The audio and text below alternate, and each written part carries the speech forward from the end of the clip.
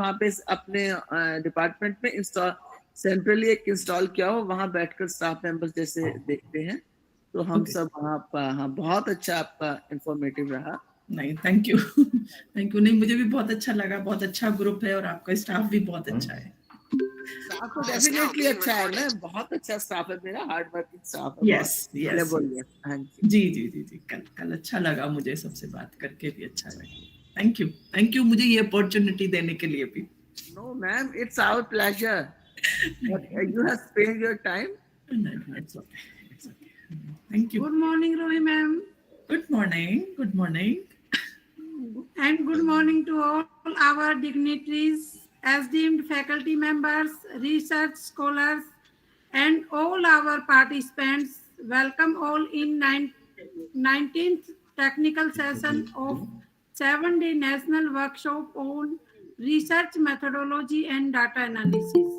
I, Dr. Sunita, Assistant Professor, B.P.S. ITTR, welcome you all in 19th technical session. Now I would like to invite Dr. Sarla Rani, Assistant Professor, B.P.S. ITTR, for welcome and introduction of Dr. Rohi ma'am. Mic is over to Dr. Sarla ma'am. A very good morning to you all. And now I welcome Dr. Rui Fatima in the 19th technical session of this 7 days online national workshop on research methodology and data analysis. I thank you, Dr. Rui Fatima, Associate Professor, Jamia Millia University, Delhi, for sparing her precious time to address all our participants of this workshop. Madam, Dr. Rui has already been introduced earlier to all, and so I welcome you, ma'am, again in the 19th technical session of this workshop. And now I invite you, ma'am, for address. Thank you, ma'am. Thank you ma'am, thank you Sarla ma'am, thank you Sunita ma'am, and thank you Suman ma'am. And very good morning to Suman ma'am, Sunita ma'am, Sarla ma'am, and all my dear research scholars, or I can say that my future colleagues, because all of you, बहुत ज़्यादा time नहीं है आपको कि आप हमारे colleague बन जाए, तो you all of the research scholars are my future. So very good morning to all of you, and now I start my presentation.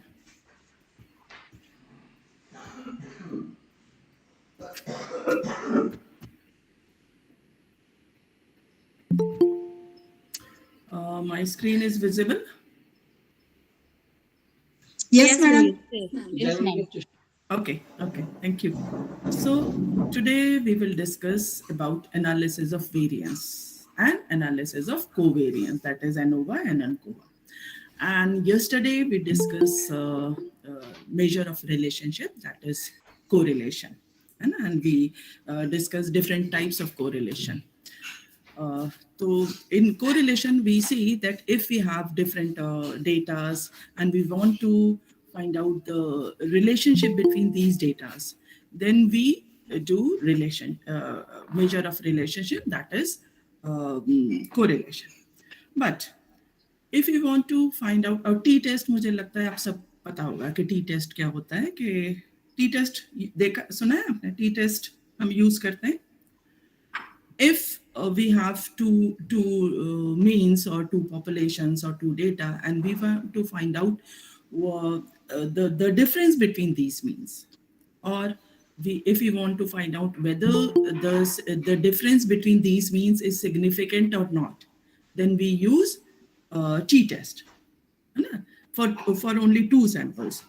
But if we have three means, for example, M1, M2, M3, and we wish to compare them and want to find out that whether the difference between these means is significant or not, then we have to use t-test three times: T12, T13, T23.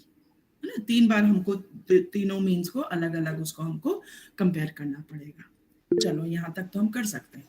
But if we have 5 means, MA, MB, MC, MD, ME। अब सोचिए आपको कितनी बार आपको T test लगाना पड़ेगा, TAB, TAC, TAD, TAB, AE, then BC, BD, BE, then CD, CE, है ना, so many times. So इतनी ज्यादा बार टी टेस्ट लगाने से बेहतर एक दूसरी एनालिसिस हमारे पास है कि इफ मतलब हम 10 टाइम्स एनालिसिस टी टेस्ट लगाने के बजाय हम एक दूसरी एनालिसिस हमारे पास है, that is known as analysis of variance, that is ANOVA. So to avoid use t test n times, we use ANOVA. So ANOVA, basically analysis of variance, is a statistical procedure for determining whether the means of several different populations are equal or whether their difference is significant or not. To find out this, we use ANOVA. And it is this concept of ANOVA was developed by Fisher. So this ANOVA is used to test the significance of the difference between more than two populations. For only two population, generally we use t-test. But if we have more than two population means, then we use ANOVA.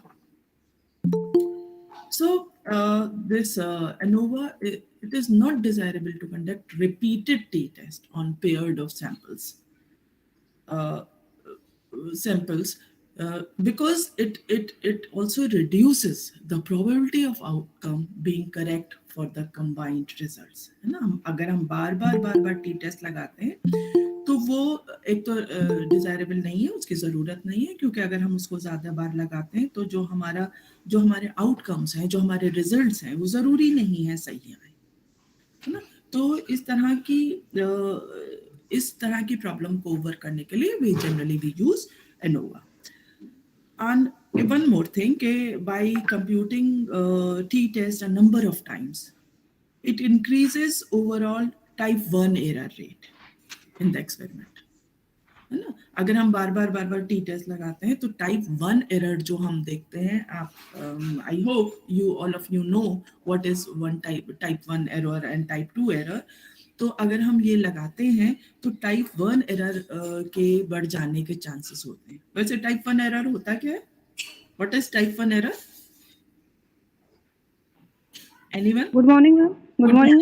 Good morning ma'am. True जो hypothesis उसको reject करते हैं उसमें. Yes, very good, है ना. अगर हमारा जो हाइपोथेसिस है वो ट्रू है और हमने अपने एनालिसिस की वजह से उसको हमने रिजेक्ट कर दिया है, तो this type of error is known as type 1 error. So to overcome all these problems, we used ANOVA. So ANOVA is a process of examining the difference among the means of multiple groups of data for homogeneity purpose also. And it is used to compare and contrast the means of two or more population. उसके लिए हम इसको generally use करते हैं. And this analysis of variance divide the total variation, क्योंकि हम बात कर रहे हैं variance ना, तो variance हमें क्या दिखाता है? Variation. So this analysis of variance divide the total variation in the sample data into two components in such a way that it is possible to estimate the contribution of factors that may cause variation. किस वजह से variation है, ये हमको पता चल पाए.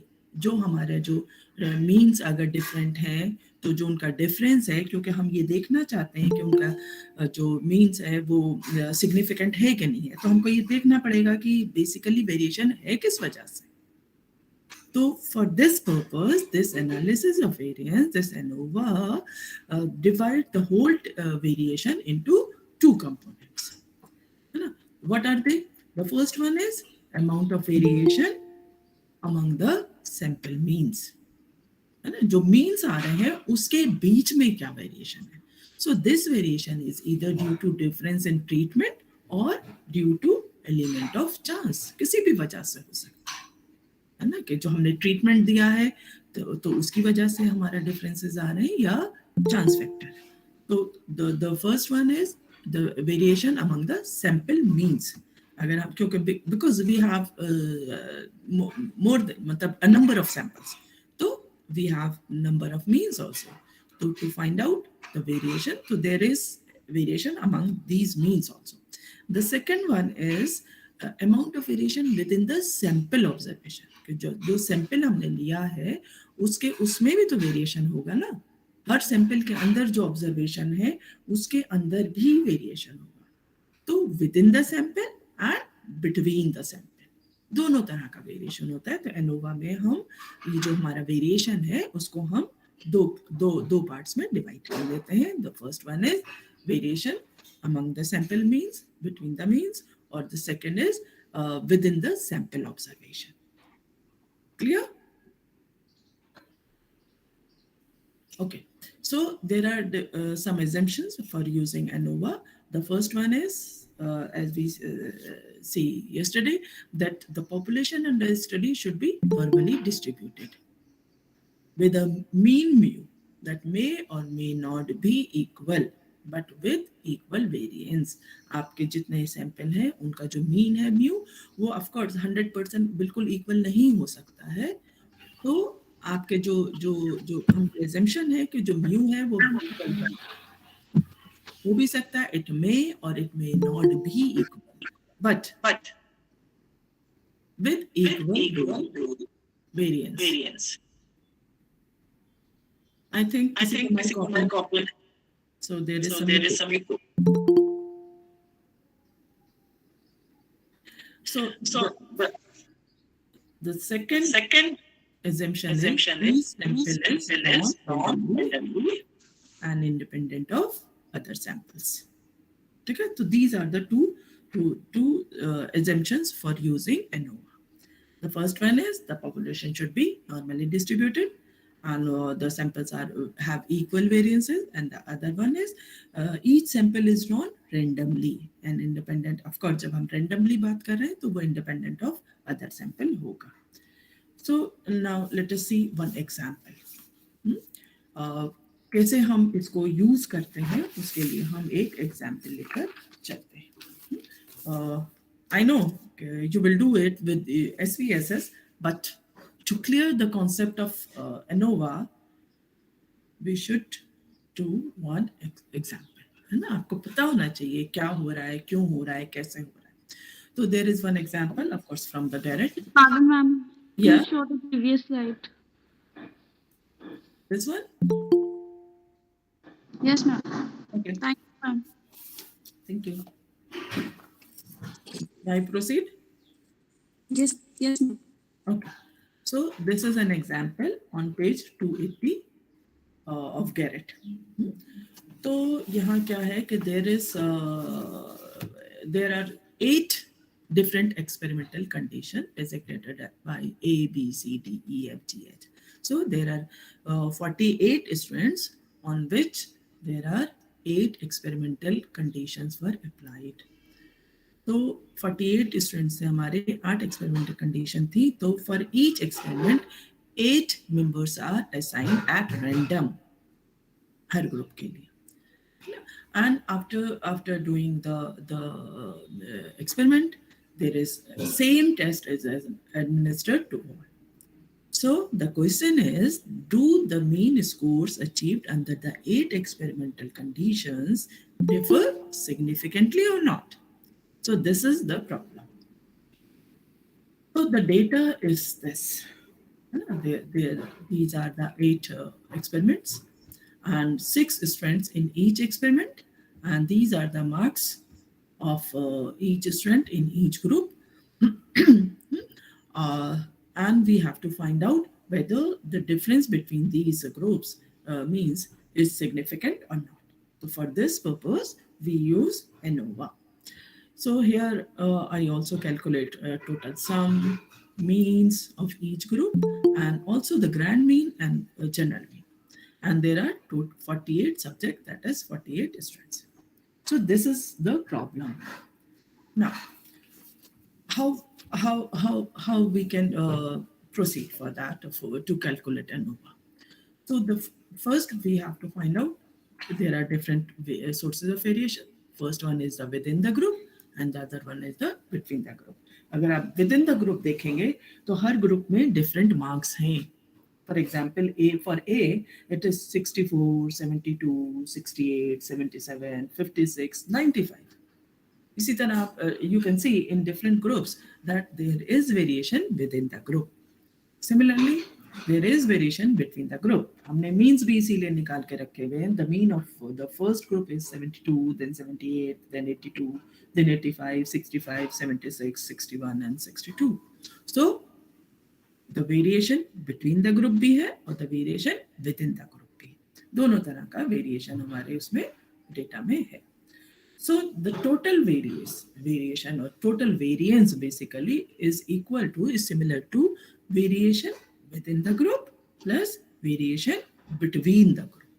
है ना, दोनों का सम हो जाएगा जब हम टोटल वेरिएंस निकालेंगे, क्योंकि हमारे पास दो सोर्सेज हैं वेरिएशन के, विद इन द ग्रुप भी और बिटवीन द ग्रुप भी. तो जब हम टोटल वेरिएंस निकालना चाहते हैं तो it will be the sum of the variation of both sources, both type, variation within the group and variation between the group, sum of this.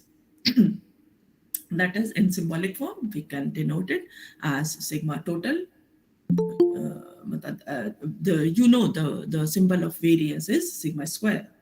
Sigma is and only sigma is the symbol of standard deviation, and sigma square is the symbol of variance. So total variance is equal to variance of between the group plus variance of within the group. WG and VG, between the group and within the group. So this is the formula of our variation. Now we have to find out Anova.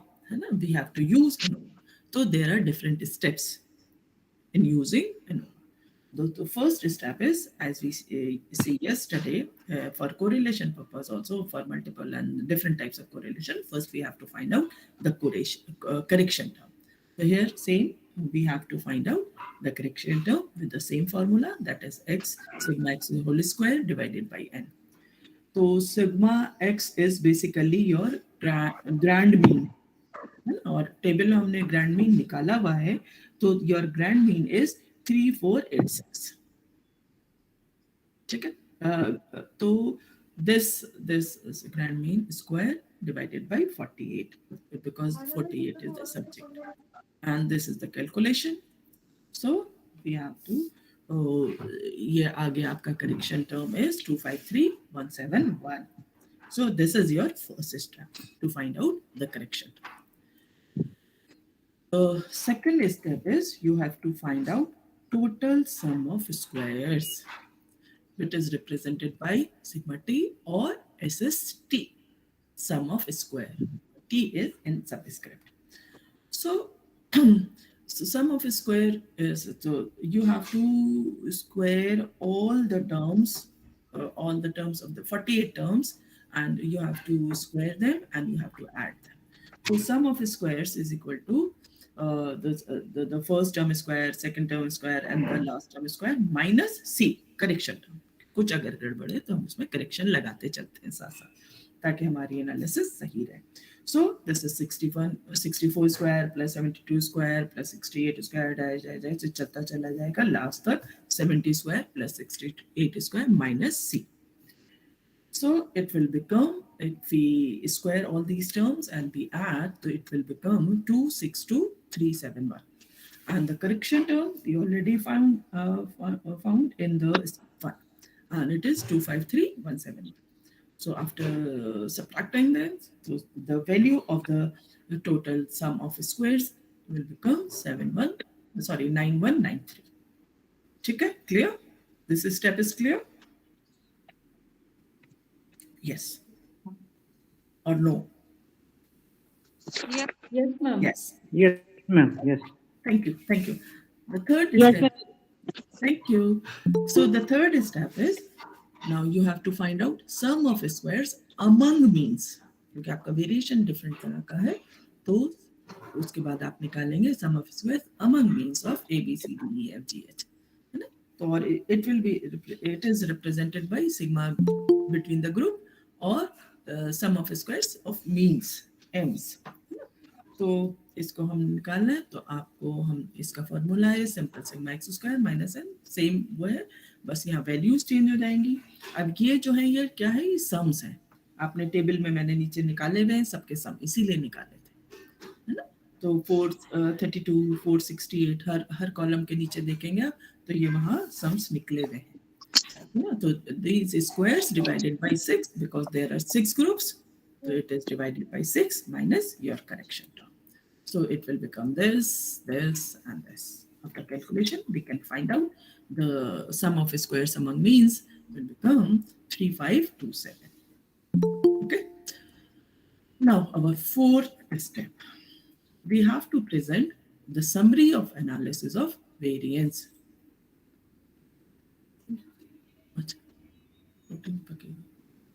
नहीं, मुझे नहीं लगा रही। ठीक है, तो summary of analysis of variance, अब इस ये एक टेबुलर फॉर्म में we present this all the summary we had done till now in a tabular form. Here you can see your first column is sources of variation. So we have two types of variation. First one is among the means of the variation, and second one is the within condition. ठीक है, the second column is degree of freedom. So you know how we calculate the degree of freedom, because there are total 8 conditions. So degree of freedom will be 7, है ना। among the means, अगर हम different means देखें कितने, तो हमारा 8 है, तो हमारा degree of freedom क्या हो जाएगा 7, हम 1 माइनस कर देते हैं।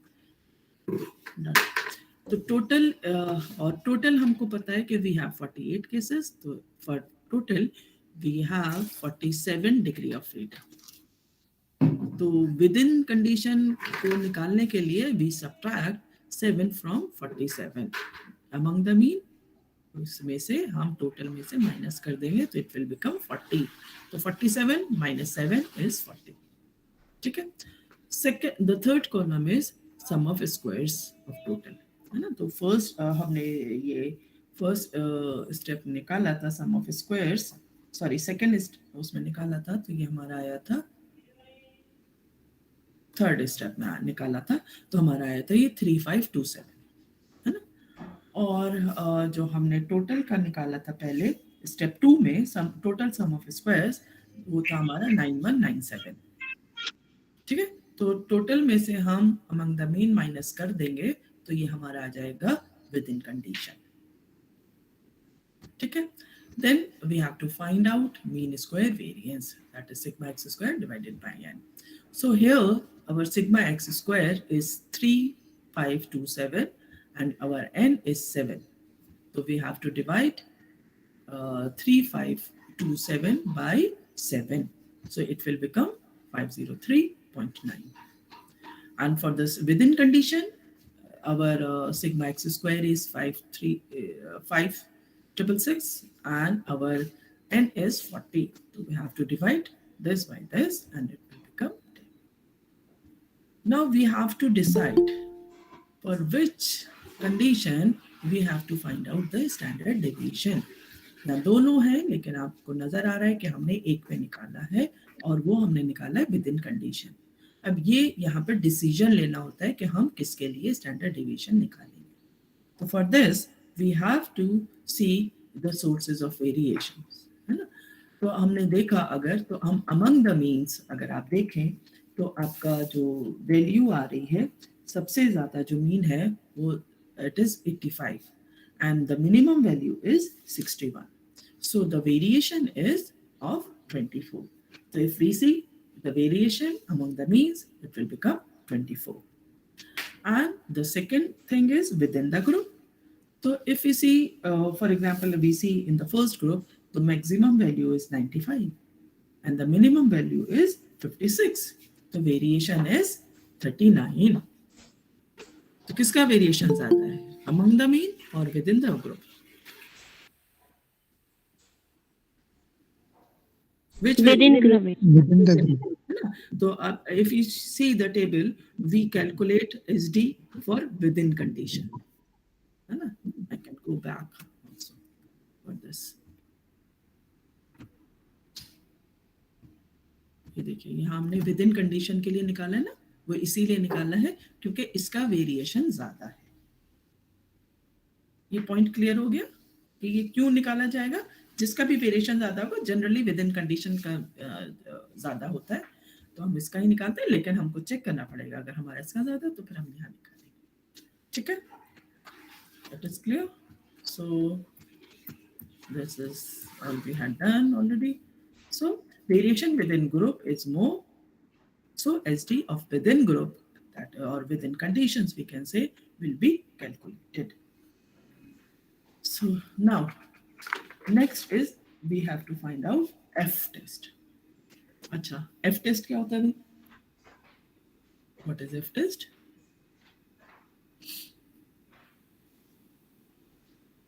टी टेस्ट हमने देखा था कि T test we use T test to for finding out whether the difference between the means is significant or not, है ना, to assure कि वो है ना, उसको assurance के लिए हम टी टेस्ट यूज करते हैं सर्टेनिटी के लिए।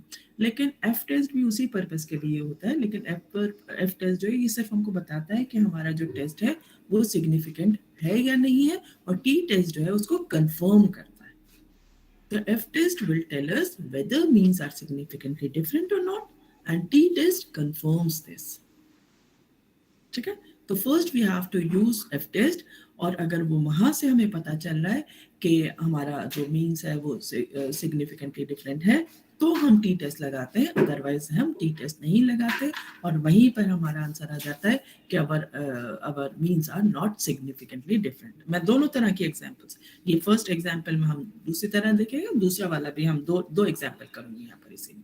सो basically F test is the primarily test of T test. पहले ये करते हैं, फिर कंफर्म करने के लिए यूज करते हैं। तो एफ का फॉर्मूला क्या है? F is equal to sigma BG whole square divided by sigma WG within condition and between the group squares। ठीक है, तो हम ये सारी वैल्यूज हम पहले निकाल चुके हैं। जो अभी हमने एनालिसिस ऑफ वेरिएंस की जो हमने टेबल देखी थी, उसका जो फोर्थ कॉलम था वहां हमने ये वेरिएशन निकाले हैं, है ना। तो first one is standard deviation between the group, that is 503.9, and in the second column the standard deviation within the group ना, तो 141.65 ये हमने वैल्यू अपने टेबल से ले ली। So it is this, the value of S is 3.57। अब ये this is our calculated value, this is the calculated value for F। now we can also see the value of F from the F table of it is given in the Garrett। ठीक है, तो F table की वजह से जब आपके क्योंकि degree of freedom you have 2 degree of freedom, first one is a 7 and the second one is a 40। so for both the labels we have to find out the table value of F। so we find that at 0.05 the value of F is 2.26, and for 0.01 level the value of F is 3.14। so here you can compare, this is your calculated value 3.56, and these are your table values, so you can compare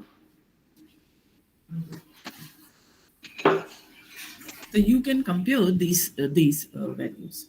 so here you can see that your calculated value is greater than of both these tables, both these values। so as the calculated value of F is greater than the table value of this both on both, so it is clear that it is significantly different at 0.0 level or 99% level, है ना। जो हमारा जो difference आ रहा है mean का वो significantly different है, ये बात हमें सजेस्ट की है एफ टेस्ट में।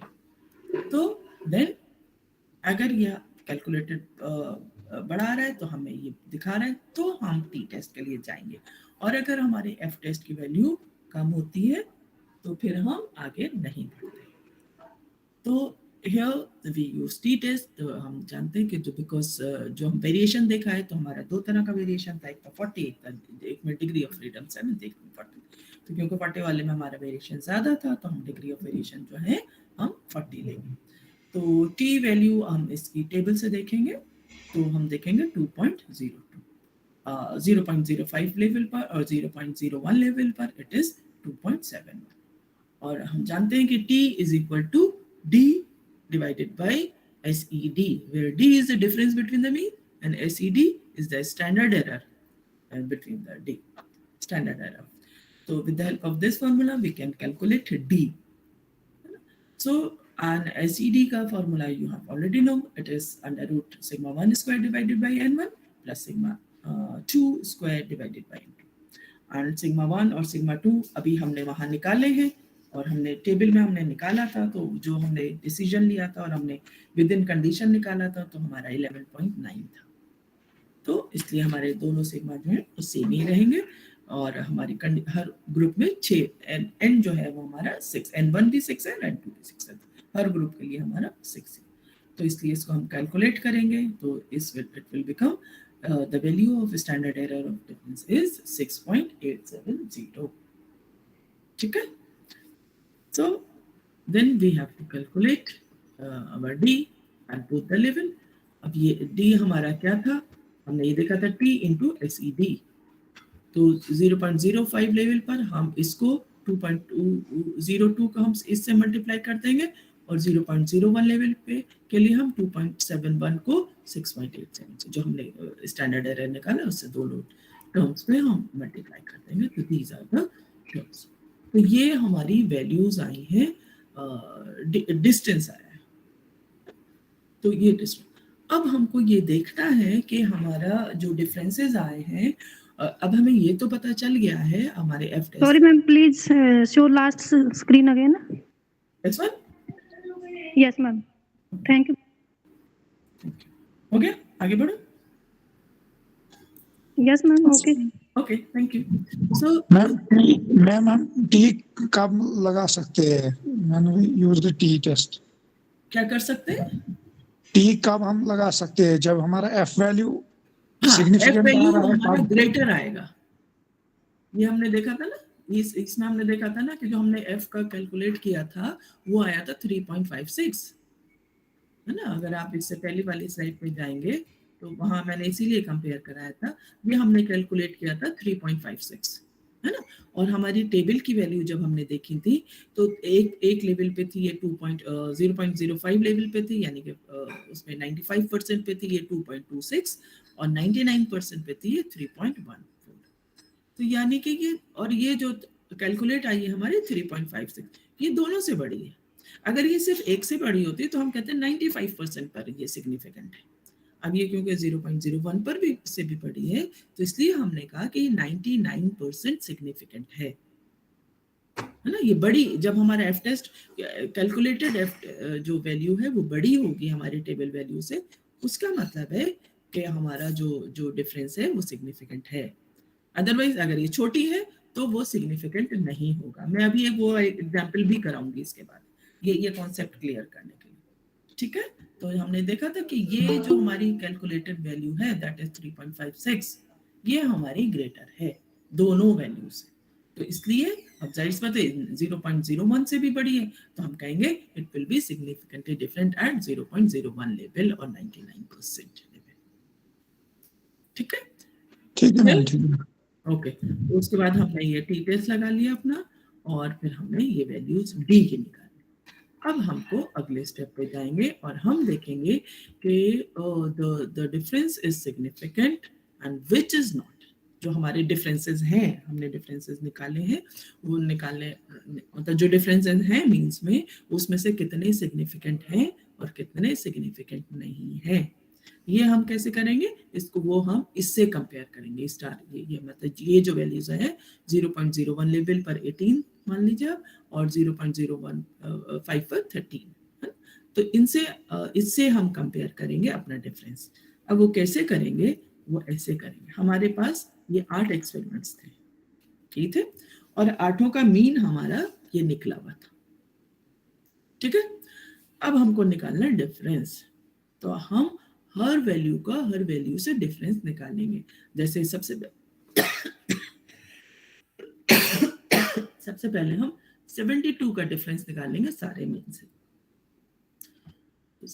78 से 72 कितना दूर है? 6 है ना, माइनस कर देंगे। 82 से 72 कितना दूर है? 10। 85 से 72 कितना दूर है? 30। 65 से 72 कितना दूर है? -7। इसी तरह तो 72 का हमने डिफरेंस निकाला सबके साथ। अगले स्टेप में हम 78 का निकालेंगे सबके साथ, है ना। 84 का 78 से माइनस करो तो 4 हो गया, है ना। 85 minus 78 is 7। 65 minus 78 minus 30. 76 minus 78 is -2, and so on. In the next row, we see the difference between of 82 from all the values. So 85 minus 82, then 65 minus 82, and so on. And then the next row, we see the difference between 85 and all the others. The 65 minus 85 is this, and so on. Or next, we will see the difference between 65 का सबसे कितना है, फिर 61 का कितना है, और last 62 का कितना है। ये टेबल समझ में आ गई? ये सिर्फ डिफरेंसेस निकालने हैं। नो मैम, ये एक बार प्लीज फिर से रिपीट कीजिए। हाँ, मुझे ये थोड़ा सा कॉम्प्लिकेटेड हो जाता है मैम। जी मैम, ये क्यों कर रही है, डिफरेंस क्यों निकाल रही हैं? क्योंकि हमको ये देखना है कि हमारा क्वेश्चन क्या था। हमारा क्वेश्चन ये था कि जो हमने एक्सपेरिमेंट्स किए हैं, जो 8 एक्सपेरिमेंट किए गए थे बच्चों को, तो उनका जो मीन्स आए हैं क्या वो सिग्निफिकेंटली डिफरेंट है या नहीं है। यही तो हमारा क्वेश्चन था। Yes ma'am. है ना। तो हमने ये सारी कैलकुलेशंस की और हमने डिफरेंस निकाल लिया कि हमने देखा कि एफ टेस्ट ने हमें बताया कि ये सिग्निफिकेंटली डिफरेंट है ना। लास्ट स्लाइड पे डिफरेंस दिखाइए मैम एक बार। क्या चीज दिखाऊं? लास्ट वाली स्लाइड पे। वो खा लो। ये वाली यस मैम, हो गया ना। हाँ, तो हमने डिफरेंस, क्योंकि हमने टी निकाला, टी की मदद से हमने डी निकाला। ठीक है, टी की मदद से हमने डी निकाल लिया और अब हमको कंपेयर करना है डी से सारे डिफरेंसेस को, क्योंकि डी क्या है? डिफरेंस ही तो है। Yes ma'am, yes ma'am. तो मीन्स के जो डिफरेंसेस हैं क्या वो सिग्निफिकेंट है, और है तो किस लेवल पर है, क्योंकि सारे तो डिफरेंस सिग्निफिकेंट नहीं होंगे, तो कितने हैं और कौन से लेवल पर। उसके लिए हमें डिफरेंसेस निकालने पड़ेंगे। तो डिफरेंसेस यानी कि आप डिफरेंस निकाले ना, तो 78 और 72 में कितना डिफरेंस है? 6 का। माइनस करते चले जाएंगे। 82 का 70 से डिफरेंस निकालेंगे 10। 85 का दिस। तो यहाँ हमने क्या निकाले? सारी टर्म्स का 72 से डिफरेंस निकाला पहली रो में। दूसरी रो में हम देखेंगे 78। अब अगली टर्म क्या है हमारी? 78। 78 से डिफरेंस निकालेंगे, फिर 82 से डिफरेंस निकालेंगे, फिर 85 से निकालेंगे, फिर 65 से निकालेंगे, फिर 76 से निकालेंगे, फिर 61 से निकालेंगे, एंड देन 62 से निकालेंगे। ये हमने डिफरेंसेस निकाले हैं इन मीन्स के आपस में कि कौन किससे कितना दूर है। 62 का डिफरेंस। हाँ जी, 62 से 61 का निकला फिर मैम, ये 1 रह गया लास्ट में। ये 62 का 62 से निकल गया ना, मतलब यस 61 का 62 से। यहाँ पे मैम -1 होता ना, आई थिंक। ओके, अभी मैं अगली जा रही हूँ, क्योंकि हमें सिर्फ डिफरेंस देखना है। तो हम ये सिर्फ मैंने आपकी हेल्प के लिए यहाँ लगा दिए थे, अदरवाइज माइनस का यहाँ कोई मतलब नहीं है, क्योंकि हमें डिफरेंस देखना है ना। तो माइनस सिर्फ क्योंकि ये बच्चे, जैसे अभी आपने एक पे ही टोका, अगर मैं माइनस नहीं लगाती हूँ तो जहाँ पे मैं पढ़ाती हूँ तो रिसर्च वाले बच्चे को टोकते हैं, मैम यहाँ तो माइनस आएगा, तो इसलिए मैं माइनस लगाने लगी, पहले नहीं लगाती थी इसीलिए, है ना, क्योंकि ये हम सिर्फ डिफरेंस देख रहे हैं। अब आप डिफरेंस आपको देखना है 78 और 72 का, फॉर एग्जांपल। तो चाहे आप 78 में से 72 को घटा लो, चाहे 72 में से 78 को घटा लो, डिफरेंस तो 6 का ही आएगा। -6 का कोई सेंस नहीं बनता डिफरेंस में, है ना। तो इसलिए माइनस को हम हटा देते हैं। ठीक है, तो ये हमने माइनस साइन के साथ हमने अलग वो की। अब इसमें आप देख रहे हैं कुछ पे मैंने स्टार लगाया हुआ है, कुछ पे डबल स्टार लगा हुआ है, कुछ पे कुछ भी नहीं लगाया हुआ। तो कोई बता सकता है ये स्टार और डबल स्टार क्यों लगे हैं? क्योंकि ये हम कंपेयर करना है, ये ध्यान रखना। ये क्या निकले हैं हमारे डिफरेंसेस, और हमारे पास जो डिफरेंस आया है वो 0.01 लेवल पर 18 आया है, और जो 0.05 लेवल पर 13 आया है। तो क्या कोई बता सकता है कि मैंने स्टार और डबल स्टार क्यों लगाए? जो सिग्निफिकेंट डिफरेंस आया है मैडम उस पे स्टार लगाए। यस, है ना, क्योंकि हम कंपेयर कर रहे हैं। तो 13 से जितने ज्यादा है ना, 0.05 लेवल पर हमारा 13.8 है, तो 13 से मतलब इस वैल्यू से जितना ज्यादा है, तो 14 भी ज्यादा है, 13.8 से, तो है ना। तो जितने 13 से ज्यादा है उन सब पे मैंने डबल स्टार लगाया है। पार्डन मैम 13 से ही क्यों चेक किया? बेटा ये डिस्टेंस निकला है ना, वहां पर हमने जो डिफरेंस निकाला था, तो हमारा था, एक था 18.69 और दूसरा था 13, है ना। तो 18 पॉइंट से कितने ज्यादा है, तो उस पे मैंने लगाया सिंगल स्टार। जैसे 23 जो है 18.6 से ज्यादा है, 24 18.6 से ज्यादा है, 20 भी ज्यादा है, 20 भी ज्यादा है, 21 भी ज्यादा। तो 5 जो है वो 18 से ज्यादा है। अब ये 5 जो है ये तो 18, ये तो, और ये जो 13 से बड़ा होगा, जो 18 से बड़ा है, वो तो 13 से बड़ा होना ही होना है ना। Yes ma'am, yes ma'am. 14, 15, 16, 17, 17 और ये बाकी ये सब 13 से बड़े हैं, है ना, 13.8 से बड़े। These 10, ठीक है, is it clear? Yes ma'am, thank you. Yes, ma'am. Yes ma'am. Good. So the difference greater than 18.62 is equal to 5. 5 उससे बड़े थे, और so we can say approximately 5 differences are significant at 0.01 level. हम अपने answer की तरफ पहुंच गए। और 13.88 से कितने बड़े हैं? 10। तो approximately 10 differences. Madam, I wanted to ask you one question. Yes. That how much differences we are taking, that is goes on reducing. So jitna reducing it will be becoming reducing, that much accuracy will be there. That is true, or? Yes, yes. The difference, because these are the means.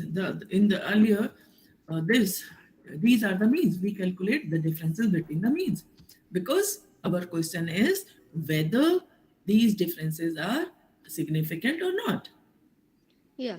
This is our question. So we have to find out the differences between the mean.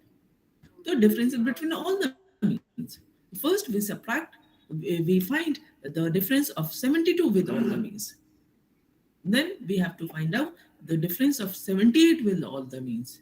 Then 82, the difference between 82 with all the means. Then 85. And how much, ma'am, how much difference is less? That means the accuracy of the system will be more. Yes. Here we find the difference. At 0.011, it is 18.6. And at 0.5, it is 13.87. So if the difference is greater than 13 only, so it means that it is significant at 0.05 level. But if the difference is more than 18.6, then it means that it is significantly different at 0.01 level. इस point को समझ लो. This point you have to clear. All of you.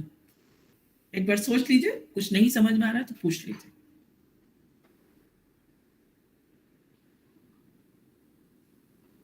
This point is, yes. Ma'am F test हम वहीं तक use करेंगे जब हमें ये पता करना होगा कि सिग्निफिकेंट है या नहीं. और टी टेस्ट हमने इसलिए यूज किया कि किसके में डिफरेंस है ना, इसके लिए हमने टी टेस्ट आगे यूज करा. एफ टेस्ट हमने यूज किया था ये देखने के लिए कि हमारे जो टर्म्स हैं, वो जो मीन्स का जो डिफरेंस है वो सिग्निफिकेंट है या नहीं है, वो हमको सजेस्ट करता है. फिर कंफर्म करने के लिए हम टी टेस्ट यूज करते हैं. तो ये कंफर्म करने के लिए कि एफ टेस्ट के रिजल्ट एप्रोप्रिएट है या नहीं, आप कह सकते हो, बिल्कुल कह सकती है. लेकिन अगर हमें टी टेस्ट तक जाना है कि नहीं जाना, ये हमें एफ टेस्ट बता देता है. जैसे अभी नेक्स्ट एग्जांपल में मैं दिखाऊंगी आपको कि एफ टेस्ट अगर कम है ना, अगर कैलकुलेटेड वैल्यू टेबल वैल्यू से कम आएगी तो इसका मतलब है कि सिग्निफिकेंट डिफरेंस नहीं है, तो फिर हम आगे नहीं जाएंगे. तो वही हमारा रिजल्ट आ जाएगा. मींस मैम हमेशा हमें टी टेस्ट के पहले एफ टेस्ट करना होगा. Yes yes yes. है ना, भले ही आप SPSS से करें, लेकिन FTA जब F टेस्ट आपका लगता है तो उससे कुछ वैल्यू निकल रही है, तो आपको पता होना चाहिए इसका सेंस क्या है, इसका मीनिंग क्या है, कर क्या रहे हैं हम। यस मैम, क्योंकि ज्यादा से ज्यादा प्रॉब्लम यहीं पे आता है एप्लीकेशन ऑफ टेस्ट में। यस यस यस, ठीक है Madam, I wanted जी to ask you in yes SPSS, you told just level of 8 tests we have to do. Is there that up to mean is coming very less percentile? That much test we have to do, or it is only we have to stop up to 8 test? up to 8 test 8 test, whatever you told. Okay, 8. Okay, 8. You means 1, no, 7, 8. A B C Okay, D, because madam आपने ये test बताया ना, हाँ, तो उसके बाद ही और करने का है, मीन कम होने के लिए, और 8 नहीं टेस्ट पे ही नहीं रुकने नहीं का नहीं, है। अगले में मैं दो का एग्जांपल लूंगी, आप फिक्र मत करो। हमने ये बात की थी जब हम ये एनोवा कब यूज करते हैं ज्योति, इस you have to clear this point. If we have only 2 variables, so to find out the difference between the means of these two, or whether this difference is significant or not, for this generally we use t-test. But if we have more than 2 population, more than 2 samples, and we want to find out whether the difference between these means is significant or not, then we use the one way is we use again and again t-test, है ना। तो पर बार बार t-test लगाने की क्या hurdles हैं, क्या problems हैं, उस पर हमने बात की शुरू में ना, कि अगर हम बार बार t-test लगाएंगे तो जो हमारा टाइप 1 एरर है वो होने के चांसेस बढ़ जाएंगे। प्लस दूसरी बात ये है कि अगर आप रिपीटेड t-test लगाते हैं तो जरूरी नहीं है कि आपका जो रिजल्ट है वो सही आए, आपका आउटकम जो है दैट इज मतलब सही होगा आपका, है ना। तो इस प्रॉब्लम को ओवरकम करने के लिए हम जनरली एनोवा लगाते हैं, है ना। अब ये जो हमने एग्जांपल ली थी इसमें 8 क्योंकि एक्सपेरिमेंट किए गए थे, there are 8 experiments, है ना। तो we have 8 samples, तो we have 8 samples, तो इसलिए यहाँ पर 8 है ना। अब अगर 7 होते तो आप 7 पे लगा लेती, 5 होते तो 5 पे लगा लेती, 4 होते तो 4 पे लगा लेती। यस, इसका मतलब ये है कि अगर 2 सैंपल से अलावा होगा तो इसका मतलब हमें टी टेस्ट ही मतलब अगर 2 सैंपल ही होंगे तो टी टेस्ट ही करना है, तो एफ टेस्ट नहीं करना है। अगर 2 से ज्यादा होंगे तो एफ टेस्ट और टी टेस्ट दोनों करना है। हाँ, अगर आप एनोवा के केस में आपको एफ टेस्ट टी टेस्ट दोनों करने है ना। अगर आप एनोवा लगा रहे हैं या एनोवा लगाएंगे वहां पर आपको एफ टेस्ट लगाना है। सिंपल टी टेस्ट में आपको एनोवा एफ टेस्ट नहीं लगाना है। अगर आप सिंपल टी टेस्ट का यूज कर रहे हैं तो मतलब डायरेक्ट एफ टेस्ट भी नहीं लगेगा मैम, पहले एनोवा ही लगेगा फिर एफ टेस्ट पे आएंगे, है ना। जरूरत नहीं है, अगर आपको वहां पर आप लगाना चाहे लगा सकते हैं, लेकिन जब आप एनोवा लगा रहे हैं तो वहां आप एफ टेस्ट लगा लीजिए। क्योंकि अब आप देखिए ना, आपने अगर जैसे नेक्स्ट एग्जांपल हम देखेंगे कि अगर एफ टेस्ट लग गया और हमें वहीं पता चल गया कि सिग्निफिकेंट डिफरेंस नहीं है, तो हमें इतने सारे कैलकुलेशंस करने की जरूरत नहीं है ना। तो है ना, वो बात समझ रही है ना। तो क्योंकि एफ टेस्ट हमको ये दिखा रहा है कि whether the difference is significant और नॉट, है ना। फिर क्या है, कितना है, जैसे अब हम इस रिजल्ट पे पहुंच गए कि हमारे जो 5 डिफरेंसेस हैं वो 0.01 लेवल पर या 99% पर वो सिग्निफिकेंट है ना। और 10 केसेस डिफरेंसेस ऐसे हैं जो 99% पर सिग्निफिकेंट हैं। तो हम इस रिजल्ट पे पहुंचे, हमने इतनी सारी कैलकुलेशन की, लेकिन अगर एफ वैल्यू हमें ये सजेस्ट कर देता कि भाई ये तो डिफरेंस सिग्निफिकेंट ही नहीं है, तो हम आगे क्यों बढ़ेंगे। बात समझ में।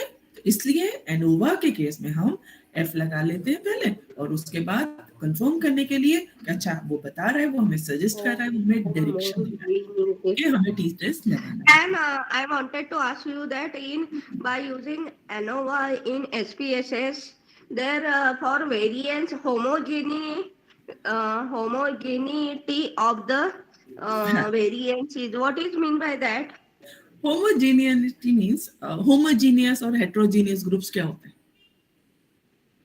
Similar Homogeneous features, means homogeneous and different Same thing, features same. are. Yes yes yes, है ना, बिल्कुल सही है फरदास, आपने बिल्कुल सही कहा कि होमोजेनिटी क्या होती है, जिसमें सिमिलैरिटीज ज्यादा, है ना, एक से, जैसे फॉर एग्जांपल आप सब रिसर्च स्कॉलर्स हैं, है ना, तो ये जो ग्रुप है अगर सारा रिसर्च एक ही अब, लेकिन होमोजीनियस ग्रुप इस सेंस में कि आप सब लोग अलग अलग जगह से हैं, आपकी सबकी अलग अलग बैकग्राउंड्स हैं, आपके सबके अलग अलग सब्जेक्ट्स हैं, आपके स्पेशलाइजेशंस अलग अलग हैं, है ना। तो अगर यहाँ कोई साइंस बैकग्राउंड का बच्चा है या मैथ्स बैकग्राउंड का आपका स्टूडेंट है, कोई पीएचडी स्कॉलर है, तो उसको ये सारी चीजें बहुत क्विकली समझ में आ रही हैं।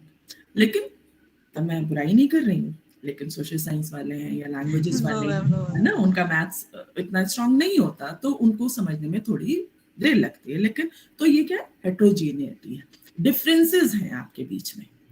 होमोजीनिटी क्या है आपकी, आप सब रिसर्च स्कॉलर्स है ना, विद इन अ ग्रुप दोनों चीजें हो रही हैं आपकी, मतलब ये फॉर एग्जांपल मैं आपको बता रही हूँ होमोजीनिटी और हेट्रोजीनिटी को क्लियर करने के लिए,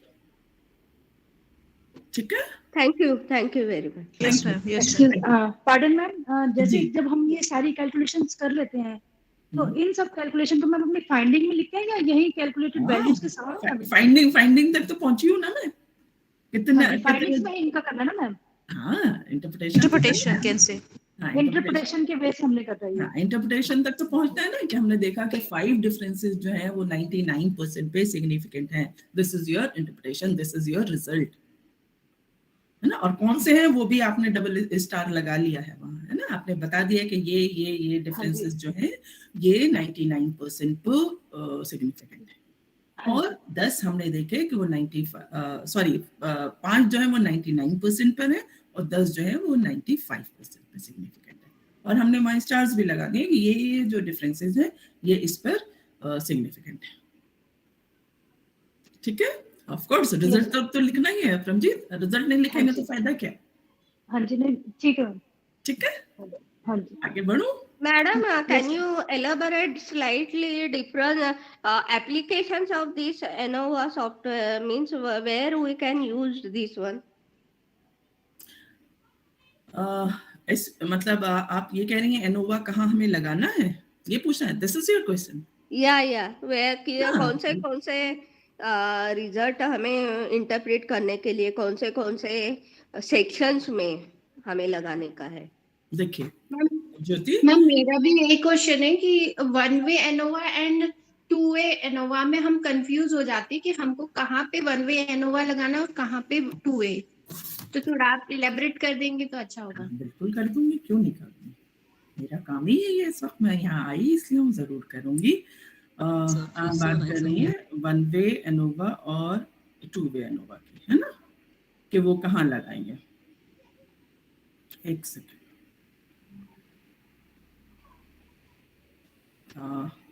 मैंने इसमें नहीं किया था वो, क्योंकि वो वही है कि कॉम्प्लिकेशंस बढ़ जाते, तो मैंने इसे सिंपल रखने की कोशिश की थी।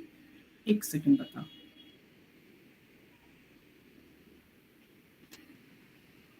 देखिए एनोवा जो 1 वे हम लगाते हैं वो basically if in a single classification और 1 वे एनालिसिस, जिसको आप कह रही हैं 1 वे analysis of variation, the relationship between one independent and one dependent variable is examined. If we have only one dependent variable and one independent variable, and we want to find out the relationship between this, then in that case we use one-way analysis of variance. But for two-way analysis, if madam, yes, madam एक बार repeat कर देना दोबारा से, listen नहीं हुआ proper. Okay. 1 वे ANOVA का 1 वे ANOVA उस वक्त हम यूज करते हैं जब हम रिलेशनशिप देखना चाहते हैं between one independent and one dependent variable is examined. If we want to find out the relationship between one independent and one dependent variable, then we will use one-way analysis of variance. And for two-way analysis of variance, if a test that allows one to make comparison between the means of 3 or more groups of data. समझ में आई? If we have 3 or more variables, then we use two-way analysis. And if we have one independent and one dependent variable, then we use only one-way analysis. Is it clear? Ma'am, Yes, ma'am. Yes, ma'am. is there any limitations for difference more than you are saying that there will be 3 groups? Is there number of n groups will be there, and we have to find 3 out or the more. differences? 3 or more. I said 3 or more. Yeah, up to n groups. Yes, then up to what n do we groups. have to do? Yes. So, for example, this we just had the example of two-way analysis because there are 8 groups. Okay. So is there limitation for this one? We can calculate the difference by using second ANOVA up to certain number of group numbers, or it can be up to n number of groups. It can be up to n number. That is why I choose this example, because it is the example with many experiments, no? With many, okay. 8 groups. That is why I took this example. Okay? Is it clear? May I proceed further? Yes, ma'am. Yes, ma'am. Okay. Okay. Thank you. Clear है ना सबको? बस doubts clear होने चाहिए. Yes, ma'am. Okay. Yes, ma'am. Thank you. Thank you. Ma'am, you have just explained very interesting and informative way. It was very interesting lecture and very excellent way you have explained. Thank you बच्चों. ये मेरा passion है. Teaching तो passion होता है ना. Thank you. आपको पसंद आया और आपके क्लियर हो रही हैं चीजें, तो मेरे लिए बहुत बड़ा अचीवमेंट है. ठीक है, तो ये हमारा फर्स्ट हो गया एग्जाम्पल. हम जैसे मैंने कहा, हम एक और एग्जाम्पल भी ले सकते हैं इसके लिए, जहां पर हम देखेंगे कि हमें आगे टी टेस्ट नहीं पढ़ना है. फॉर एग्जाम्पल, एक बच्चे कुछ क्लासेस हैं, एक this is our data. Okay, तो एक इंटरेस्ट टेस्ट लिया गया. 6 कुछ बच्चे थे जो वोकेशनल ट्रेनिंग क्लासेस कर रहे थे और कुछ बच्चे थे जो लैटिन क्लास कर रहे थे, ना, लैटिन लैंग्वेज की क्लास कर रहे थे. Then an interest test is administered on these 16 boys. So 6 from vocational class and 10 from Latin class. So the question is the mean difference between the two groups significant at the 0.5 level?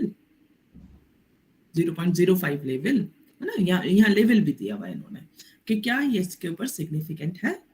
तो for this we go similarly, हम ANOVA लगाएंगे यहाँ पर, ना. तो जब हमने ANOVA लगाना शुरू किया तो सबसे पहले हमने करेक्शन टर्म लगाई. तो करेक्शन टर्म बिल्कुल सिमिलर वे में हमने वहां लगाई और हमारा आ गया 11025. This is our correction term. क्योंकि हमारा दो थे ना यहाँ पर, 2 वैल्यूज थी, तो एक का सम था 180, दूसरा का सम था 240. तो मैंने उन दोनों सम को जोड़ दिया और उसका स्क्वायर निकाल लिया. तो this is the value of C is 11.025. ठीक है. In the second step, we have to find out the total sum of squares. SST. T should be subscript in subscript. तो this अब आपको क्या करना है, सारी टर्म्स को आपको स्क्वायर करना है, जैसे हमने लास्ट एग्जांपल में किया था, बिल्कुल उसी तरह. एंड माइनस सी. तो ये वैल्यू हमारी आ गई, SST की वैल्यू आ गई आपकी 597. अब थर्ड स्टेप इज सिमिलरली, बिल्कुल जैसे हम वहां कर रहे थे वही सेम चीज रिपीट हो रही है. Total sum of squares among the means. इसको हमने सिग्मा बीजी निकाला, ये हमारा ये आ गया, ये हमारा 135. ठीक है. फिर हमारा step 4, that is summary of analysis, variance, है ना. तो बिल्कुल सेम उसी तरह है. हमारा अमंग द मीन्स, जो sources of variation, there are 2 types of variation, among the means and within the group. और यहाँ क्योंकि हमारी सिर्फ 2 कंडीशंस थी, 2 ग्रुप्स थे, तो इससे फर्स्ट हमारा डिग्री ऑफ फ्रीडम 1 हो गया. टोटल हमारे बच्चे 15 थे, तो इसलिए हमारा with in condition 14 degree of freedom हो गया. ये सिग्मा टी हमने निकाला है अभी स्टेप 3 में 135, और ये हमने निकाला है स्टेप 2 में 597. इसको सब्ट्रैक्ट कर देंगे तो हमारा ये आ जाएगा. फिर हमारा निकालना है हमारा मीन स्क्वायर वेरिएंस. तो यहाँ हमारा सिग्मा एक्स स्क्वायर क्या है, 135 डिवाइडेड बाय 1, दैट इज 135. और ये हमारा हो गया 462 divided by 14, that is 33. Again here we have to decide, we have to check where the variation is greater than. तो अगर आप देखें तो इसमें वेरिएशन यहाँ पर भी विद इन कंडीशन आता है ना. अमंग द मीन आप देखेंगे तो मैक्सिमम वैल्यू इज 30 और मिनिमम इज 24 मीन्स की. तो variation is 6 and within the group आपने देखा, पहले ही ग्रुप में देखा आपने, maximum value is 35 and minimum value is 24. तो वेरिएशन इज ऑफ 11. तो the variation within the group is greater than, that is why we find out the standard deviation of the second group within condition. ठीक है, तो बिल्कुल similar way में जा रहे हैं. तो variation within condition is more than the variation among the mean condition, so SD of with in condition will be calculated. ये निकाल लिया. उसके बाद उसी तरह हमने एफ टेस्ट लगाया. अब हमने जब एफ टेस्ट लगाया तो हमारी कैलकुलेटेड वैल्यू आया 4.069. Then we will find out the table value from this. Here you can see the ये इन्होंने क्वेश्चन में पूछा ही है 0.05 लेवल पर, और 0.05 लेवल पर हमारी टेबल वैल्यू आ रही है 4.6. तो 1 पे तो और ज्यादा आ जाएगी ना. तो इस और हमारी है 4.06. तो हमारी बड़ी है कि छोटी है? बड़ा है कि छोटी है. इसका मतलब क्या हुआ? छोटी है तो इसका मतलब क्या हुआ? What does it mean? Significant Significant?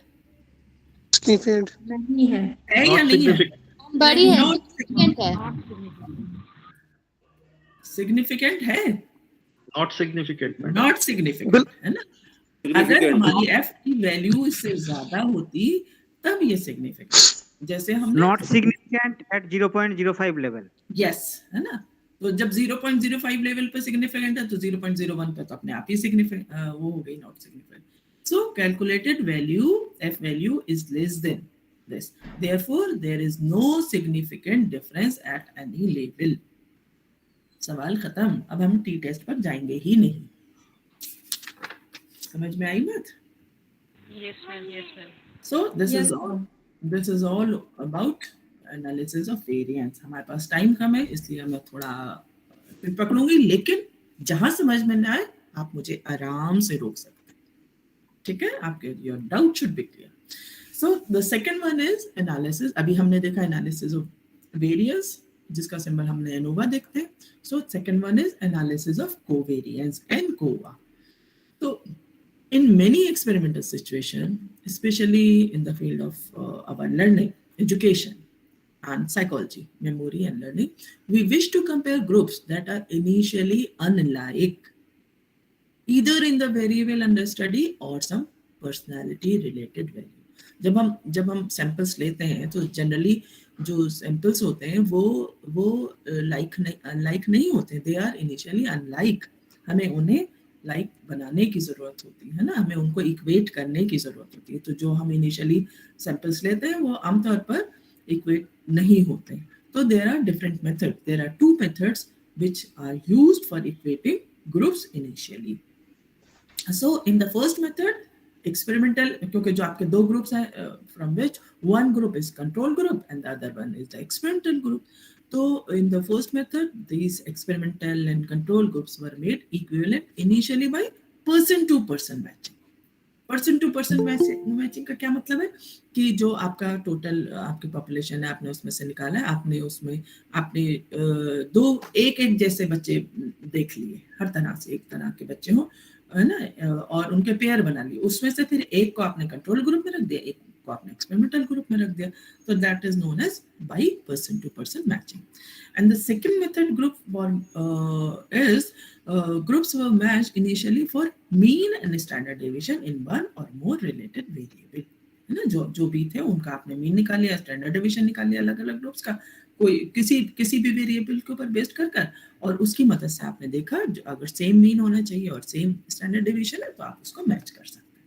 But इन्हें में हमने कह दिया but it is not very easy to apply. Both of these methods are not very easy to apply, and of course they are not entirely satisfactory. So equivalent group often necessitate a sharp reduction. अगर आप equivalent groups बनाना चाह रहे हैं है ना, तो जैसे हमने कोरिलेशन में भी देखा था कि जब हम पार्शियल कोरिलेशन पर आए थे तो हमने वहां पर भी ये बात की थी कि हमें कंट्रोल ग्रुप पर उसको हमको एक सा बनाना है, इक्वेट करना है। तो अगर हम एक सी जैसे उस वक्त हमने एग्जाम्पल ली थी एज की कल, तो हम इसे इमेज कर लेंगे तो भी हमारा जो साइज है वो कम हो जाएगा, है ना। तो सेम चीज वही है कि हमारा जो रिडक्शन ऑफ इन साइज जो है वो बहुत शार्प हो जाएगा। End of course also invariably when the matching of scores is difficult to accomplish. So it is often difficult to get the correlation between the matching variables and experimental variables in the population from which our samples were drawn. So it is not an easy task to equate the two variables उस तरीके से. So in that cases we can use analysis of covariance. And analysis of covariance, basically it is the extension of the analysis of variance. जो हमने analysis of variance किया है Anova, उसी का extension है, and it also allow for the correlation between initial and final scores. Okay? तो कुछ अलग चीज नहीं है, उसी का variation है, उसी का extension है. And covariance analysis is especially useful to experimental psychologists when for various reasons it is impossible or quite difficult to equate control or experimental growth. भाई इक्वेशन अगर इक्वेट करना प्रॉब्लम है तो फिर हम एनालिसिस ऑफ कोवेरियंस ही लगाएं तो बेहतर है. So through covariance analysis one is able to effect adjustments in final or terminal scores which will allow for differences in some initial variable. इसमें हमें थोड़ा एडजस्टमेंट भी करना होता है, जैसे हम पार्शियल कोरिलेशन में हम एडजस्टमेंट करते थे, पार्शियल आउट करते थे, उसी तरह हम यहाँ पर भी हमको थोड़ा सा वो करना पड़ता है. So Kova uses the principles of partial correlation with the analysis of variance. जैसे अभी मैंने कहा कि हम जो एडजस्टमेंट कर रहे हैं हमने पार्शियल कोरिलेशन में भी एडजस्टमेंट किए थे, हम उसको पार्शियल आउट कर देते थे. और अगर हमको नेट कोरिलेशन हमें 2 वेरिएबल का निकालना है और उसके अलावा जितने वेरिएबल हैं उनको हम पार्शियल आउट कर देते हैं, उन्हें कांस्टेंट कर लेते थे, या कल हमने सीखा था. तो same partial correlation with analysis of variance दोनों मिलाकर हम यूज करते हैं और हमारा बन जाता है एनकोवा. ठीक है. तो it is particularly appropriate, this Ankova use of Ankova is particularly appropriate when the subjects in 2 or more groups are found to differ on a pretest or other initial variables. Pretest भी अगर उनका बहुत different है ना, या कोई different initial variable भी बहुत difference है, तो वहाँ अगर आप Ankova लगाएंगे तो बेहतर है. और ये 2 or more groups में लग सकता है आराम से. So in this case, the effect of the pretest or the other relevant variables are partialed out and the resulted adjusted means of post-test scores are compared. है ना, इसीलिए हम यहाँ partial correlation use करते हैं कि जो चीज़ अगर हमको लग रहा है कि वो चीज़ें फैक्टर नहीं है तो उसको हम इक्वेट नहीं है तो हम उसको partial out कर देते हैं. प्री टेस्ट है ना, क्योंकि शुरू वाली कंडीशंस को हम पार्शियल आउट कर देते हैं ताकि अगर हम अपने ट्रीटमेंट का हम नेट रिजल्ट देखना चाहते हैं तो हम इसको एनकोवा लगाकर हम अपना प्री टेस्ट का पार्शियल आउट कर दें और पोस्ट टेस्ट को कंपेयर कर लें. ठीक है. तो analysis of variance and partial correlation are statistical techniques that can remove the effect of a confounding variables influence from the because we see we all of you know there are a number of confounding variables. So to remove these confounding variables in some different ways it is very difficult. So we can remove the effect of confounding variables only with the help of analysis of covariance. Okay, that is why we have to use this. So analysis of covariance used with one or more independent variables and one dependent variables is an important method of analyzing experiments carried on under conditions that otherwise would be unacceptable. उसको हम वहाँ पर use आसानी से कर सकते हैं. अब हम इसको भी एक एग्जाम्पल की मदद से अगर हम करेंगे तो हमको ज्यादा अच्छा समझ आएगा. For example there are 15 students और उनको कोई एक टेस्ट दिया गया जिसको हमने प्री टेस्ट माना. उसके बाद वो जो 15 स्टूडेंट थे, we divide these 15 students into 3 groups, and in each group we assigned 5 students randomly to 3 groups, A, B and C. And for 2 weeks we give some treatment. For example, for group A we praised lavishly the students. For group B we scolded severely. और group C में हमने कुछ नहीं किया, जैसा था वैसे ही पढ़ाया, है ना। और उसके बाद एक हमने सेकंड टेस्ट लिया, जिसको हम अगर हम वाई से डिनोट कर रहे हैं, इनिशियल प्री टेस्ट को हमने एक्स से डिनोट किया जो स्कोर्स को, और जो बाद वाला टेस्ट है उसको हमने वाई से किया. So at the same time second trial Y is also given to group सी.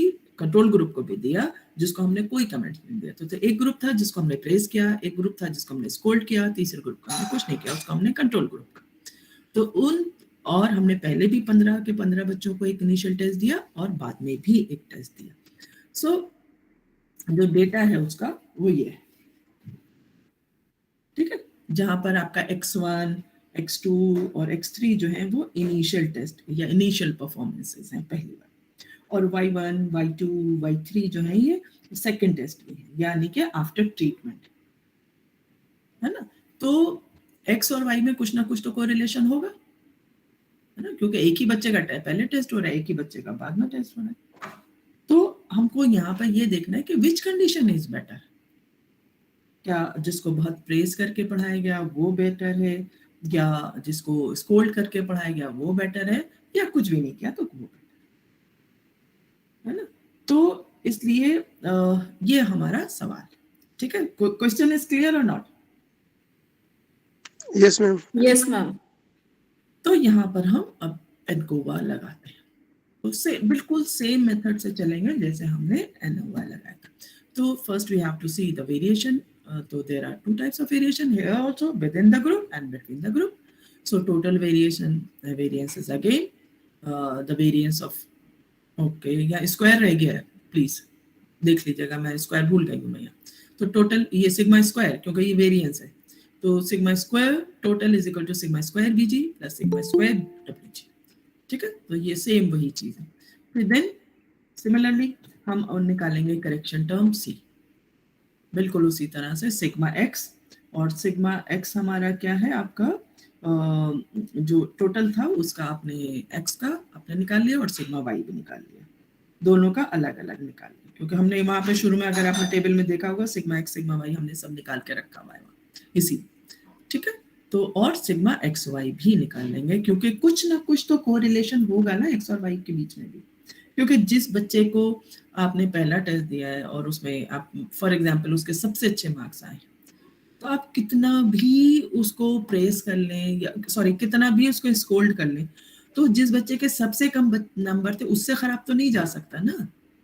पहले टेस्ट में और दूसरे टेस्ट में कुछ तो मार्क्स रिलेशनशिप होगी उसकी.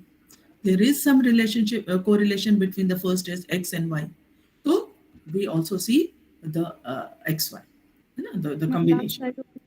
Last slide. This one? Yeah, square रह गया है. लगा दो square. Yes ma'am, thank you. एक सेकंड स्क्वायर लगाई थी जब आपने मुझे वहां पहुंचा दिया है. तो स्क्वायर तो सब में आएगा ये.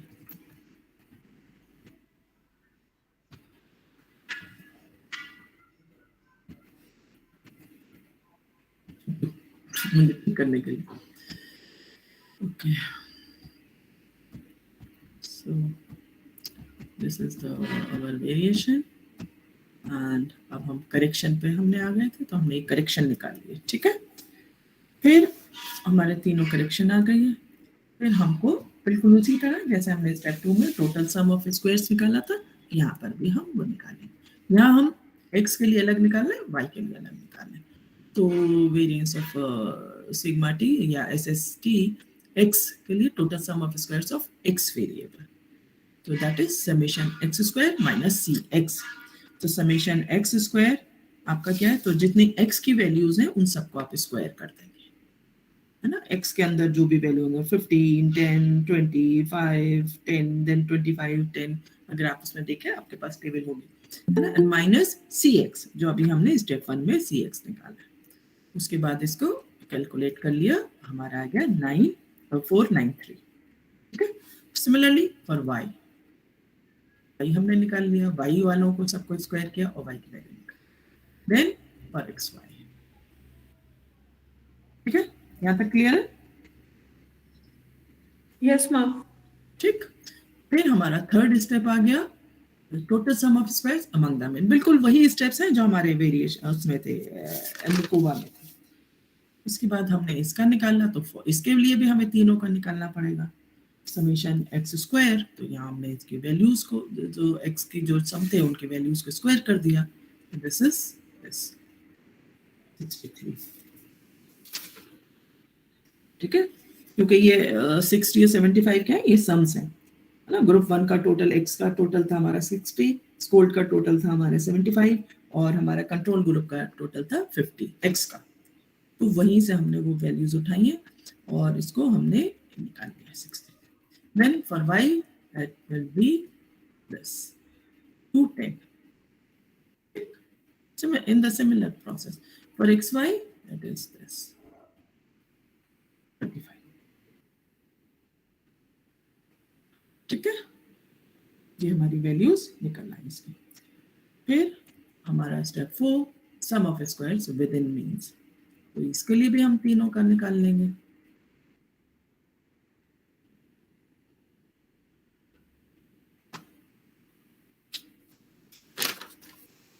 ठीक है, क्लियर है?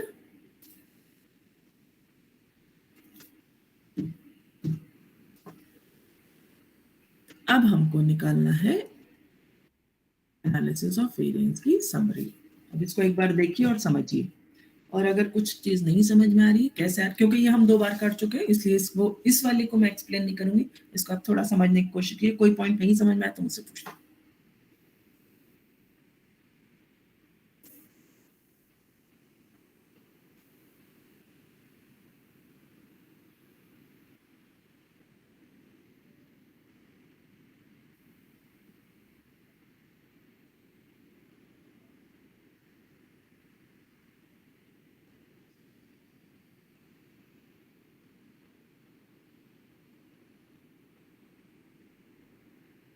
ठीक है, आगे बढ़ो। Yes ma'am. क्लियर है ना सब? Yes ma'am. Okay, thank you सबको। Yes ma'am. तो फिर इसके बाद हम क्या करते हैं, एफ टेस्ट लगाते हैं। और एफ टेस्ट है ना, एफ टेस्ट हमने एफ एक्स का लगाया और एफ वाई का भी लगा लिया। ठीक है, ये आ गया हमारा 2 पॉइंट दिस एंड ये आ गया हमारा 0.88। ठीक, अब हम देखेंगे अपनी टेबल से। तो टेबल में हम पहले का देखेंगे 0.0। तो हमारे जो डिग्री ऑफ फ्रीडम क्या थे, 2 और 12 थे, तो इसलिए हमने इसको रख लिया है। दोनों पे हमने इसकी वैल्यूज निकाली। अब जो ये हमारी वैल्यूज आई, इसको अगर आप देखें तो हमारी जो कैलकुलेटेड वैल्यू थी एफ की, वो क्या थी, एक्स के लिए हमारी थी 0.88 और y के लिए थी हमारी 2.75। तो neither value is significant at any level because calculated value is less than f table value। ठीक है, जो हमने कैलकुलेट की थी fx और fy, वो दोनों इससे कम थी, है ना। fx fy हम कैलकुलेट कर आए हैं ना अभी पिछली वाली स्लाइड पे। ये fx है हमारी 0.88 और fy है हमारी 2.74। तो जब हमने इसकी टेबल वैल्यू देखी तो ये दोनों जो है कोई भी बड़ी नहीं है, तो इसका मतलब है कोई भी सिग्निफिकेंट नहीं है ना। बट अगर आप देखें तो हमने इसका मतलब ये हो रहा है कि प्रेज या स्कोल्ड, क्योंकि एक्स और वाई में हमने देखा, एक्स और वाई की हमने वहां पे एफ एक्स और एफ वाई निकाला था हमने। तो हमने देखा कि there is no effect of praise और स्कोल्ड और nothing, but here we ignore the effect of interaction. We did not see the correlation between these two. जो हमने XY किया था वो तो हमने नहीं निकाला। Now we will see कि अगर हम उसको भी शामिल करें, इंटरैक्शन को भी शामिल कर लें, then what is the effect? और either there is any effect और नॉट। अगर हम इंटरेक्शन को शामिल करें तो क्या कुछ इफेक्ट होगा या नहीं होगा। तो फॉर इसके लिए हम आगे बढ़ते हैं, we eliminate the impact of initial scores on the final scores. क्यों? क्योंकि जैसे अभी मैंने कहा कि जो इनिशियल स्कोर्स है उसका कुछ ना कुछ तो इम्पैक्ट होगा ना उस ट्रीटमेंट पर। अगर बच्चे के जो जो अभी मैंने 2 मिनट पहले कहा था कि जो बच्चा सबसे अच्छा होगा वो बाद में सबसे बुरा तो नहीं हो सकता, या जो सबसे बुरा था उसको आप कितना भी प्यार कर लीजिए, कितना भी लाड कर लीजिए, वो सबसे अच्छा बच्चा तो नहीं बन सकता है ना। जिसके पहले 20 नंबर आए थे, जिस बच्चे के पहले, उसको आप कितना भी डांट लें उसके नंबर 5 से कम तो नहीं आएंगे ना। तो देयर इज सम रिलेशनशिप है ना। और इसका उल्टा भी। तो if we eliminate the impact of initial scores and then compare the y scores and see whether there is some difference or not. So for that we eliminate the impact of initial scores of final on the score. ये point समझ में आया कि नहीं आया है ना। क्योंकि इनिशियल स्कोर्स का कुछ ना कुछ तो फाइनल स्कोर्स पे इम्पैक्ट है ना। जैसे हमने कहा कितना भी अच्छा बच्चा वो सबसे बुरा नहीं बन जाएगा उस ट्रीटमेंट के बाद। So we have to eliminate. So if we eliminate the impact of initial score, that is x, and then compare the y scores and see whether there is some difference or not, that is which treatment is better, सही मानों में है ना। अगर हम उसको eliminate कर और फिर हम देखते हैं कि हाँ डिफरेंस आ रहा है, तब हम देखेंगे कि हाँ ये ट्रीटमेंट की वजह से। Now we eliminate the impact of initial scores on the final scores. तो SSYX कहीं ये रहा है, we eliminate the impact of initial scores on the final scores है ना। तो हमने x को पार्शियल, हम डॉट के बाद जो रखते हैं, हमने पार्शियल कल देखा था, वो हम पार्शियल आउट करते हैं, उसको कांस्टेंट रखते हैं। तो हमने x को डॉट के बाद रखा है, इसका मतलब है हम x को पार्शियल आउट कर रहे हैं। ये पॉइंट समझ में आ रहा है? ये हमने कल किया था। So SSYX means eliminate or partial out the effect of x on y. This SSY dot x का मतलब क्लियर हुआ? This SSY dot x means that we eliminate or partial out the effect of x on y. ठीक है? क्योंकि हम वही eliminate कर रहे हैं। Yes, no, कुछ तो बोलो बच्चों। Yes, ma'am. क्लियर है। Okay, so for total SST हम इसको निकाल लेंगे। तो SSY डॉट एक्स हमारा ये हमारे कैलकुलेट हुआ है। तो दिस इज अराउंड 343 अगर हम डेसिमल को इग्नोर करते हैं। ठीक है, और उसके बाद फॉर विद इन मीन हम निकाल लें इसी चीज को, तो हमारा ये आ जाएगा 131 ना। फिर हम अलग से एनालिसिस ऑफ कोवेरिएंस, अब जो हमारी आएगी, इससे पहले जो थी हमारी टेबल होती है एनालिसिस ऑफ वेरिएंस वाली, सिमिलर एनालिसिस थी है ना, जैसे हमने पहले की थी। अब हमने क्योंकि एलिमिनेट कर दिया, वो सब कर दिया, तो अब जो हमारी ये है, ये आई है हमारी टेबल एनालिसिस ऑफ कोवेरिएंस की। बिल्कुल उसी तरह बनेगा ये, sources of variation among mean, with in mean, degree of freedom, SST। अब जो हमने निकाला है यहाँ पर, ये वही है, SSX, SSY, SSXY इंटरेक्शन का भी है, और ये हमने वो भी निकाल लिया जो हमने एलिमिनेट किया, SSY डॉट एक्स। फिर इसका हमने वो निकाल लिया स्टैंडर्ड डेविएशन और मीन्स स्क्वायर डेविएशन।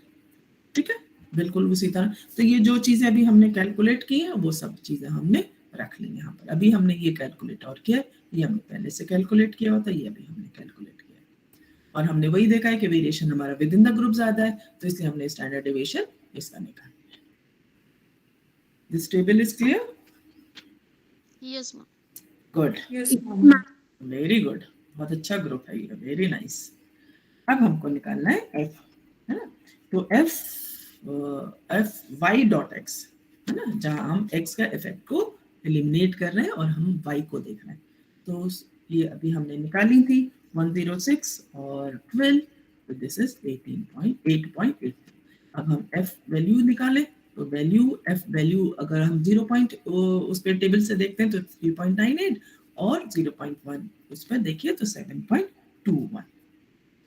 अब यहाँ आप देख रहे हैं ना डिफरेंस कितना ज्यादा है, नजर आ रहा है? इसका मतलब क्या है? सिग्निफिकेंट है वैल्यू, सिग्निफिकेंट है, not only significant but highly significant, because 99% से भी ज्यादा है। 7.2 है वो 8.8, so it means that this difference is highly significant. ठीक है, तो basically this fy dot x tells us that at least one of our adjusted you can say adjusted or y means differs significantly from one another mean, ना ये बता। So to determine which means differences are significant, so now we compare this fy dot x that is 8.83 should now be compared with the fy of 2.78 जो हमने calculate किया था 7, and it is clear ये आ गया। So it is highly significant, which means that the three final means which depend upon three incentive, phrase, code,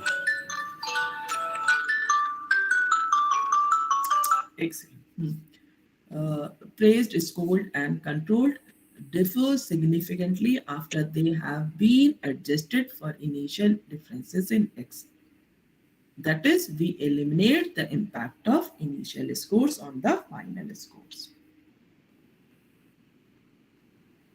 बात समझ में आई? Yes, ma'am. Good. तो अब हम लगाएंगे टी टेस्ट, क्योंकि हम देखना है कि एडजस्टेड मीन का क्या है। तो स्टैंडर्ड डेविएशन ये हमने निकाला, स्टैंडर्ड एरर निकाला, डिफरेंस निकाला, वो सेम फार्मूला उसी फार्मूले से जैसे हमने पहले किया था वो हमारा निकला। तो दिस इज 2.186। इट मींस अब हम टी की टेबल वैल्यू में देखेंगे तो degree of freedom. Ma'am please एक बार प्रीवियस स्लाइड शो कीजिए। देखिए thank you ma'am, thank you. तो डीएफ अगर हमने देखा 11 पर, तो 11 डिग्री ऑफ फ्रीडम हमारी 11 थी, तो हमने यहाँ पर दोनों लेवल पे टेबल से वैल्यू निकाल ली हमने। तो टी 0.05 इज 2.2 और 0.01 इट इज 3.11। ठीक है, तो हम टी अगर हम वही स्टार्ट जैसे हमने पिछली बार किया था वही सेम चीज हम कर रहे हैं, है ना। दोनों लेवल पर हमने डिफरेंस निकाल लिया। तो एक पे डिफरेंस आया आपका 4 और 4.8 और दूसरे पे आया 6.8। So group A mean is significantly higher than group B and C, means at 0.01। Ma'am एक बार प्रीवियस स्लाइड प्लीज।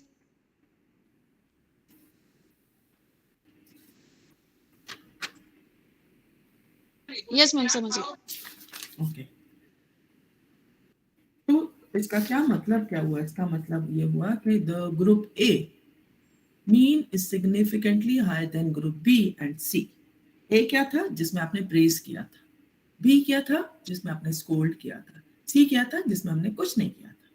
तो group A mean is significantly higher than group B and C, means at 0.01 level, but groups B and C do not differ significantly. आप उन्हें बहुत ज्यादा डांटने से आप अच्छा काम नहीं करा सकते। So we may conclude that when initial differences are allowed for praise makes for significant changes in the final score, but that scolding has no greater effect than mere repetition of the test.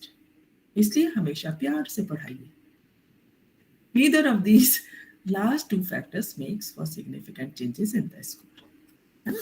इसी से मैं इस result पे भी पहुंचती हूँ कि हमें बहुत पेशेंस रखना चाहिए और बहुत प्यार से अपने बच्चों को पढ़ाना चाहिए।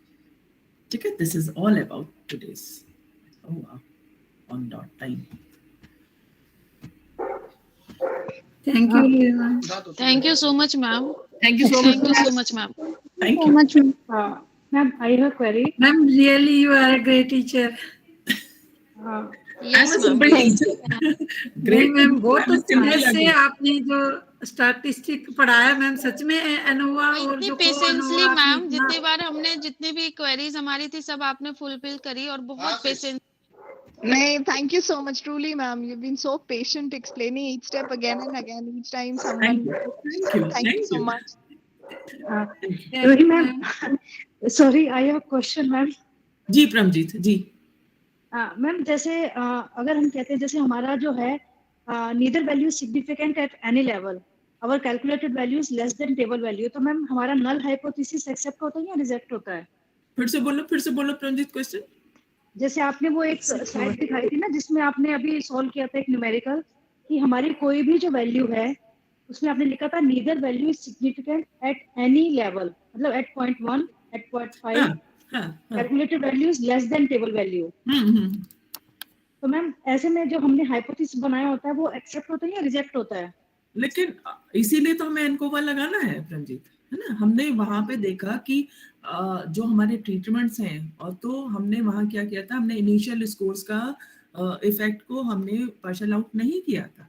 तो वही बात मैंने समझाने की कोशिश की थी कि आपका कितना भी अच्छा बच्चा, मतलब जो एक बच्चा है जो सबसे अच्छा था, जिसने प्री टेस्ट में सबसे अच्छा किया था, फॉर एग्जाम्पल 20 मार्क्स थे जिसके, आप उसको कितना भी डांट लो वो 5 से कम तो नहीं ला सकता ना. इसका मतलब है कि जो आपका जो रिजल्ट्स आ रहे हैं वो सिग्निफिकेंट नहीं है, तो इसका मतलब है आपको कुछ एडजस्टमेंट करना पड़ेगा.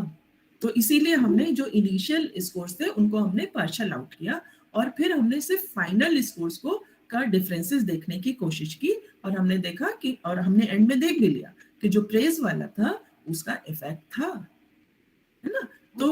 तो इसीलिए एनकोवा क्यों लगाना है, उस चीज को क्लियर करने के लिए प्रंजीत मैंने इस तरह के एग्जांपल्स ली थी ताकि वहां नजर आए आपको, है ना. अगर मैं खाली थ्योरी में बात करती रहूंगी तो शायद क्लियर नहीं होगा. हाँ जी, okay, thank you ma'am, thank you for clearing all my doubts ma'am. Ma'am, you have explained a very well way. My question is that you have explained different steps and we are minimized the difference between them. Can, and after all these things, test and minimize whatever things, minimize what parameters we are getting, that we can able to represent in a graphs way, ma'am? Graphical way. हाँ data, मतलब हर चीज को आपको graph में करने की जरूरत भी नहीं है ज्योति, है ना. क्योंकि ये एक स्टूडेंट्स का होता है, बहुत सारे ग्राफ्स बना दो अगर आप अपने उसमें, तो आपका इसका मतलब है रिजल्ट बहुत अच्छे होते हैं, वो रिप्रेजेंटेटेड होते हैं. लेकिन इसको भी बना सकती हैं आप, ऑफ कोर्स बना सकती हैं. जब आप SPSS में देखेंगी आप निकालेंगी और आपका ग्राफ का सेट सेशन अलग हो कोई, तो आप ग्राफिकल रिप्रेजेंटेशन कर सकते हैं. Ma'am, I am in engineering trade. I am in engineering background, ma'am. And in this case, we are having applicant software different for simulation. That's why I was asking. Yes, you can, JP. Good morning, ma'am. I have a question. Yes, Moon. Yes, ma'am जैसा आपने बताया, मुझे जितना समझ आया, like ANCOVA में हम ANCOVA को तब यूज करते हैं when we want to understand the significant difference between the groups, right? Control groups, when we have control groups, तो तब हम एनकोवा को यूज करते हैं. And ma'am about F test and T test I want to ask one thing. Ma'am मेरा जो research है उसमें मैम जेंडर और एज के बीच का एक सिग्निफिकेंट डिफरेंस मुझे फाइंड आउट करना है, तो उसके लिए मैम मैं डायरेक्ट टी टेस्ट लगा सकती हूँ ना, मुझे एफ टेस्ट पहले लगाने की जरूरत नहीं है ना? हाँ, लगा सकती हूँ. तो मैम आपकी गाइड ज्यादा बेहतर बताएंगे. जी मैम, उसमें अगर मुझे पैनल से अगर ये पूछा गया कि आपने पहले एफ टेस्ट क्यों नहीं लगाया, तो what can be my defending answer ma'am? है ना, क्योंकि देखो एफ टेस्ट सिर्फ हमको सजेस्ट करता है, ये मैंने वहां पर बताया भी था कि एफ टेस्ट हमको सिर्फ सजेस्ट करता है, और अगर आप श्योर है ना, और आपको, क्योंकि यहाँ पे इतनी सारी कैलकुलेशन थी, तो इसलिए हम एनोवा एनकोवा में जनरली हम एफ टेस्ट लगाते हैं. हमेशा लगा भी सकते हो, नहीं भी लगा सकते. So I have only two variables. When I have only two variables, I do not have many variables. So if I have only two variables, for that you directly, yes, you can directly use your t-test. Thank you, ma'am. You are excellent today. You are excellent. Thank you, ma'am. Thank you. Heads off you, ma'am. Ma'am, एक और question. क्या जैसे हम आप mathematically हम कर रहे हैं, जैसे हम करते आए हैं, स्टैटिस्टिक्स पढ़ते आए हैं, मेरा बैकग्राउंड कॉमर्स से है, लेकिन जब हम रिसर्च तक पहुंचते हैं, पीएचडी थीसिस तक पहुंचते हैं, तो हमें कहा जाता है कि एसपीएसएस यूज़ कीजिए मतलब। तो क्या इन सिमिलर वे जैसे हम क्वेश्चंस आप हमें समझा रहे हैं, तो क्या हम ऐसे ही अपने डाटा को एनालिसिस नहीं कर सकते? ज़रूरी हमें एसपीएसएस का? मेरे सारे स्टूडेंट्स हाथ से करते हैं। तो मैम यही कि हम एसपीएसएस हम इतने एक्सपर्ट नहीं है, स्टैटिशियन नहीं है कि हम वो सॉफ्टवेयर एंड अपडेट सब कर सकें, तो और फिर इतना पे करना डाटा एनालिसिस के लिए। तो मुझे लगता है कि ये अप्रोप्रिएट वे होना चाहिए कि हम ऐसे ही अपने डाटा को थीसिस में करें। आपको ऑप्शन दिए गए हैं और ऑफ कोर्स ये यहाँ पर आपके ये बहुत बहुत अच्छे, मतलब आप लोग बहुत लकी हैं कि आप इतनी अच्छी जगह से पीएचडी कर रहे हैं जहाँ पे आपको वर्कशॉप में पूरा एसपीएसएस सिखाया भी जा रहा है ना? आपको साइड बाय साइड एसपीएसएस के आपके सेशंस हो रहे हैं। यस मैम, इस अगर आप मैं सीख सकती थैंकफुल हैं, हूँ कर यूनिवर्सिटी सकती की, हैं तो क्योंकि करिए।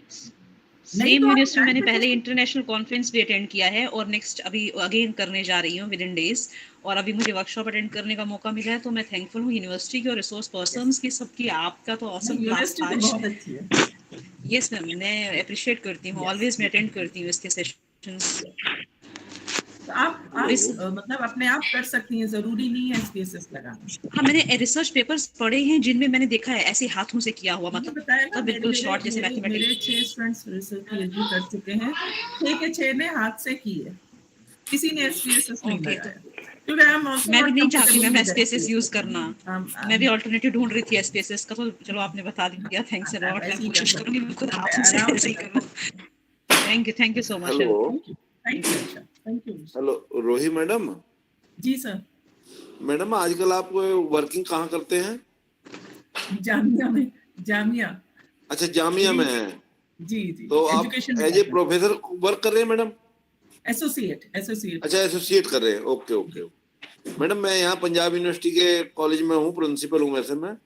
तो उसमें इसलिए कई बार हमें रिक्वायर होती है, मैं सुपरवाइजर भी हूँ पीएचडी का। ओके। तो उसमें कई बार मुझे नीड हो तो कहीं आपका नंबर या मेल मिल जाए तो हम श्योर सर, जरूर।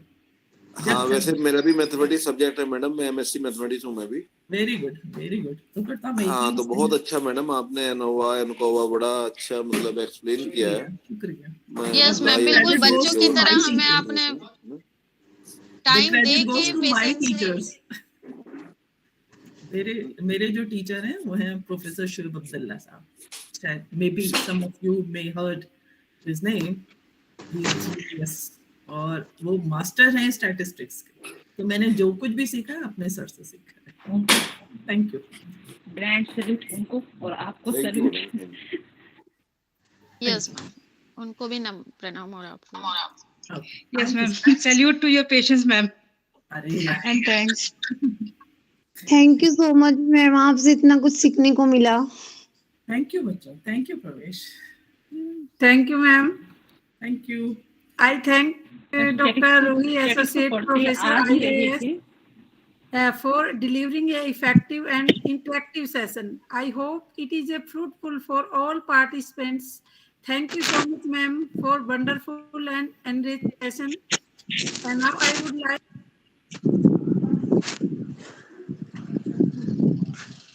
Ma'am, please unmute your microphone is muted, ma'am. Sunita, ma'am. Thank you, ma'am. I thank Dr. Ruhi, ma'am, Associate Professor IASE, for delivering a effective and interactive session. I hope it is a fruitful for all participants. Thank you so much, ma'am, for wonderful and enriching session.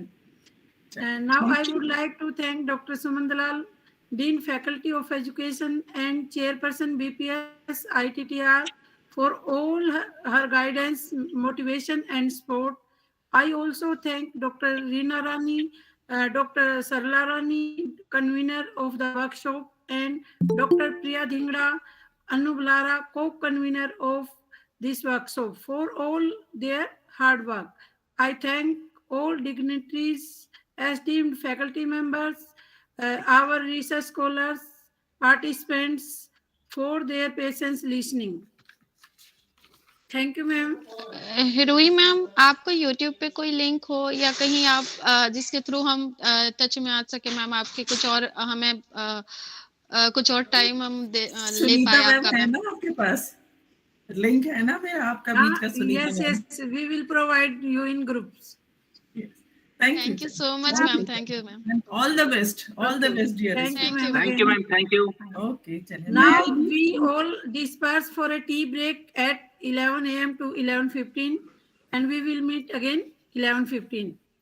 Madam, I wanted to suggest you, Rui madam, that please, whatever you teaching the SPSS, please make your videos and upload in YouTube. It will be very yes ma'am, useful from all over the globe, ma'am. Please. Okay, I will try. Thank you ma'am, thank you. वैसे मेरा एक YouTube channel है ma'am, please आप link share कर दीजिए ma'am, वो है, आप रूही फातिमा के नाम से ढूंढेंगी तो आपको मिल भी जाएगा और उसमें आपको कुछ Ruhi Fatima, my name is Ruhi Fatima. Okay Ruhi Fatima के नाम से ही YouTube चैनल भी है, तो आपको कुछ चीजें मिलेंगी, ऑफ कोर्स सारी चीजें नहीं है, और कुछ मैंने अभी स्टैटिस्टिक्स डालने शुरू किए लेकिन उसमें वॉइस नहीं है, लेकिन इसीलिए मैंने सोचा था कि मैं उसको दोबारा करूंगी, अभी वो सिर्फ पीपीटीज हैं, तो कोशिश करती हूँ। थैंक यू, आपने मुझे मोटिवेट किया तो मैं और कोशिश करूंगी। And madam, whatever research scholars all over the world, they your interaction section, they are difficulties you solve with your YouTube channel. That will be one of the guidance from such a intelligent and person, ma'am. Ma'am आपने बहुत easy way में बहुत difficult बातें और बहुत easy way में बता दिया कि हमें लग रहा है कि हम जान गए, कैसे जान गए, ओ गॉड, मतलब बिलीव नहीं हो रहा है कि हम इतने इजी वे में जान गए मैम, इसलिए आपका यूट्यूब पे जरूर मैम देखना चाहेंगे। कोशिश करूंगे जरूर। Okay, thank you, bye and all the best. Thank you, ma'am. Thank you, Sunita ma'am. Thank you, Sheila ma'am, and thank you all the respected teachers and thank you, ma'am, and respected districts. Okay, bye. May I leave now, Sumil ma'am? Sunita ma'am? Yes, ma'am. Okay, thank you. Bye. Bye, ma'am. Oh, leave तो करना है नहीं।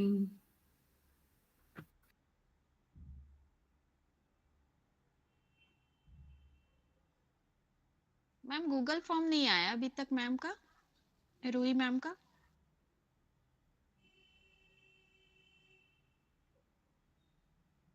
अभी आ जाएगा, भाई अभी डाल रहे हैं, वेट करो अभी। Okay okay.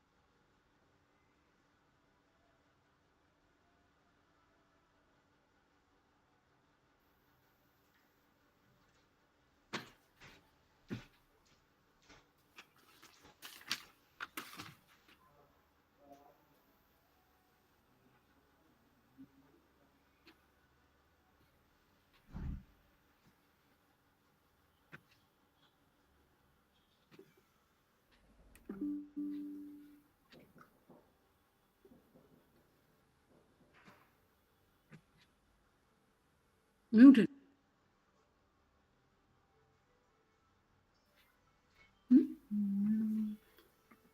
Ma'am, please unmute yourself. Okay, now am I listening now? Yes, ma'am. Yes, ma'am. Okay.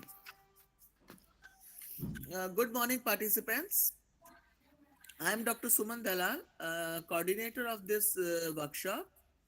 I am feeling very sorry to all of you that today's resource person of this session, 11:15 session, she has some emergency with her, so she is not able to take this talk. So we are arranging another person. So please cooperate us and wait for 5 minutes.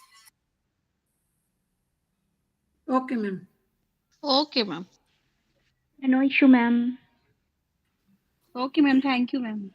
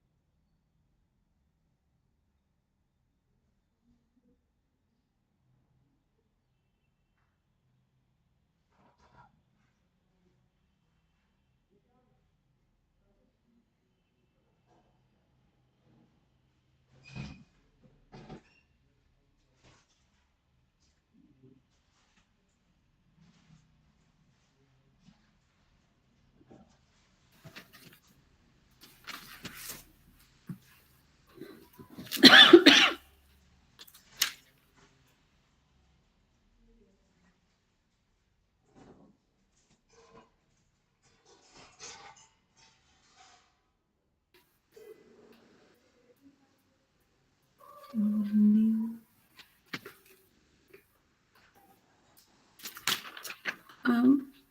morning to all.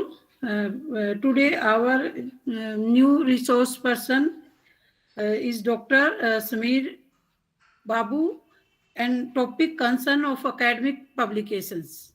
Please wait 2 minutes. Sir is coming.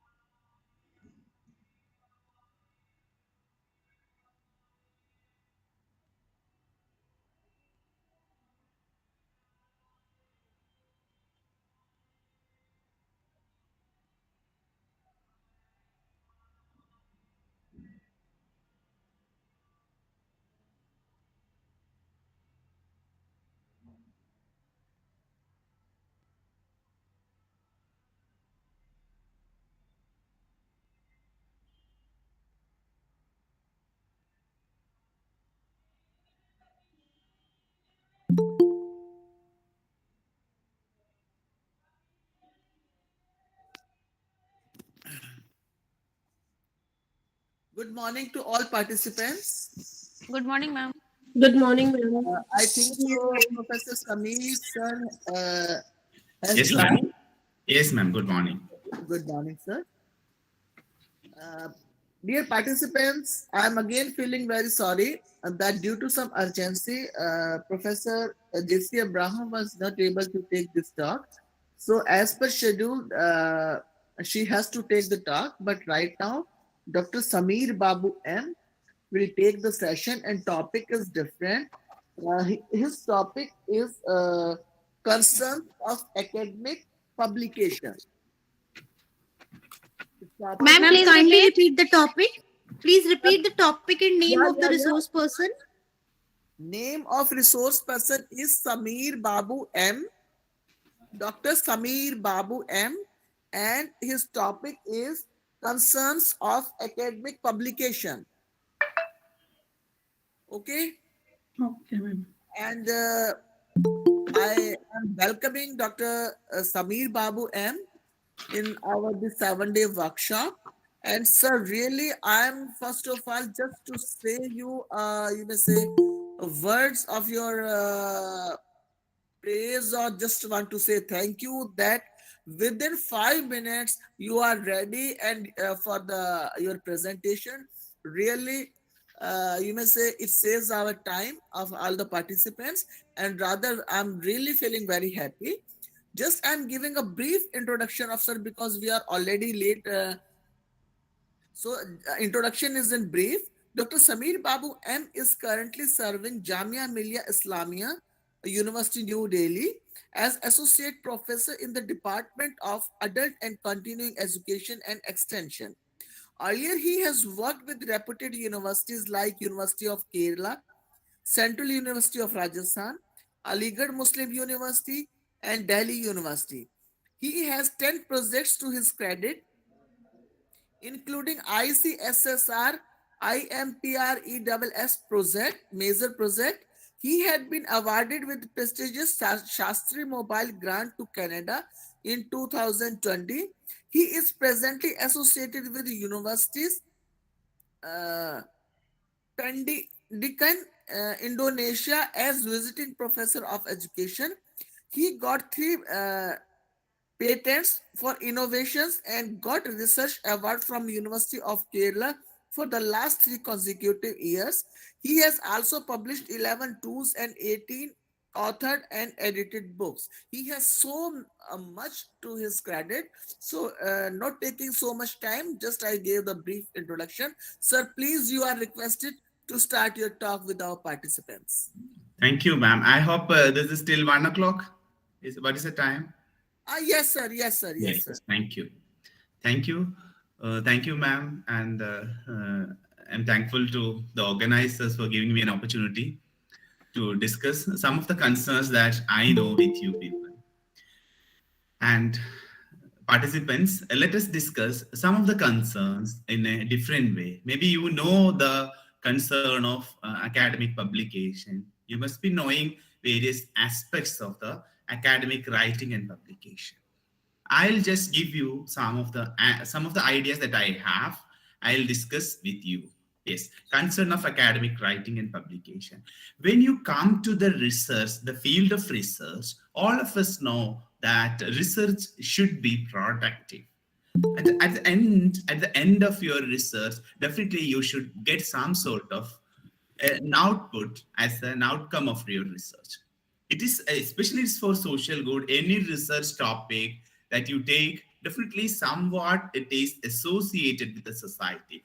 In any angle, it has some link with the larger society. Maybe educationally it is relevant. If it is some social work or sociology, it has some social relevance.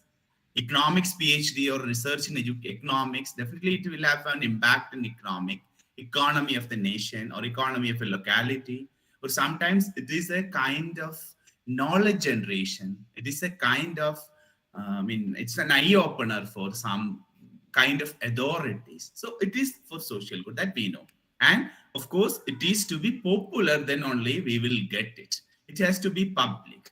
When we come to the publication or when to making a research to the public and into a public domain, that we know that there are many kinds of publications, beginning from the books of various kinds. We know that authored book we have, edited books we have, chapter in edited book, compilations, translations, multiple volumes. When it comes to the journals, we have academic journals and the other magazines we have.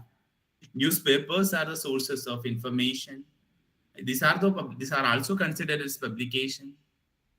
We have various web resources, encyclopedia, dictionary, and so on and so forth. Types of publication. I'm not going to the exact thing of the publication. Now, when you are preparing a paper, what should be your mindset? So I am just quoting Sachdeva 2020. He has mentioned in his article, you have to ask some questions before you go for publication. You have a topic, you are deciding it to publish as an academic manuscript in a journal of repute, either, or you are developing a book of your own. So when you are doing this, you have to ask some questions in the beginning before you begin the sessions. Have you done something new? I'm talking about the publishable nature of your article. It should be, you have to ask yourself, it should have something new.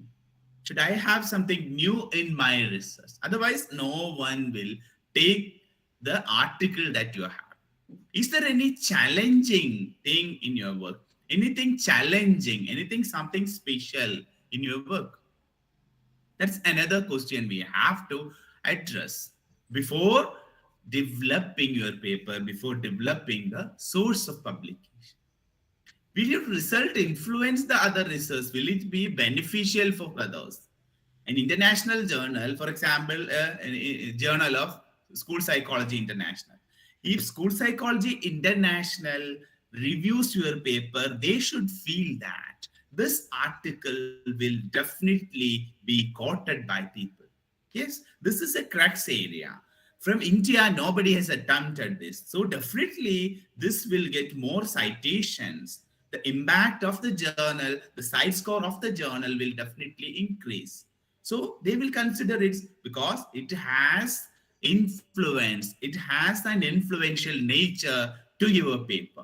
That is a consideration, that is a concern we have to seek, we have to take in advance. Have you provided solutions to some difficult problem?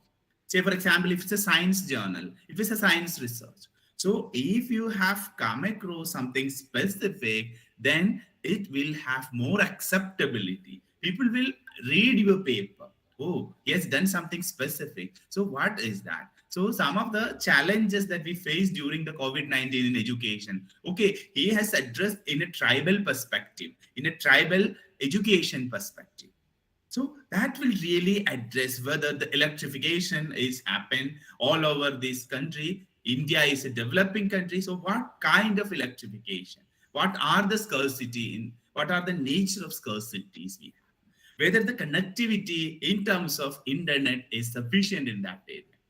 How the bond in the family affects the learning of the children. It is blended these days, or earlier it was completely online. So many solutions have come up with. What are the implications the author suggests?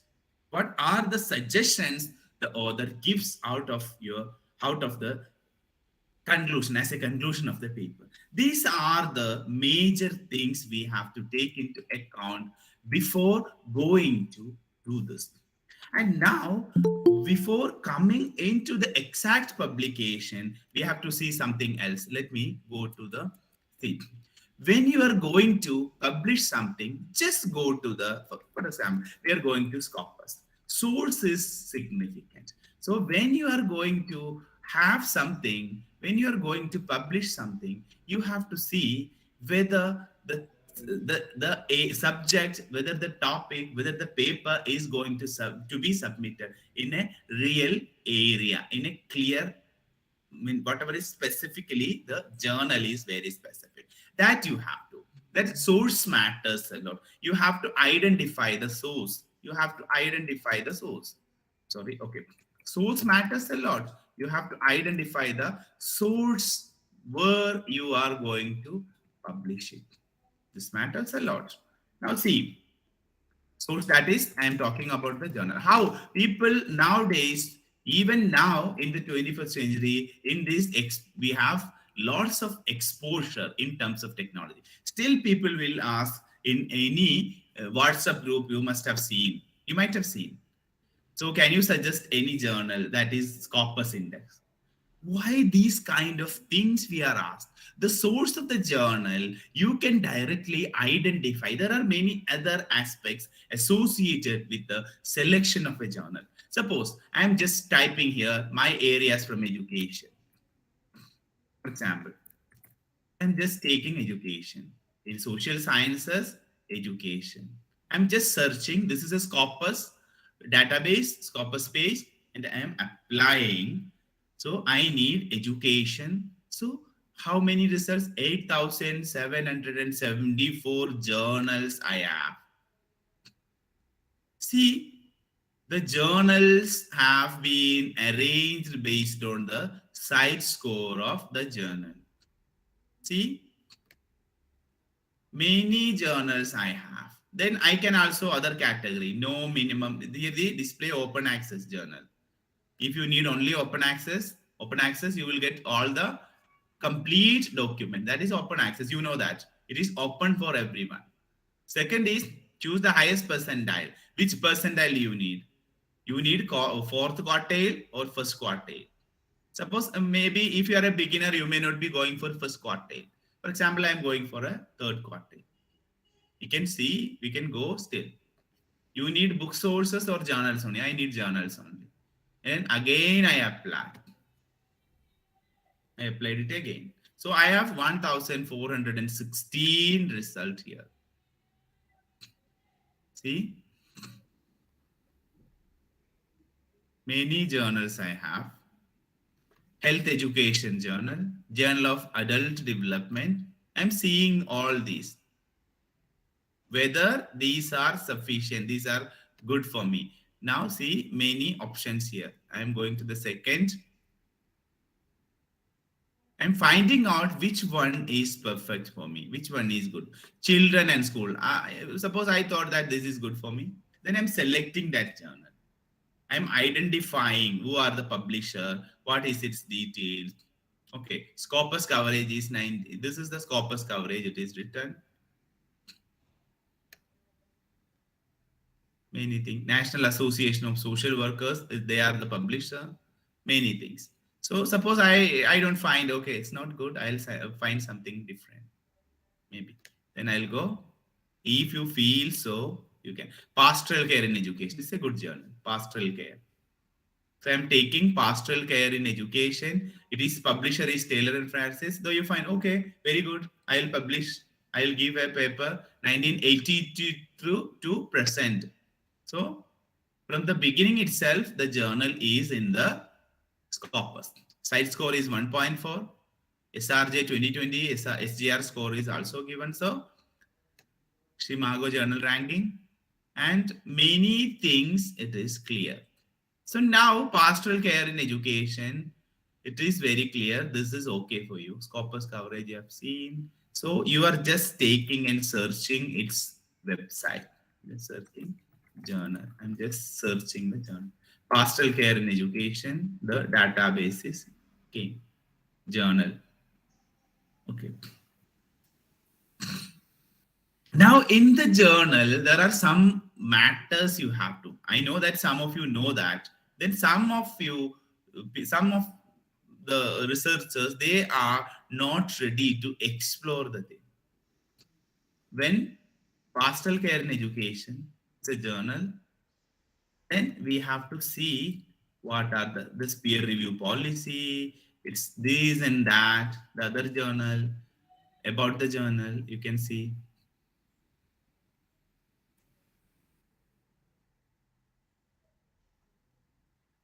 I think it's a different journal I'm just looking into. Okay. Let me see once again. Okay, maybe this. I'm taking this. Yes, this is Taylor and Francis Pastoral Care. This is the login. This is actually the about the journal. You will get it here. Journal metrics, aims and scope. So before submitting, I have an experience. Recently, in the last 6 months, I submitted a paper to a Russian journal. So I thought that is a good journal, and immediately, so it is an Indian, especially those who are in social science. Just simply, I'm not generalizing it. Still, we have an orientation that okay, we'll submit. Then let's see what will be the reply. Without looking into the aims and scope of the journal.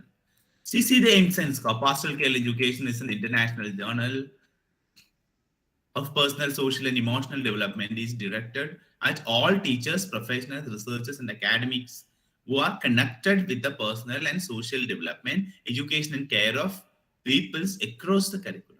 The journal tackles important contemporary issues such as current development in curriculum, citizenship, health, social and moral education, managing behavior, whole school approaches, school structures, as well as issues of care like school exclusion, bullying and emotional development, approaches to personal or social education.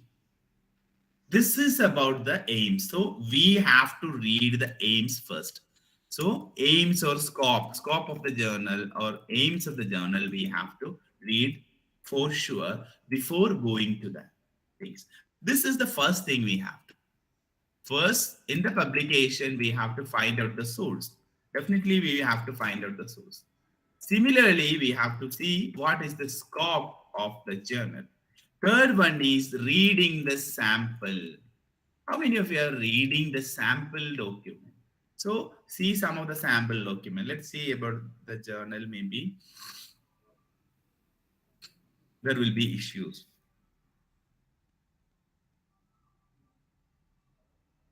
Okay, articles and issues. Latest articles.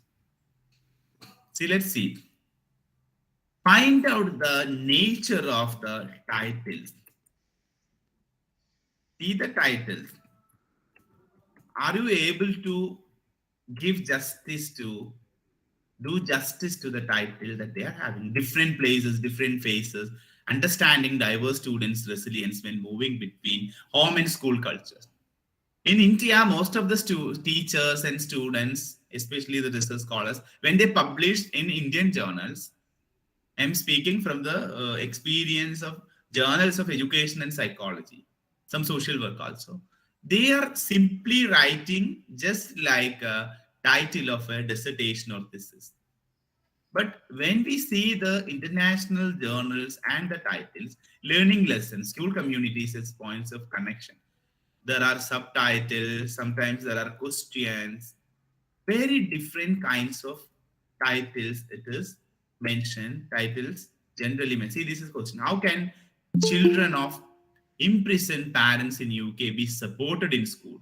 It's a kind of question as an article they mention. See an article, whether it is available, I don't know. Let's see the availability of the article. Yes, this article is available.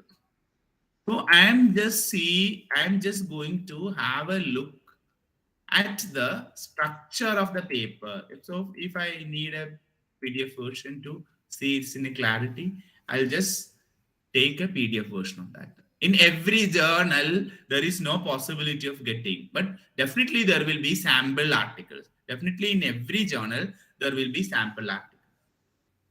So this is open access. So that is why we are getting. See the title. Abstract.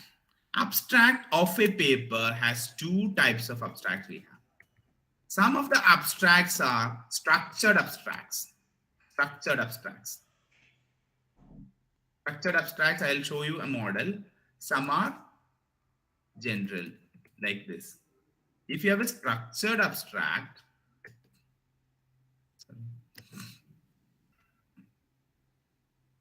if you have a structured abstract, it will be different. This is general abstract. So the size of the abstract, you have to see what is the size of the abstract. Now, the keywords, how we are writing the keywords. Generally 5 to 6 keywords we give to every journal. Sometimes they say that only 4, only 3, like. So as per the conditions, you have to mention the keyword. Considering this is an exercise, okay, how can I give the keyword? So regarding the, considering the title and the content of your study, you can decide the keyword. Keywords are the words that will help your journal article come to the forefront of the search. When I search mental health, it will come. When I search universal intervention, this paper will also be listed. So that way, the significance of your paper, you have to highlight in the keywords, right? Now, introduction. So here is an introduction. Benefits of universal non-targeted intervention in schools. Like in A.P.S style, it is mentioned. Everything is quoted, everything is written. Like very specifically it is written. So we are looking into the structure of the paper. Some of the Indian journal, if you see, we are just following the format of the thesis. But it's not like that. If you see the material and method, this is the methodology of journal. So see the methodology. We are not writing anything about the literature. No literature, but literature is together we have written as a need of the study here in the introduction. As if quite long we have written. Now, in the material and method, sometimes method is written. Stage 1, participants. Sample, instead of sample, participants as written. Generally, everywhere we write it. So they discuss in detail. So accordingly, maximum details you can give. Procedure is given. Procedure is given. Evaluation of workshops, acceptability and feasibility. Everything these are related to methodology. Detailed methodology. This is actually what is this? Key findings from content analysis of qualitative data. A table is given. Stage 2, their aim, content and objectives of the workshop. So see, we are just having an overall idea regarding it. Discussion is given, strength, reflection, limitations, conclusion, acknowledgement. So this is a kind of exercise that you have to look into. So how many pages of article they have mentioned as references. So this is the thing you have to do. Sometimes you have a general, rather than general, some structured abstract in some journals. Let me go to the British Journal of Educational Psychology. British Journal of Educational Psychology, an abstract model I am looking into. See, okay. I'm going to some of the, this is British Journal of Education. This is one of the highly reputed journals in education and psychology. So if I get an abstract of this paper. See, in the abstract, there are subheadings. This is the abstract of British Journal of Education Psychology. Background is a structured abstract like background, aim, sample, method, result. In the background, it mentions the background of the study in 1 or 2 sentences. See how specifically we have to write the structured abstract. Very specifically we have to write key sentences of your study. About your study, you have to state in 2 to 3 sentences. 1 or 2 aims of your study. Very specifically, see, let's read how structurally, how clearly the author has mentioned here. The purpose of the study was to assess the equivalence of the commonly used methods to identify gifted underachievement and to determine which of these methods may be optimal. Very specifically written. Very small description of the data. The data, sample data was collected from a school in Sydney, Australia. It's a complete school, maybe a cluster sampling. Method, 3 measures of convergence. In the methods, tools are mentioned. Result, major tool, result of the study. 2 sentences. Here it is 1 sentence. The coverage evidence suggests that the commonly used identification method may not be considered convergent, while the criterion evidence indicated that one of the 5 identification methods may have strong levels of criterion validity. A single sentence for the entire result of your study. What is the conclusion? 1 sentence conclusion. This is the structure of the abstract of certain journals. This is also followed in APA, but the abstract style is a bit different from other journals. So you have to see what kind of abstract it is. We are talking about abstract. So what kind of abstract it is. Okay.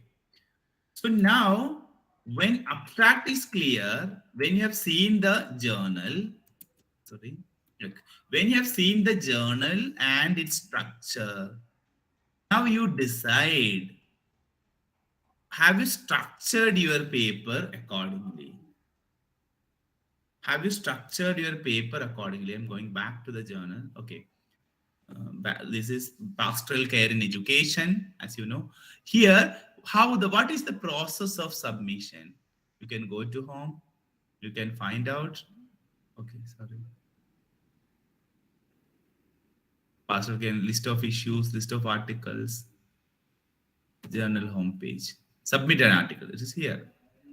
Aims and copies, editorial board. These are the instruction for authors. If instruction is the, that is definitely you have to read the instruction. I can give you have to read it at least 3 times. At least thrice we have to.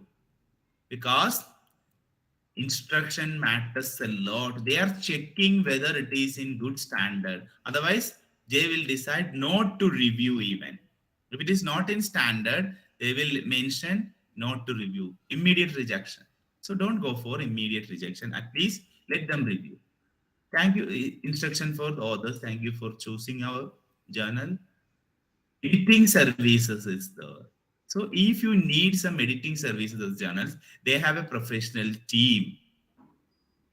So when you are having a project, when you are in and your language, we are quite sure that the language of a native speaker is not equal to that of a Indian, that of a foreign speaker.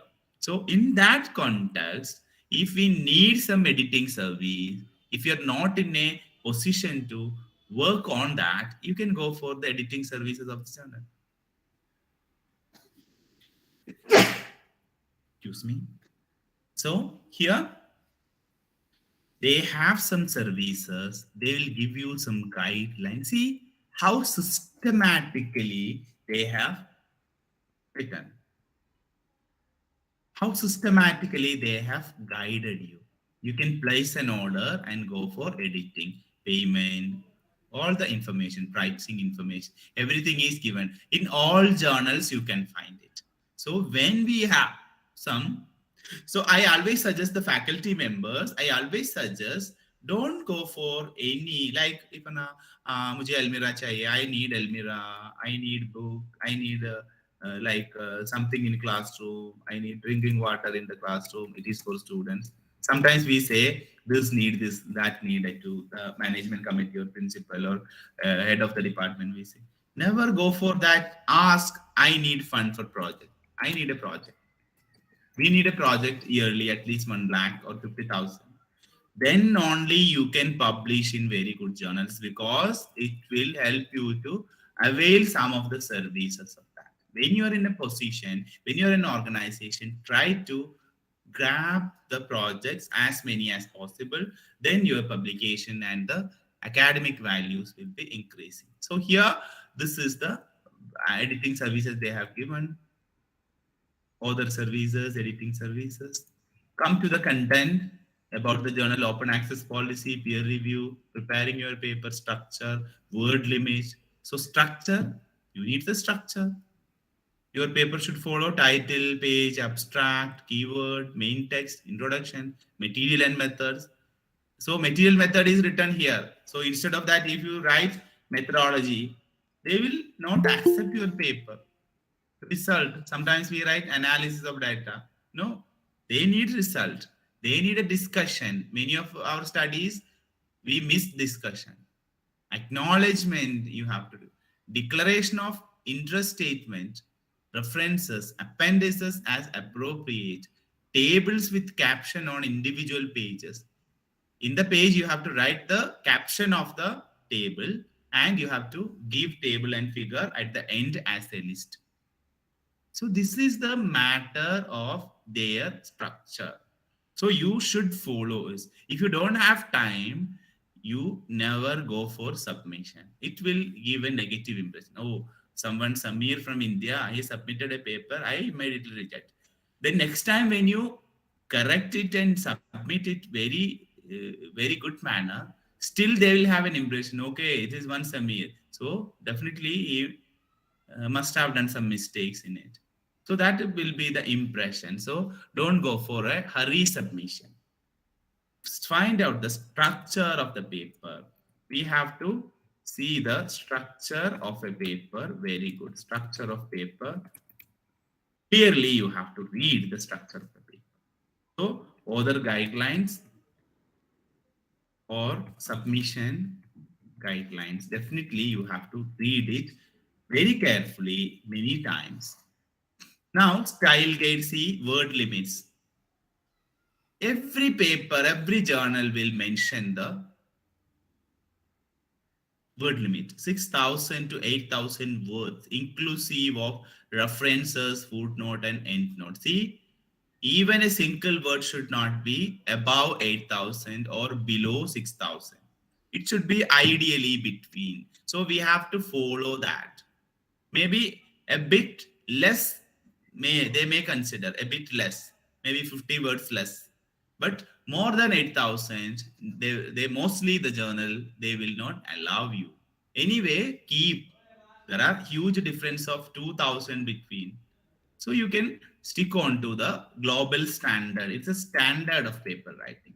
So typically that limit, typical paper for any journal, it is this. Sometimes there will be variation. So whatever it is, you have to keep on the style guide. If you refer, everything is given here. See, style guideline. So if you don't know the style guide of them, you can go to the download the template of the paper. Template will be downloaded. You will get the information regarding that. Instruction for others, you will get it. I don't know what it is. Okay. Okay, style guide for others. Okay. Yeah.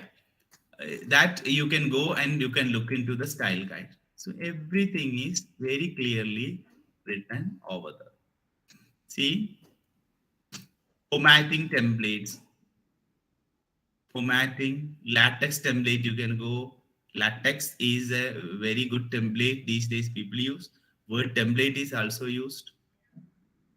If you are able to use, if you are not able to use a template via the link, if you have any, you can go to that. Style guide regarding references. So APA guide will be different. Even though the paper follows APA, they will have their own some additions. There are chances of addition, so you have to follow the reference guides of that. See, very clearly it is given the reference guide, journal article model, book chapter model. Everything is specifically given. Everything is specifically given. Year of publication, without year, without month and date, range. Sometimes you have to many very minute aspects. See how many pages this is having. 37 pages they have mentioned for writing the references. Very specifically they are giving the services to us. That is the beauty of academic publication. This is the, you can also see if you need it. Now when you go through this, definitely you will get an idea about, okay, whether my paper is perfect for publishing in that or not. That definitely you will get an idea. Now come to the slide again. Make your manuscript publication worthy. That was the point I would like to tell you. This is the way we have to go to write. In the abstract, I can tell one more. In many of the studies, I have seen that abstract, sometimes what you do abstract, some people will be, they are just making the abstract very easily. Oh, abstract now, I can make it very easy. So what we do? One sentence. What we do generally, one sentence from first para, another from second para, okay, something, a few sentences like two from need of study, one or two from methodology. And now I can write the results. Results, all mentions, all results I'm mentioning. That's all. My abstract is ready. This is the style generally normal people, that is those who are the beginners, they do. But when you see the criteria for abstract, it is mentioned that never repeat any sentence that is given in the abstract in your paper body. Never repeat whatever is given in the abstract in the paper body. You should not repeat it. You can repeat the idea of that is given in the abstract, but never repeat the sentences. Don't copy paste the sentences, make the abstract. Abstract making, this is an ideal academic activity. This is really, it requires time. Never go for this way. This is not the right way of writing abstract. This is not the right way of writing abstract. Never repeat sentences that is given abstract in your paper body. Never repeat it. That you have to take into consideration. Now, again, something you will have, how I do that? There are certain sources for us that will help us to understand many things. Like you must be knowing the paraphrasing. Paraphrasing these days is a difficult task for many of us. Paraphrasing is difficult. So when you are quoting someone, when you are citing some of the references, still we have to, some of the authors, those who have written something, if you take it, still paraphrasing is difficult. When you want to do is easily, some of the website will assist you. You must be knowing Quillbot. Quillbot is a very good platform that will give you Quillbot. I'll write it. Quillbot. Quillbot is one of the very good platform that help you to paraphrase it. If you purchase it, definitely it will help you. This is a Quillbot page. So here the paraphrasing comes in this way. There are many write and type. There are many other software also. Quillbot platform is very popular. This is a free version, so you can write anything. Suppose I am writing is I am Samir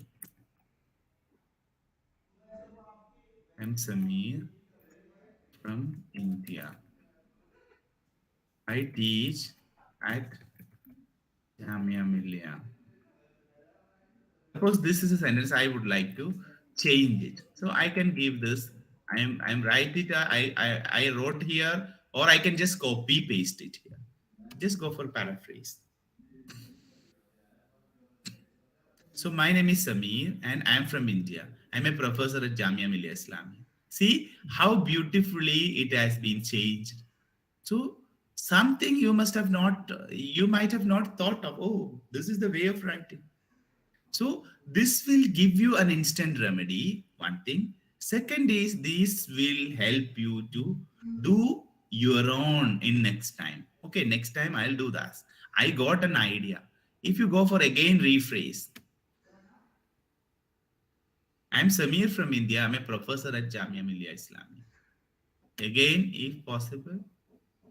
Hello, my name is Samir and I'm from India. Jamia Millia is where I teach. See, 3 different ways we have seen. 3 different ways of writing.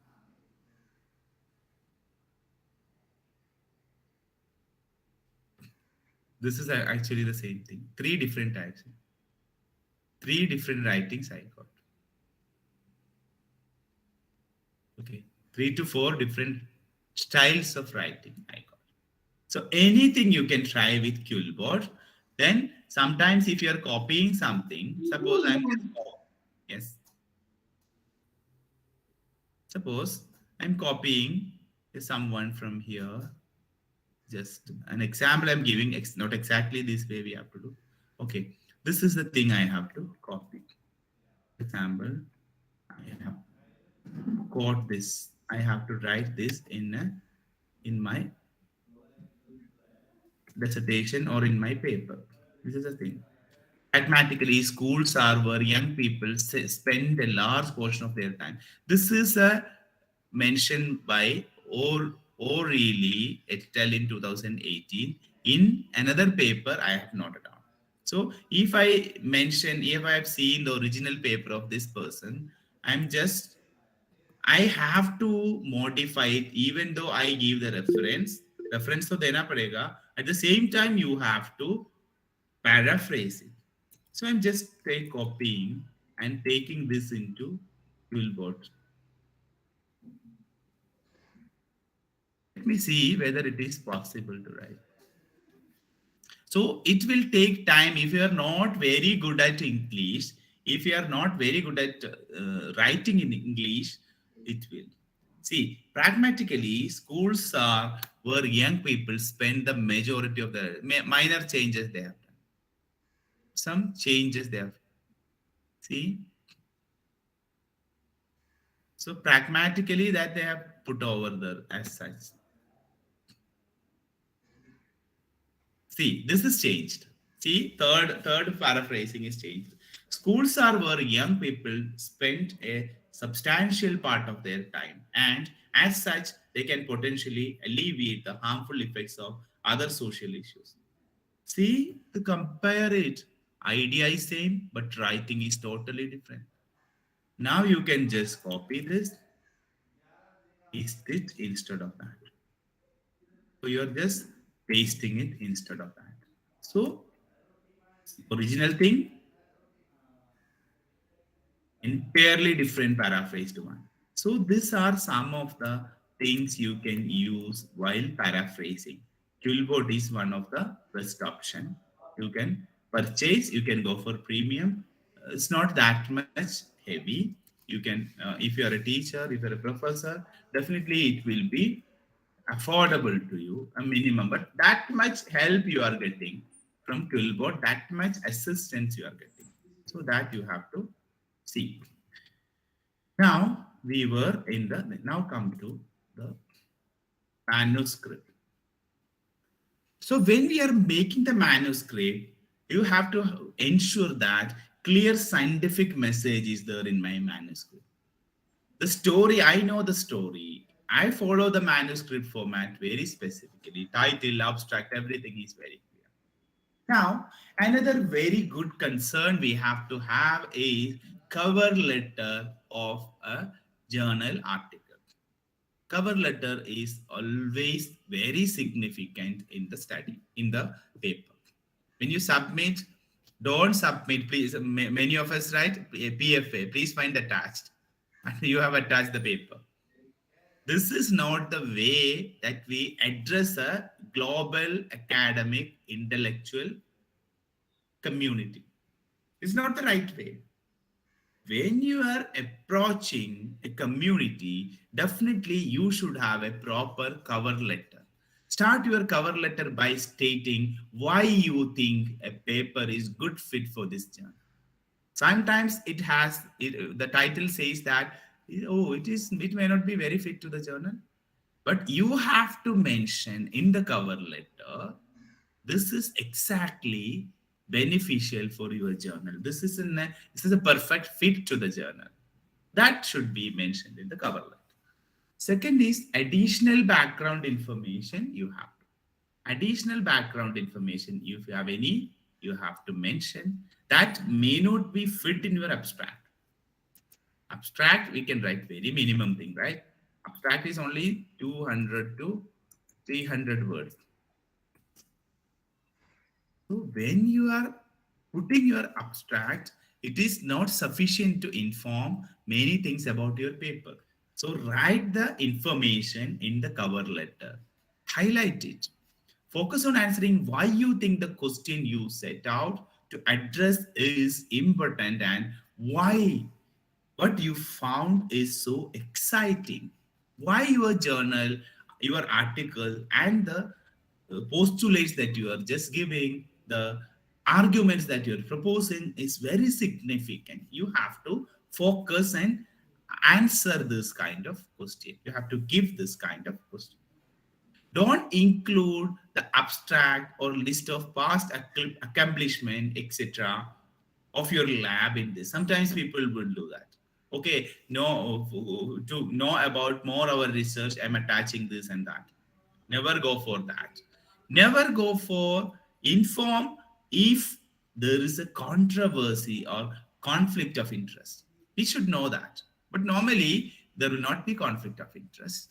If there is a controversy, if there is a new evidence you are getting that is not in line with in tune with the result of the previous researchers published a journal from Germany or another one from Zambia, they have published some articles and it was both were in the same line. But now after your experimentation in in biophysics, you've identified that this is a new something new emerged out of that. That definitely it is opposing the result of the previous study. So that you have to mention. Similarly, if you have any conflict of interest, you have to write.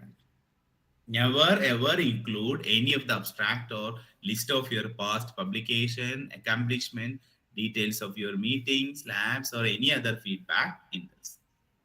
Okay, write an effective result section. Result should be very effective, following advanced statistics if it is quantitative. Writing very specifically if it is a narrative or qualitative kind of research. Sometimes you have phenomenological research, sometimes grounded theory, sometimes content analysis, sometimes we have ethnomethodology, discourse analysis. So these are some of the qualitative methods. So if you're writing the qualitative, stick on to the standards of writing the specific. So you have to address, you have to see some of the researches and explanations in the phenomenological line. If it is structured in a quantitative, we are talking about the prediction research or a structural equation modeling, write it in that line and refer to some of the model. Model matters a lot. Model articles, you can see, you can go for articles, maybe 10 or 15 articles. Just give for review to your colleagues or just have a peer review from your circle. I'm talking about not from others, from your circle. It is required. Sometimes you are okay. Oh, no. I will not reveal my paper. I will not tell my friend. I will not my colleague. I will not tell my any people. After publishing, they will have a just wonder. They will be wondered. Oh, she has published in this corpus.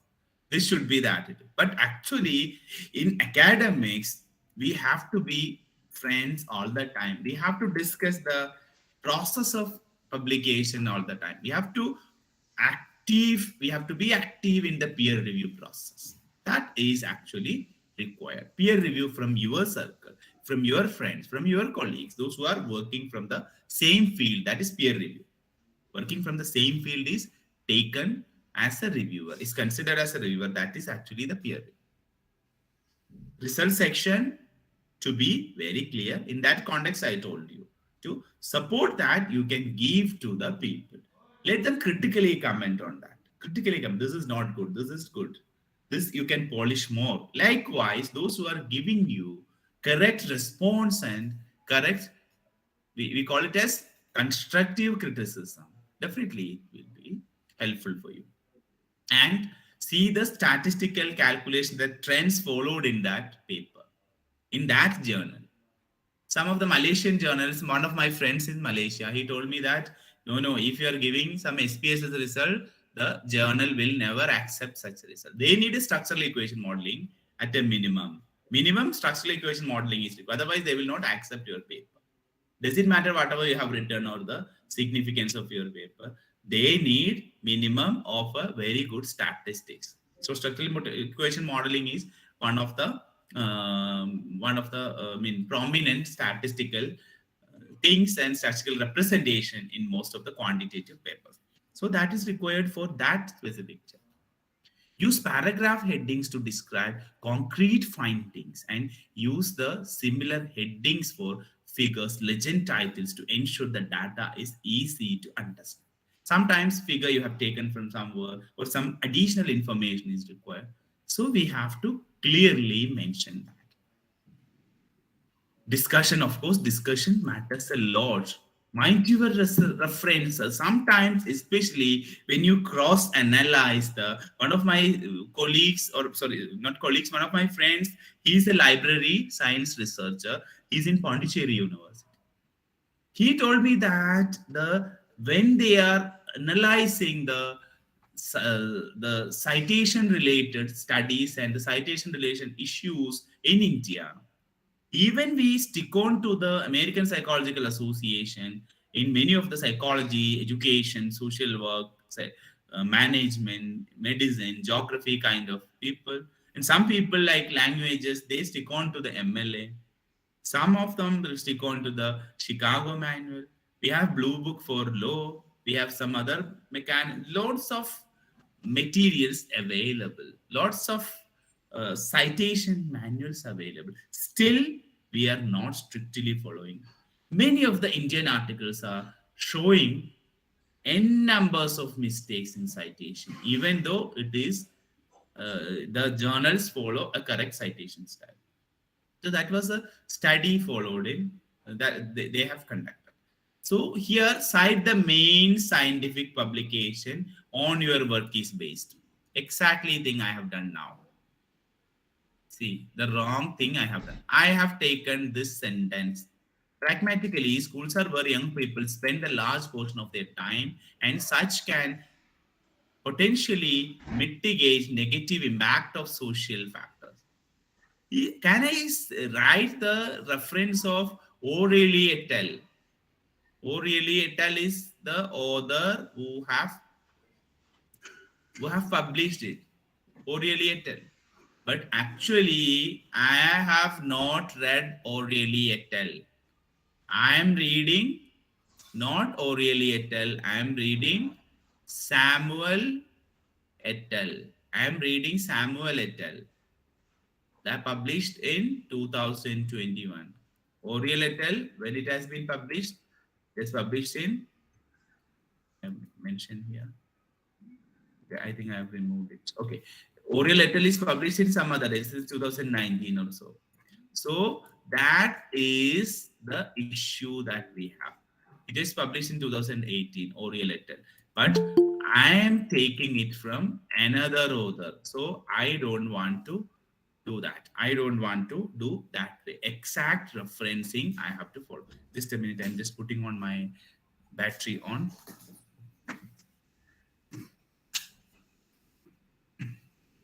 Yes, thank you. Oh, so this is the thing you have to keep in mind.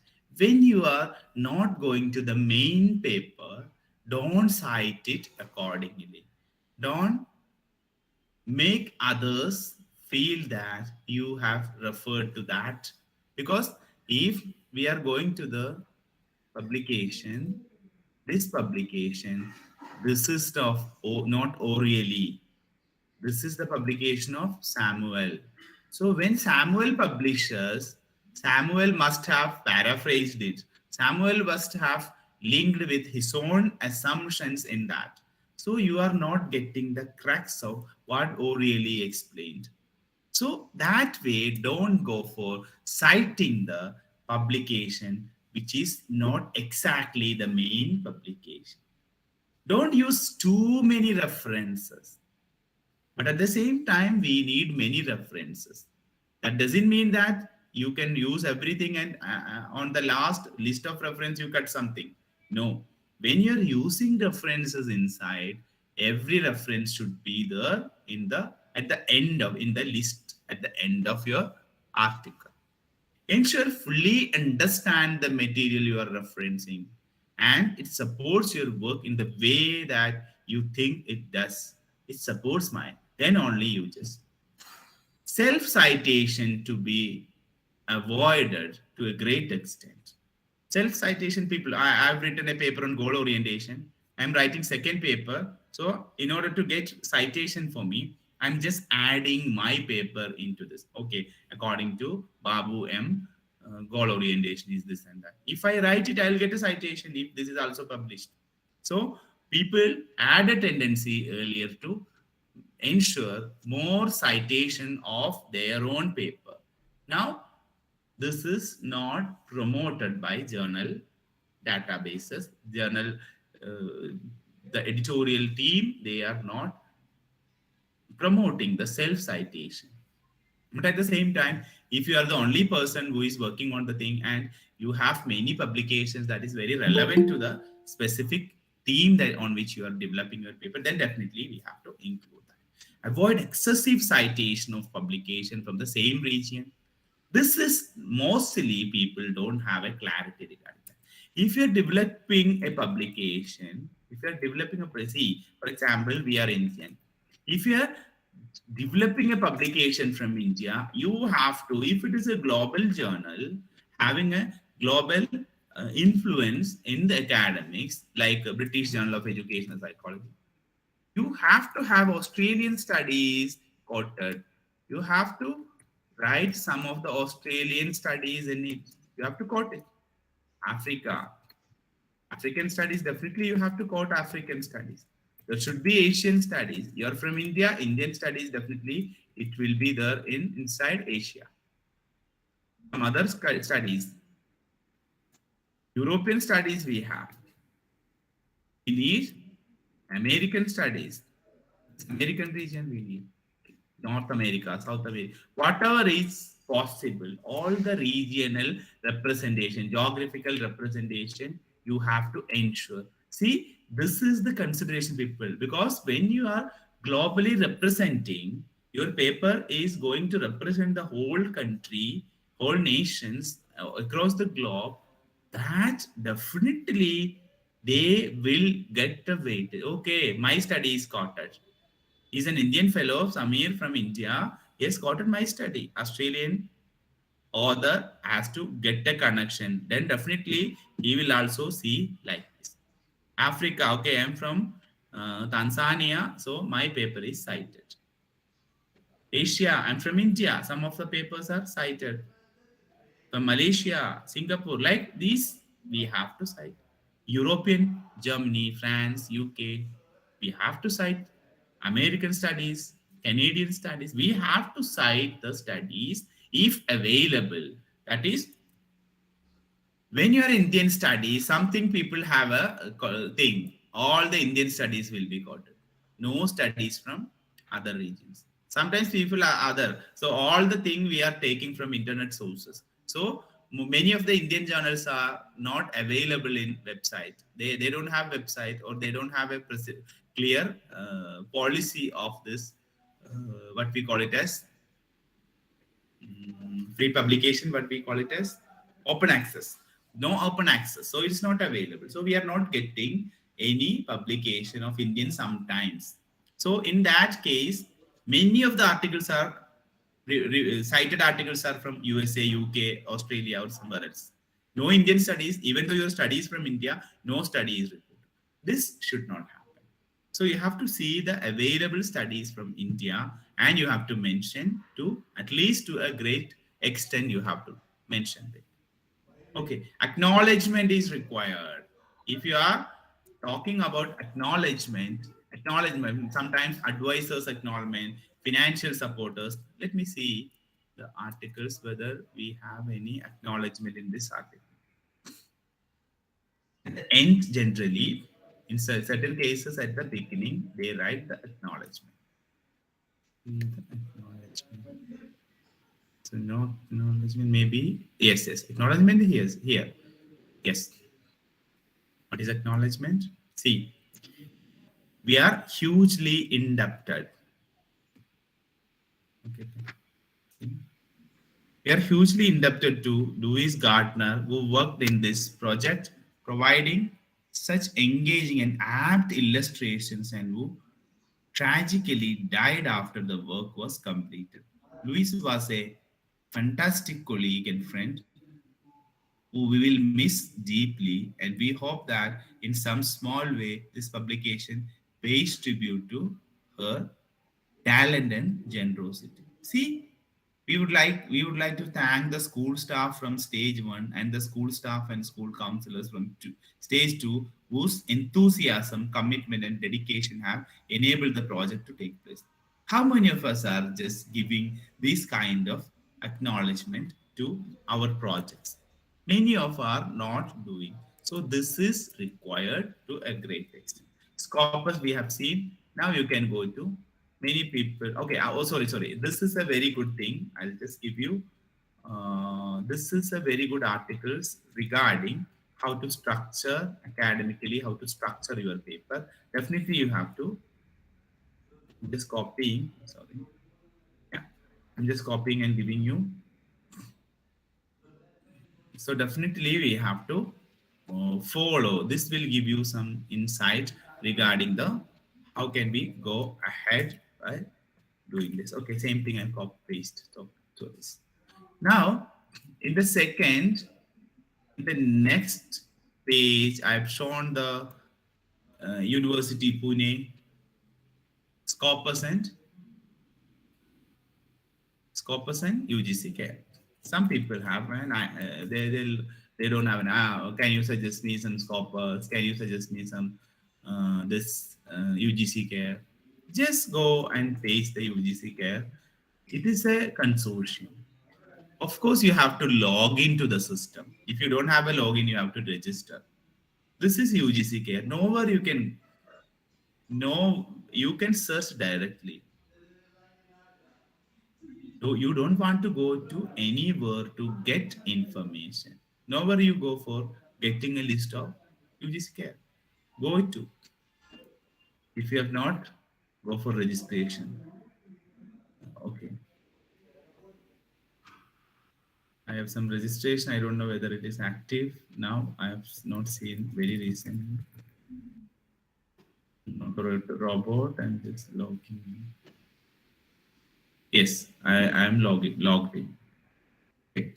Now, once you log in, you will get a UGC care list subject wise, title wise. Suppose subject wise, I am looking into chemistry. This chemistry, I can search. How many journals? We have 39 total journals mentioned here, chemistry. So if you can view, the details will be getting. You can go to the website and you can find out the information. Right? Suppose you have another subject. For example, I'm just going for some other. If you have any title, you can go for title. Indian Journal of Education by NCRT.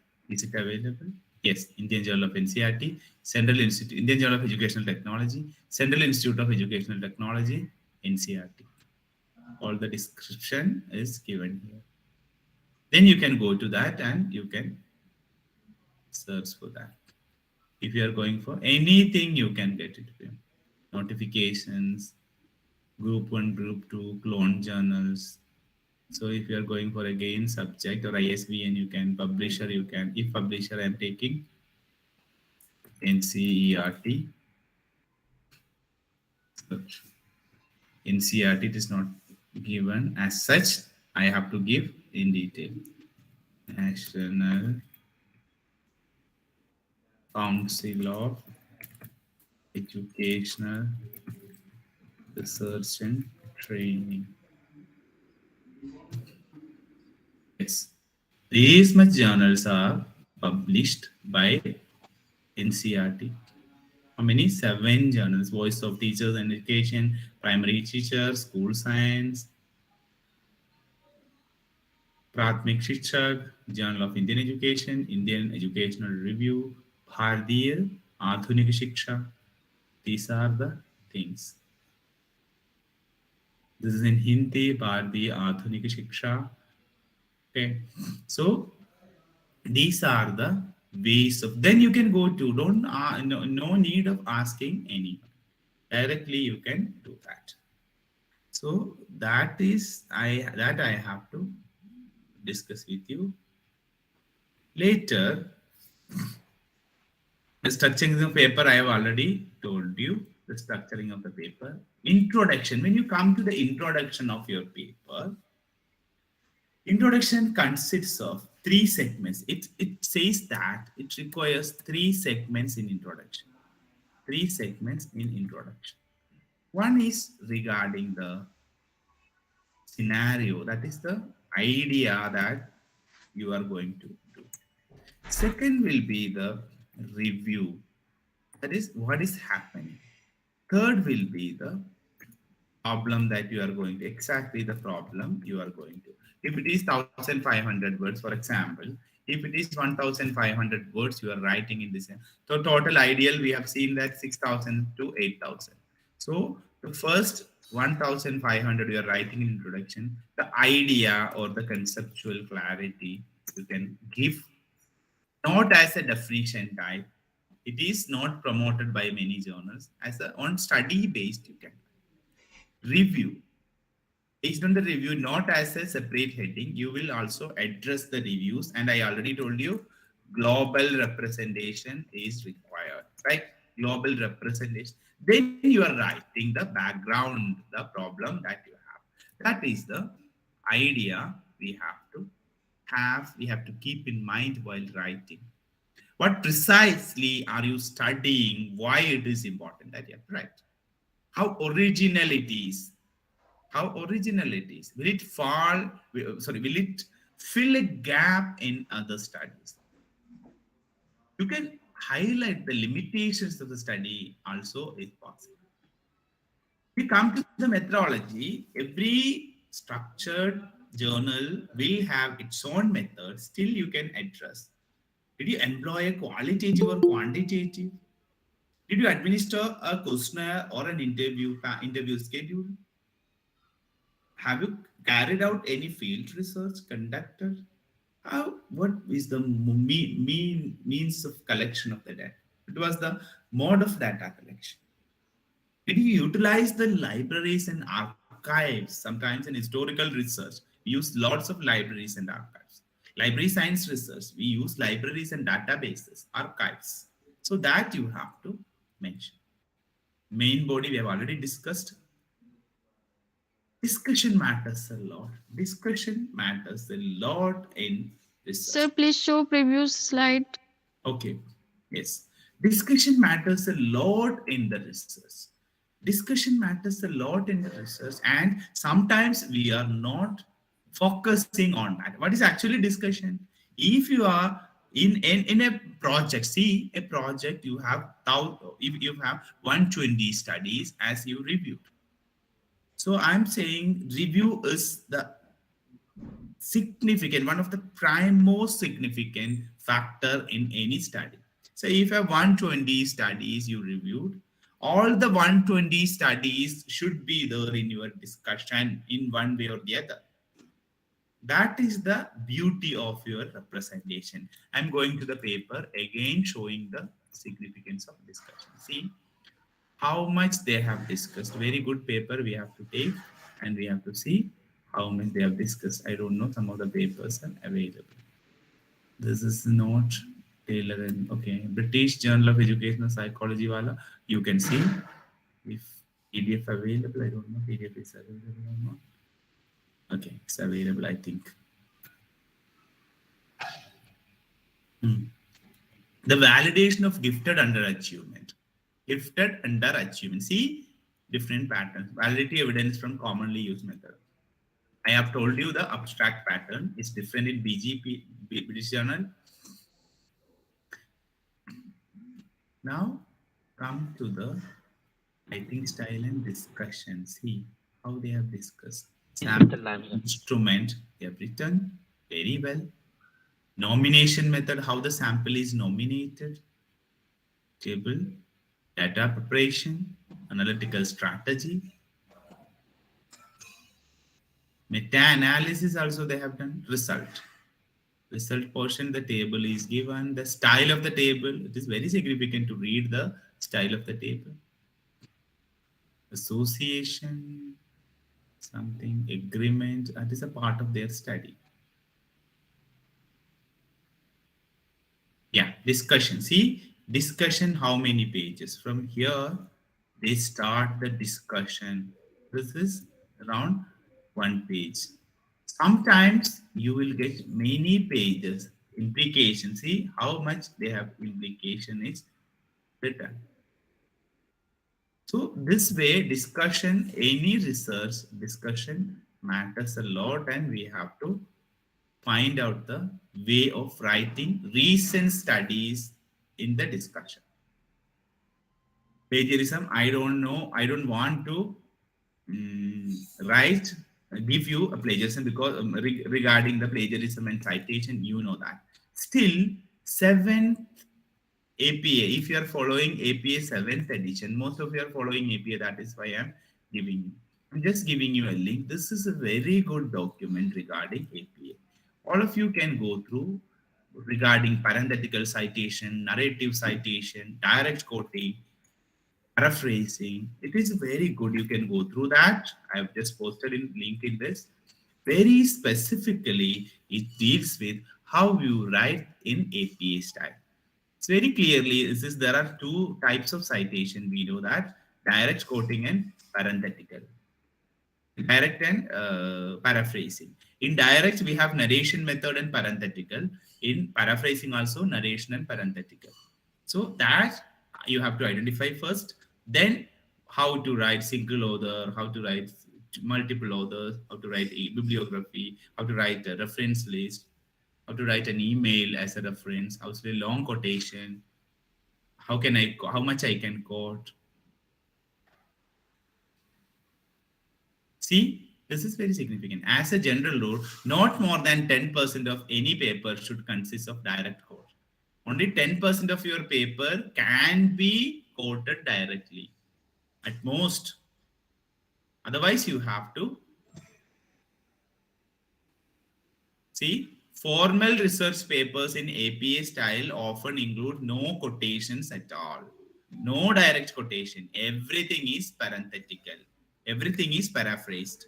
Paraphrased, narrative, as well as parenthetical. So you can go through this. This is a very good document. Both the documents I have given you, very good. So accordingly, you can see that. Now, see, if you're not writing properly, that is plagiarism. Of course, we know that. And in the plagiarism, we in the UGC we follow what we follow in the UGC. Urkund is followed in UGC, but we have Turnitin and authenticate. These are very good in citation. We have to do that. Okay, I am about to conclude, and finally, some of the tips that we have to put. Don't misrepresent yourself when you're writing. Clearly, you mention who you are. Some people say that I am professor, but you are an assistant professor. People start writing professor. One is not having PhD, they will start writing professor. So these type of mistakes we should not do in an academic community. Be honest to the readers. While you are reading, while you are writing, be honest to the readers. Don't include anything that will not answer the questions that you have. Unnecessary things will not be included.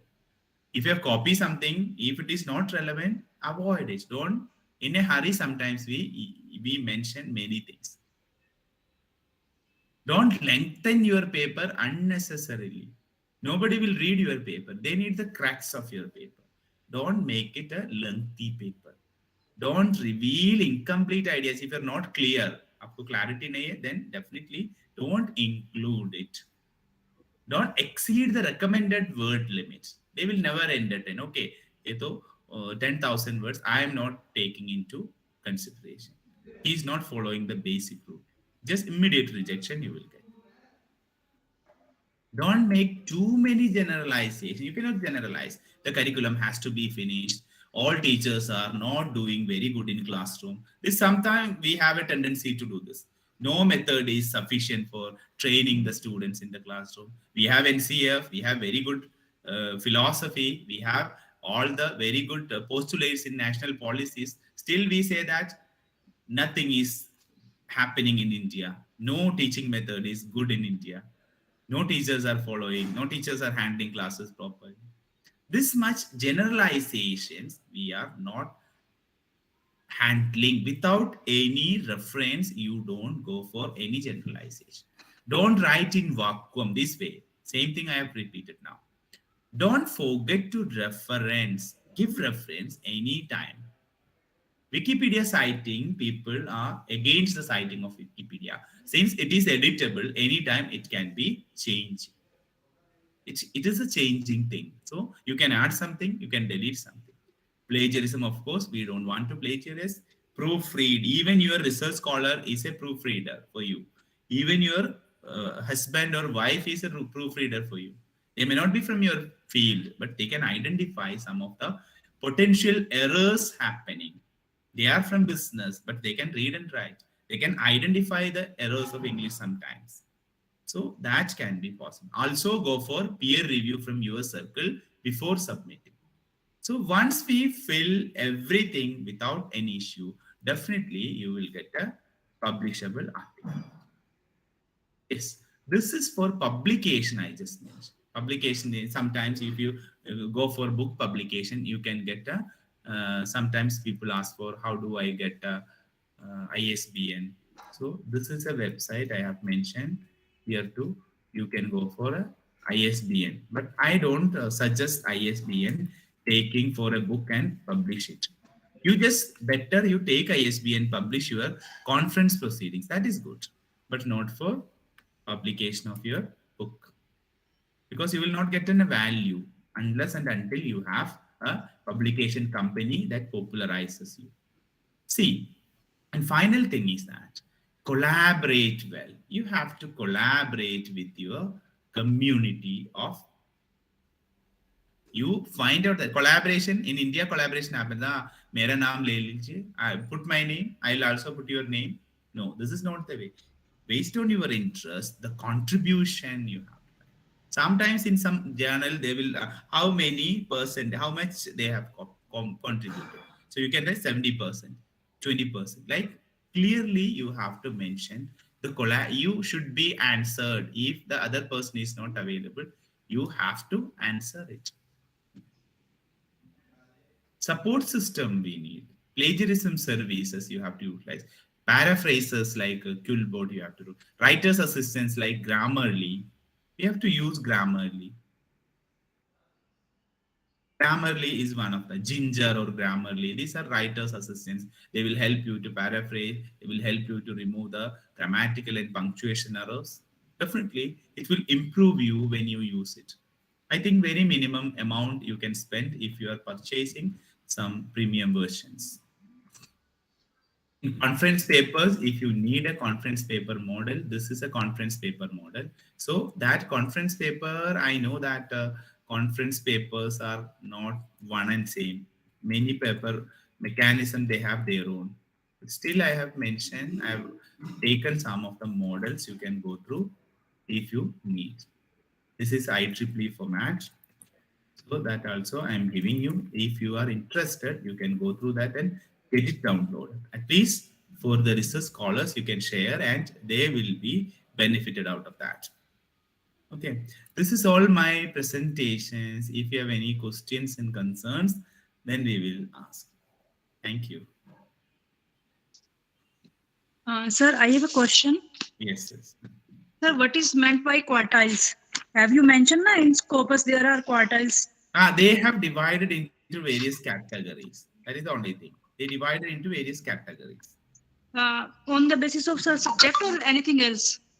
On the basis of the impact of the journal. On the basis of the impact of the journal. On the basis of ranking of the journal, they mentioned in 4 quartiles. Yes. Okay, thank you, sir. Sir, thanks for the nice session. Can you share that word file again, sir? We'll take a screenshot. And if possible, can you share the presentation material, sir? Okay, definitely. I'll share to ma'am and she will give you. Okay. Thank you, sir. Yes, sir. Yes, sir. Yes, Dr. Sunita. Yes, ma'am. Thank you, sir. Thank you. Taught us so well about academic publication, and I hope all my participants also understood well. I thank Dr. Samir Babu M for delivering effective and interactive session. I hope it is fruitful for all our participants. Thank you, sir. Thank you so much, sir, for wonderful and enriching session. And now I would like to thank Dr. Suman Dalal, Dean, Faculty of Education. Thank you for rather I would like to say thank you, Samir sir. Thank you very much. Thank you, ma'am. For your instant support also. Thank you, sir. And very, you may say very interesting and presented very lively. Thank you very much. Ma'am, thank you. Thank you, sir. Thank you, ma'am. And now I would like to thank Dr. Suman Dalal, Dean, Faculty of Education and Chairperson B.P.S. ITTR for all guidance, motivation, and support. I also thank Dr. Reena Rani, Sarla convener of the workshop, and Dr. Priya Dhingra, Dr. Annu Balara, co-convener of this workshop, for all their hard work. I thank all dignitaries, esteemed faculty members, research scholars, and all participants for their patience listening. Thank you to all. Uh, Now we all disperse for a lunch break. We will meet again after 1:15. Thank you.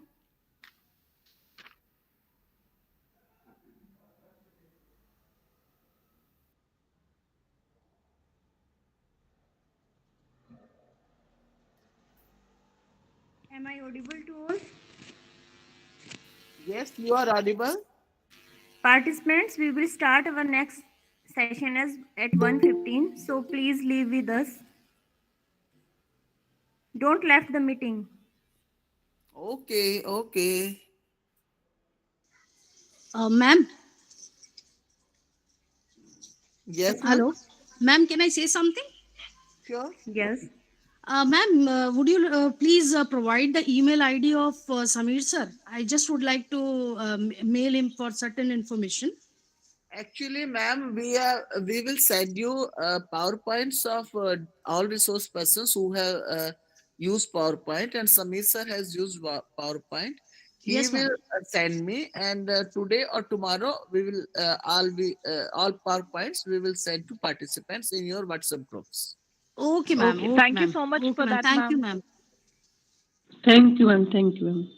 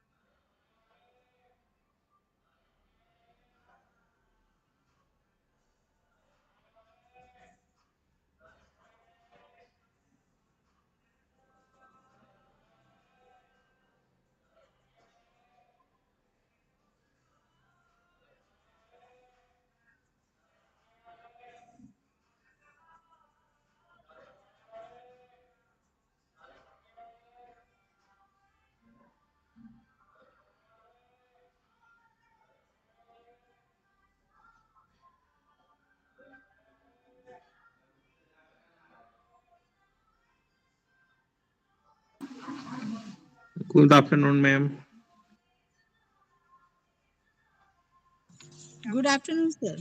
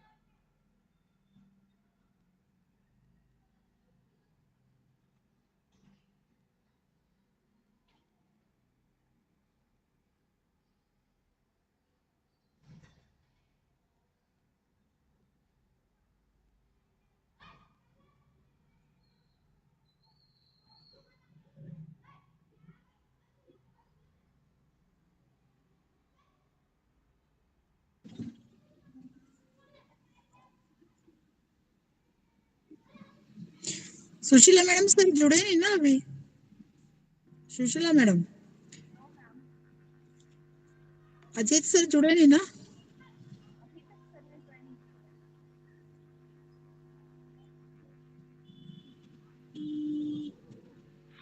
Ma'am, when will the session start? Ajit sir's session?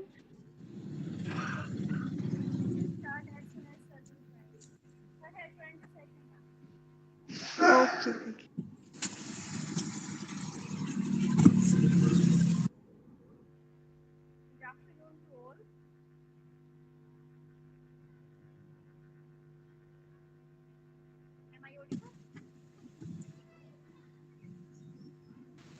Yes, ma'am.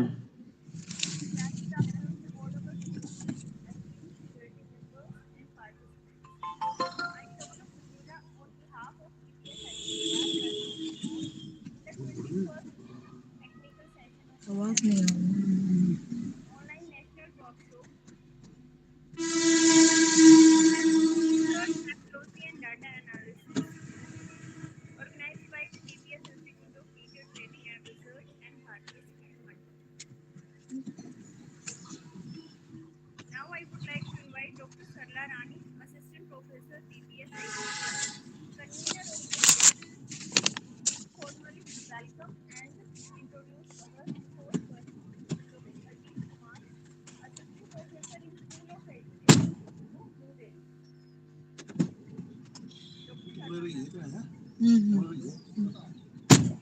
Hello, good afternoon.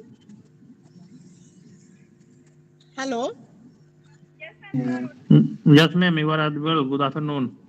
good afternoon.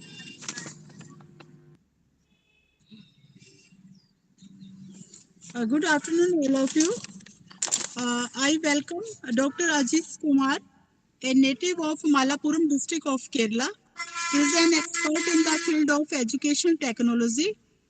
He has serving as assistant professor in the School of Education, IGNOU, New Delhi since 2011. And he started his career as a higher secondary teacher in physics and later shifted to teacher training and has more than 16 years of experience in teaching. He has published edit book and more international journals and units written for ODL institutions. He has presented papers in various seminars and conferences. His area of interest are educational technology, statistics in research, and science education, teacher education, higher education, and open and distance learning. And I again welcome to our eminent resource person, Professor Rajesh Kumar ji. And now I hand over Dr. Sushila.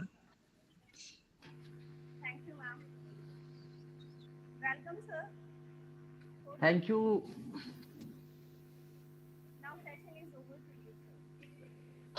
Thank you, Dr.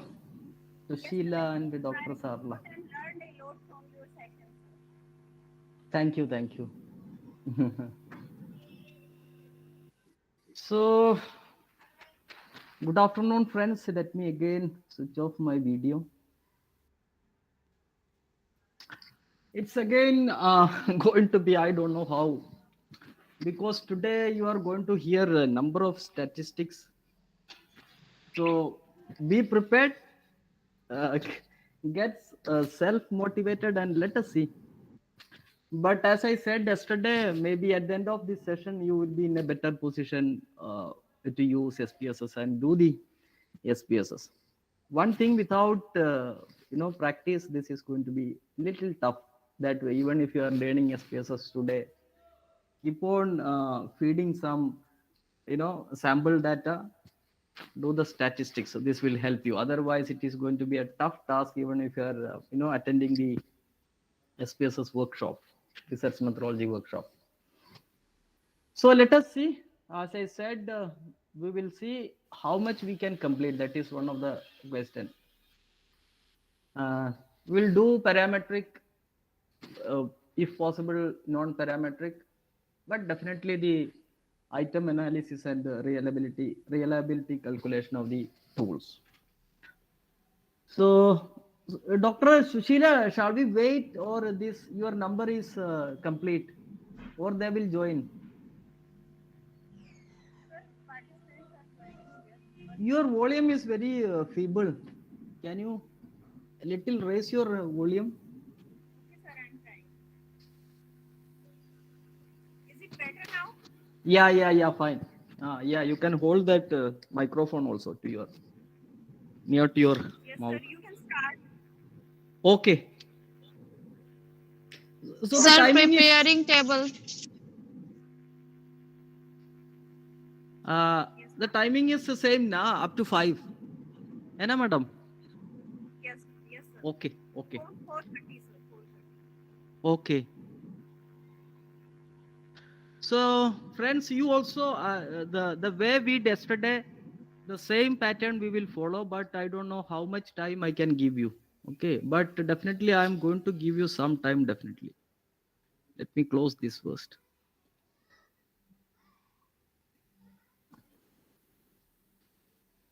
Let me share my screen.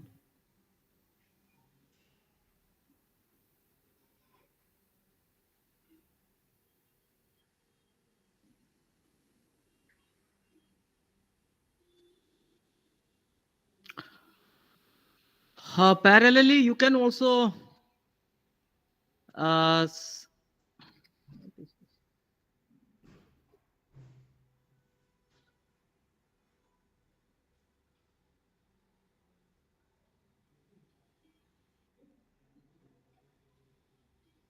just a minute.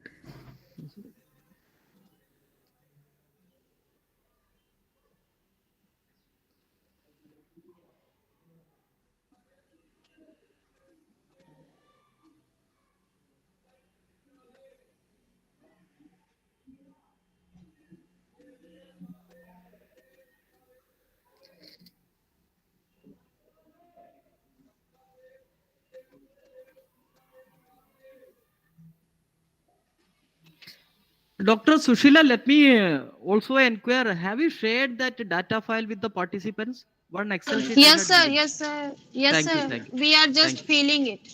Okay.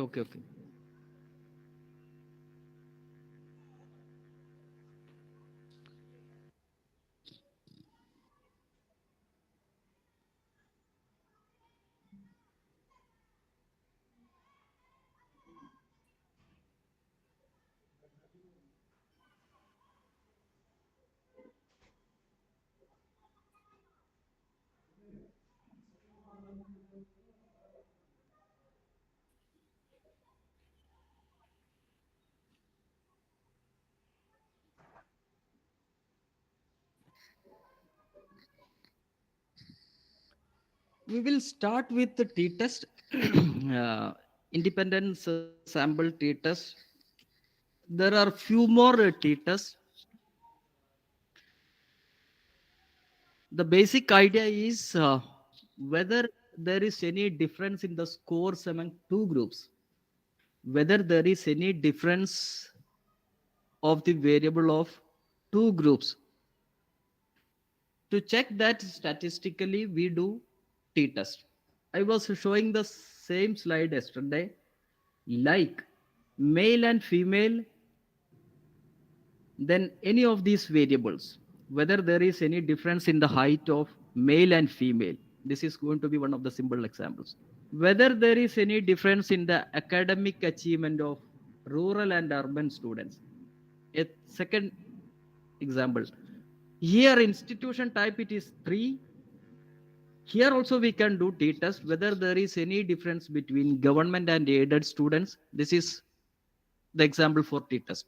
Whether there is any difference between the height of government and aided students, or whether there is any difference between intelligence of government and aided students.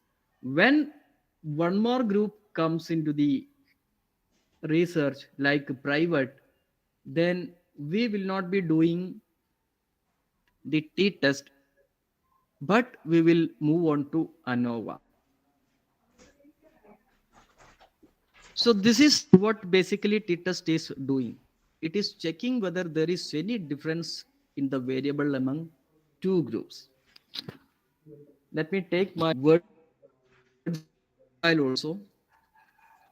Now let me ask you, can you make use of your chat and if possible, can you write how the objective of t-test will be? Let me see the chat box. My research objective is I want to find the difference in the height of male and females. Very simple question. I want to find the difference in the height of whether there is any difference in the height of male and female students. If this is my research, objective, how the research objectives will be, research objective will be written for such an idea. Can you please make use of your chat box? Let me see. I'm just waiting for, meanwhile others can also join. Let me repeat. I'm going to see statistically or in my research, one of my, even if it is wrong, there is absolutely no issue. Put it in the chat box. How you will write the research objective for finding there is any difference between the height of male and female students? A simple example.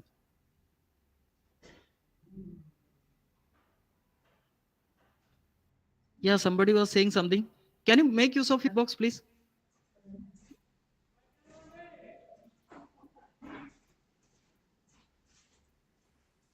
Compare the height of, thank you, Kanjan. Compare the height of students with respect to gender. Yeah, absolutely. Good. Gender difference students with respect to height. Yeah, I mean, like a diverted or some other version objective. Yeah, compare gender. I need the complete objective, the way you write in your thesis to study the difference. Thank you, Dr. Sarah. Of male and test is through t-test.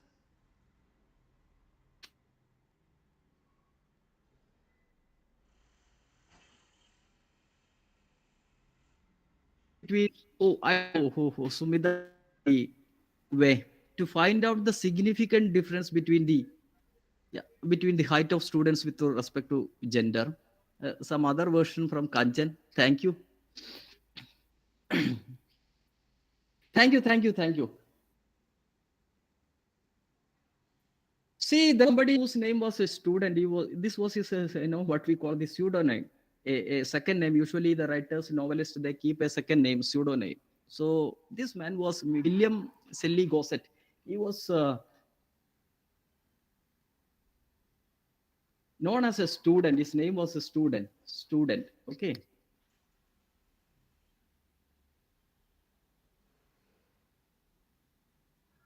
And that's why sometimes t-test and t-test. We do number of t-tests different ways. One of the simplest ways is finding the difference between two groups. Okay.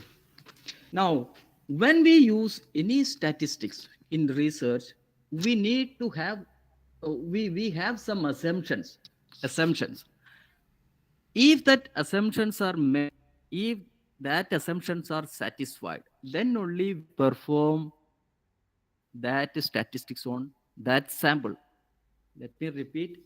Whatever statistics you do in research, like a t-test, correlation, Anova, chi-square, regression, any statistics in research, if you want to apply these statistics in your research, the data should follow some assumptions. Definitely be satisfied or that assumptions has to be met. So whenever you listen any statistics class, sometimes you will be hearing this. Can you see my word file? I'm sharing my word file in the chat box, please. No, sir. Yes. Thank you. You can pin if it is not visible. Okay. So friends, whatever strategy, this is around 25 pages. All the statistics are there, and with each of the statistics, I have given the assumptions also. Let us, only do with the case of this t-test. Okay. Rest of the things we will not be taking time for discussing the assumptions. But you should understand that with each and every statistic that you are performing, the data should satisfy these assumptions. A little bit we have already explained today.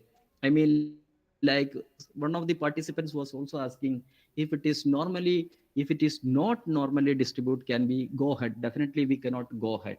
This is the problem. See, when we go to the students and get do the data collection, students may not be taking seriously. But if you are giving, if it is for their purpose, like some quarterly, half yearly, or university examination, they will take it very seriously. This is not the case with when we go for data collection. And that is one of the reasons. There are many reasons. One of the reasons that we that is one of the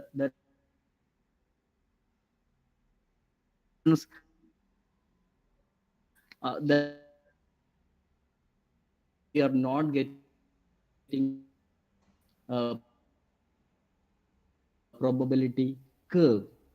Otherwise, if you do a serious test, most of the statistics that we are going to discuss, one of the major assumptions it is has to have a normal probability curve. Normal different types of distribution, Gaussian, Poisson, not going to discuss that. But the normal distribution you are already aware about. Okay, so that's why when you are writing your thesis and all, we will first give the normal probability curve of the data, normal probability, or sometimes PP plot also, sometimes people give Q plot also, sometimes people give. So this is also another technique. So you have to check the normality of the data first, normal distribution or normal probability curve.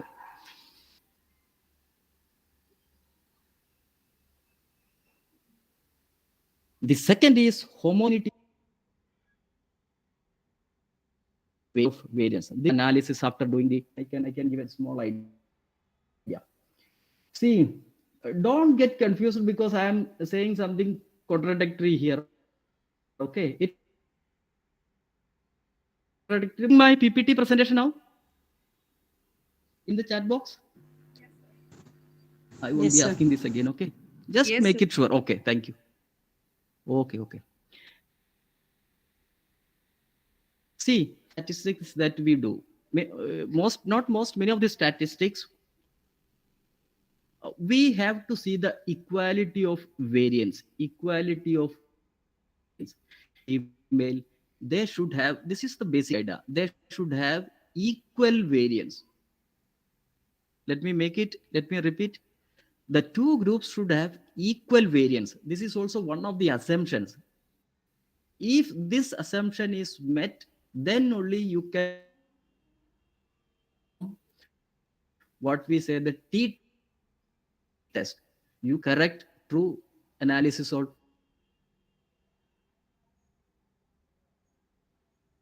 distribution of your research. So you also have to see the equal variance, equal variance. You can take it simply like they should have equal value. What is this variance? This variance is calculated using this formula. Variance is equal to each group should have variance, equal variance, equal variance. And this is performed using this mathematician's test, Leven's test for equality of variance. So when anyone perform Leven's test for finding the equality of variance among two groups, they also form the null hypothesis. See, null hypothesis will be there is no significant difference in variance of both groups. Now it is going to be strictly see what we say the statistics. Okay, couple of the people may be finding little difficult, but you just pay attention and see if you can make some sense out of what I'm saying. Okay, something you will get, I'm sure. Okay, so friends, we will not be taking this to our research report mostly, but this is mandatory. This is one of the assumptions. We have to check the equality of variance of the sample. And as I said, variance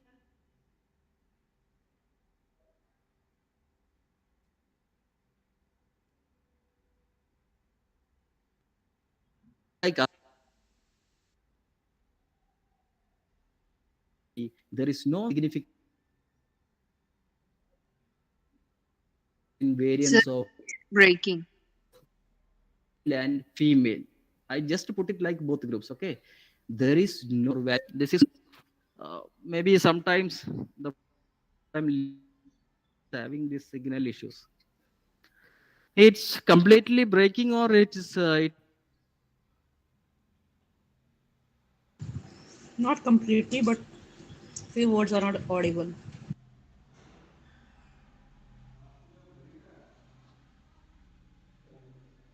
breaking, not properly audible. That's why I switched on my also see video. How about now? Is it audible now? Can you put it is the same? Now it's clear. The sentence was okay.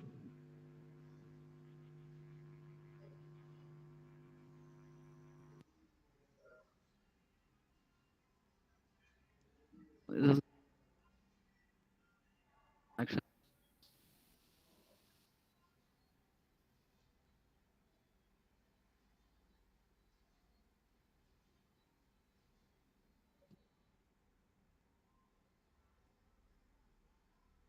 For me like this then. This is the problem from my end, not with any your side. Is it okay now? Yes, sir. Okay. So let us see. Okay. So friends, so what you are going to see, two things. I already told sometimes you will feel it like a contradiction, but this is absolutely not a contradiction. Okay, this is taken in a second, scenario. You have to consider it as a second scenario. Logically, there is no difference that way. What I discussing.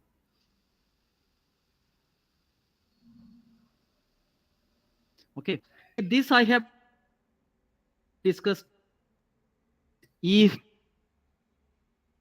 p value is less than 0.05, this is going to be significant. Rejecting this, we will have the result like there is significant difference in the variance of male and female. There is significant difference in.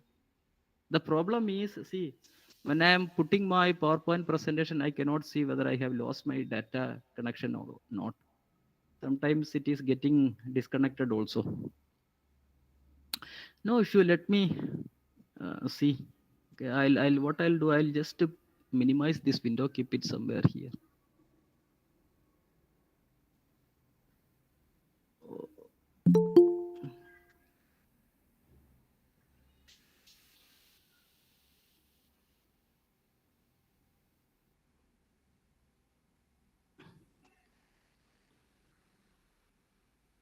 Oh shit. Not going to work that way. Friends, let me repeat. If p value is less than 0.05, this is going to be significant. We are going to reject the null hypothesis. Rejecting null hypothesis means there is significant difference. But that should not be the case for what we say to meet the assumptions. We should have equality of variance. The second, if p is less than 5, we will not reject the null hypothesis, sorry, greater than 5. If p value is greater than 5, we will not reject the null hypothesis. In that case, we will see there is no significant difference in the, we will accept, we will not reject. By that I mean we will accept the null, but technically we should not use that term acceptance. Okay, we will not reject the null hypothesis. In that, there is no significant difference in the variance of both the groups. What you are going to see here is, see, when we do the t-test, one of the columns will be Leven's test for equality of variance. Friends, be very careful. When we do Leven's test, first column will be Leven's test of equality of variance. We will get the data for that. What you should understand is if p value is greater than 0.05, the assumption is satisfied. Let me repeat, don't get confused. If institution to say that there is no significant difference in the variance. So that we mean we have met one of the assumptions of t-test. Otherwise, we cannot go ahead. Again, p-value is greater than 0.05, not point, 0.5, 0.05, sorry, 0.05. This is 0.05, okay? If p-value is greater than 0.05, there will be equality of variance. But for rest of the statistics, what we take is p-value is less than 0.05. I'll like it, I will make it little more clear when I do the statistics in t-test. So what we should say if p should be greater than 0.05. I'm not very sure. Can you hear me? Can somebody switch on the microphone and say yes? Yes, Yes, sir. sir. Yes, sir. Please. Yes, sir. Okay. Okay. Now let us come to the next assumption. Okay, data should be on interval or ratio scale, which I was showing you yesterday. Okay, definitely the data should be this way. Okay, quantitative data. The data should, all these data which you are seeing in numbers, they are quantitative data. They are either interval or ratio. Mostly they are ratio scale data. Okay, this is ratio or interval data, but this is ratio data. So data should be either on interval or ratio scale. This is nominal or ordinal. We are categorizing categories, nominal, ordinal. So we should have data of this kind to perform t-test. Now again coming back to, so that is one of the assumption. Most of the statistics have all these assumptions. Outliers, there should not be anything. See, suppose we have a like a disability scale or questionnaire whose value is from 0 to 50. If the minimum value is 0 and maximum value is 50, outlier means if a student scores some 100, if a student score 100, this is considered to be an outlier to perform the t-test. To see the outliers, you can remove that sample and just perform the the statistics. Otherwise, the result is going to be not assumptions. Definitely, these assumptions has to be met by your data. Otherwise, you cannot go ahead with the statistics. Very clear. Okay. Now, research objective. I was saying yesterday also, there are different ways of writing objectives. People write any way as they like. Okay. But if you want to be a technically sound research objective, if you want to perform t-test, this is the best way to write objective, to compare the mean scores of achievement in physics of male and female students. This is an example. Okay, I have given an test which is achievement in physics, and I am seeing whether there is any difference in the scores, mean scores. This is what we are checking. We are taking the mean score, not the entire score. Only mean score we will take, and we should then write the research objective like to compare the mean scores of achievement in physics of male and female students. To compare. People write to study the way we have seen in the chat box. Okay, when you write the objective that way, you will be in a confusion what statistics you have to use, not a later point when you analyze the data. So to avoid confusion, it is always better to write your research objectives this way. But if you see, review the literature, if you find the thesis which are available in the Shodhganga and all, you may not be finding this kind of, sometimes you will find, sometimes you may not be finding this kind of a way of writing. that is also not wrong, but to make your task more easy, to be technically more right, it is always better to follow these standards of writing your research objective. From these objectives, it is very clear that the researcher, the investigator, is going to compare the mean scores of achievement of two groups, that is male and female. So if you plan to do some comparison in your research from the beginning, when you prepare your synopsis and all, if you have a plan of whether I should necessarily conduct a statistics which would help me to compare the two groups, then you have to write your research objective in that way. Now, research objective you cannot statistically prove. Research objective, I mean, like you cannot statistically prove. What you statistically what you will prove? You will statistically prove your hypothesis. Okay. So if you have an objective like getting the mean scores of two groups, then you have to have hypothesis answer. Technically, again, this is written this way: there is no significant difference in the mean scores of female students. Technically, this sounds very good. It is going to give you a clear idea that you are going to test statistically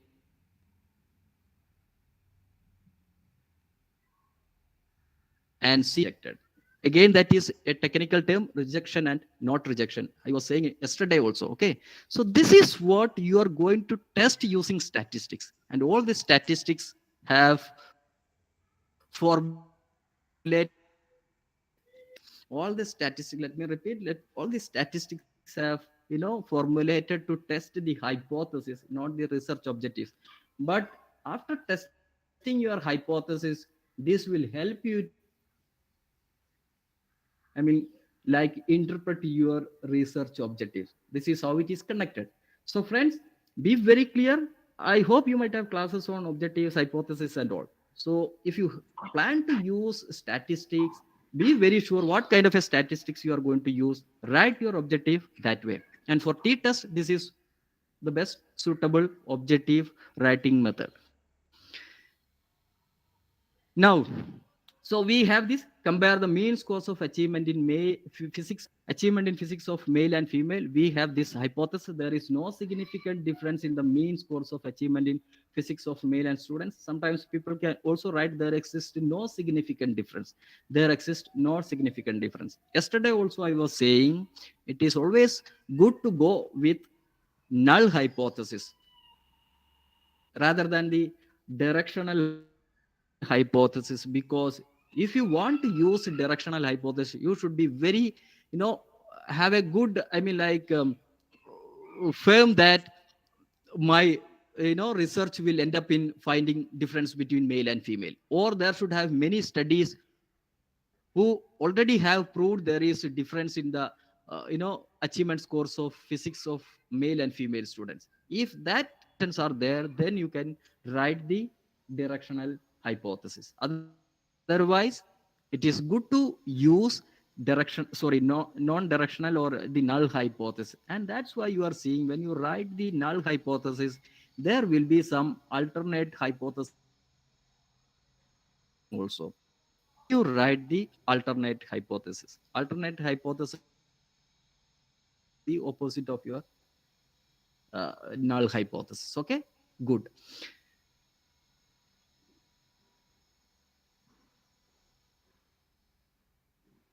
I hope this is clear. Now let us come to the statistics. Okay, I had given circulated that what we say the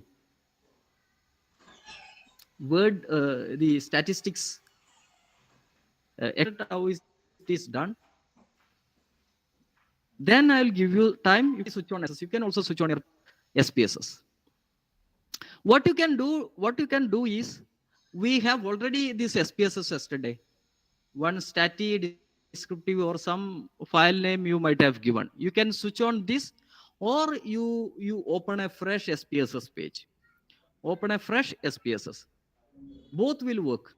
Okay. Either you switch on this or take a new SPSS file. I'm taking a new one.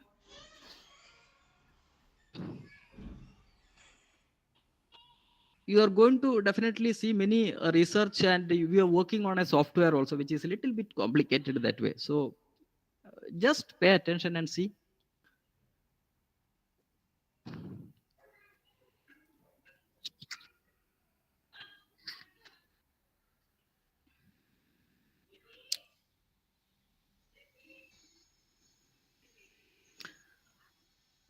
This is getting activated. Okay.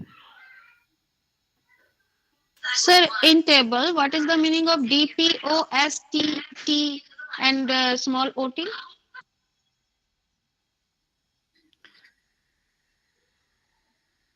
Where is that? In my PowerPoint presentation.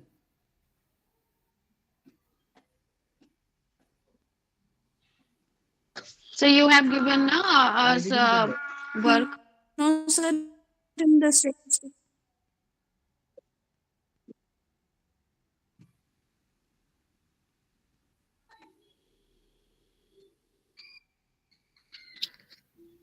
See. Okay. So when you are opening your SPSS, I already told yesterday that this dialog box may appear in your SPSS also. You just close that. Just close it. You can listen here. Now I will take my data file from here.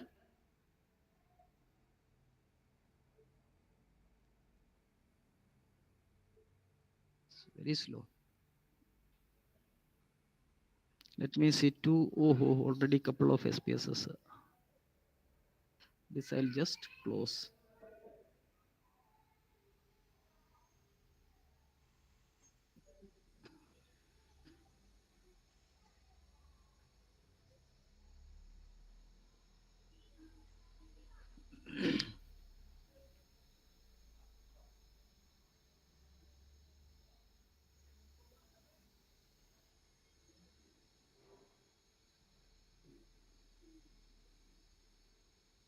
So friends, this is the new SPSS. I have closed that dialog box.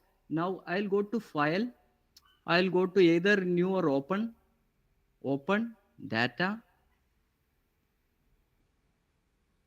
So this will ask for you ये कहाँ आपने store किया है. I'll take from somewhere from my storage space G.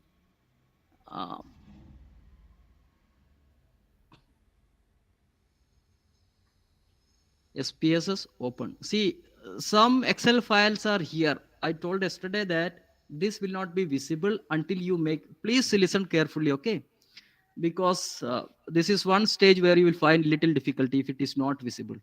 Usually people ask in SPSS workshop, this is not available or visible. So if the Excel file is not visible, you have to go to this file types, click this. You have to select Excel from here. Once you do that, then only the Excel files will be visible. This I have already circulated. You have to select a data set to open. Nothing to do.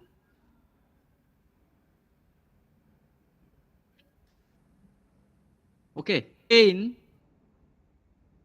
Again, see the data file Excel sheet which I have created is having 4 data files, separate data files, 4 sheets. One is survey, one is factorial analysis, one is regression, and one is experimental. Okay, so you have to select the survey sheet, then click OK. Let me repeat: file, open, then you make it Excel, then you select the sheet, survey, and click on OK. See, now the output page is also ready. This is the output page, a blank output page. This is the data file. This is a big data file. Okay, this is the variable view. You are seeing this is required for when we are doing what we say this item analysis, all those statistics which we are going to study, except the experimental analysis. For that we will take another. For regression we will take the other sheet. Okay, so friends, very easy. Management, local, subject, occupation, all those are there. I'll give you just an idea how this data set is. Okay, there is teaching competency. Teaching competency. This is a Likert scale on teaching competency. This Likert scale is having 48 questions. 48 questions. When we prepare the questionnaire or Likert scale, there will have dimensions. Dimension. This is the first dimension. Teaching competency is something based on knowledge. Relating to that dimension, first dimension, there are 8 questions. Relating to the second dimension, performance, which is again a part of teaching competency, there are a couple of questions. Then third dimension is something related to the personal variable, couple of questions. So there are 6 or 7 dimensions, going up to management. And these all questions we have, got it prepared from the samples. Then this is their final score. So this is their individual question score. These are individual question score, and this is the final teaching competency score. This is what you are seeing here: gender, male, female, local, occupation. If you click on these variables, see labels, you can see that it's not written. Oh, values we have not given. Values also we have to give. Okay, that we will give. Otherwise, this would have shown here. Okay, so let me make a small correction here. Okay, gender we have 1 and 2. Management is 1, 1, 1, 2, 3. Management 3 types are there. Local again 1, 2, only 1, 2. Then subject it is 3. Occupation is also 3. Okay, so I'm giving you the labels, otherwise it is going to be difficult. Values: 1 is male. This you have to do. I will give you time. Okay, 2 female. Add. Okay, so that 1 is management, it is 3. 1 is government. We'll just put some values. Government. 2 is aided. 3 is private. Add. Okay, then local, it is only 1 and 2. 1 is rural. Second is urban.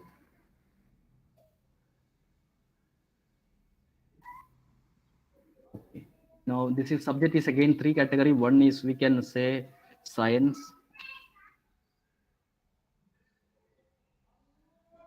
Add. 2 is maybe arts. Humanities or commerce? Humanities. 3 is commerce. Add. Okay, this is also 3 occupation. We will give 1 government job, maybe government. Second is private job. Private. Third is semi-government. Something like that you can give for the time being. Semi-government. Add. Okay. So now let us see the data view. See, male, female, all those are male, female. Science, humanities, government, private, semi-government. Oh, there is a 4th category also here, occupation. So we'll add 1 more. Okay, I'll come back to variable view. Occupation we'll select. 4th one is something like a semi, no job. Okay, no job. Add. Okay. Now you can come back to data view again. Government, private, semi-government, no job. So we have given. So this you have to do right now. Okay, when I'm giving you time, you fill all these values. Scale, question 1, question 2, question 3. A 5-point Likert scale, it seems like. Okay, so the first student has given 5 mark for this. Agreeing. Second question he has given 4, so it continues. So this is the total. This knowledge is the total of this. See, teaching. This is also dimension management. So this is the total score of each student. Total score of each student. They have taken another variable, intelligence also, that they have measured, but the question wise data is not here. They have given only the final. So let us see the first analysis of t-test. Okay, when you one t-test I would show, which it's not usually done. It's usually not done. Okay, but I'll just show you that t-test is known as this one, the one sample t-test. One sample t-test. Let me see what is the message.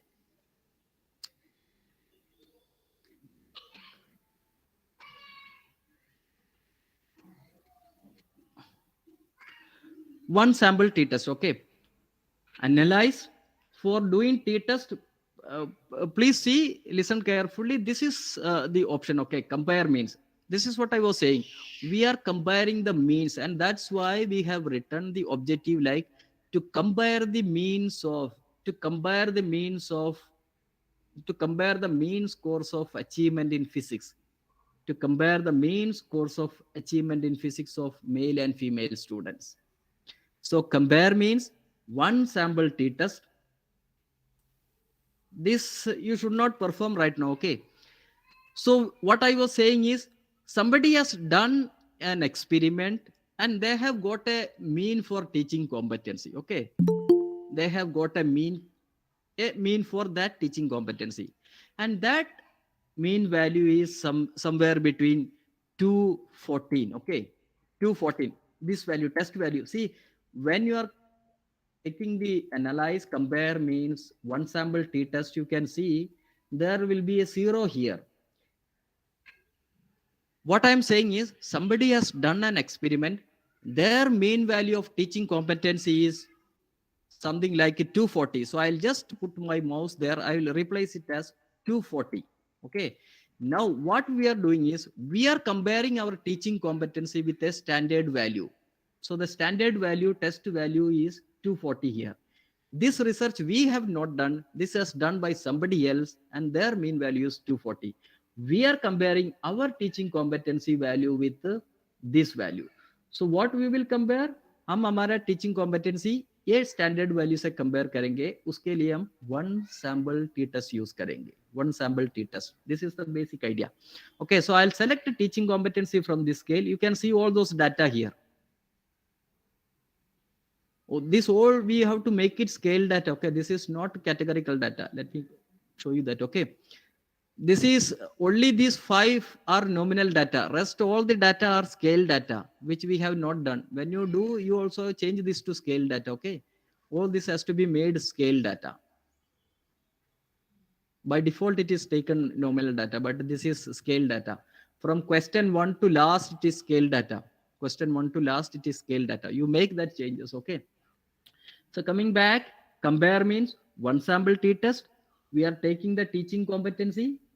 Let me see, teaching competency is scale data. Will be taken to the scale variable.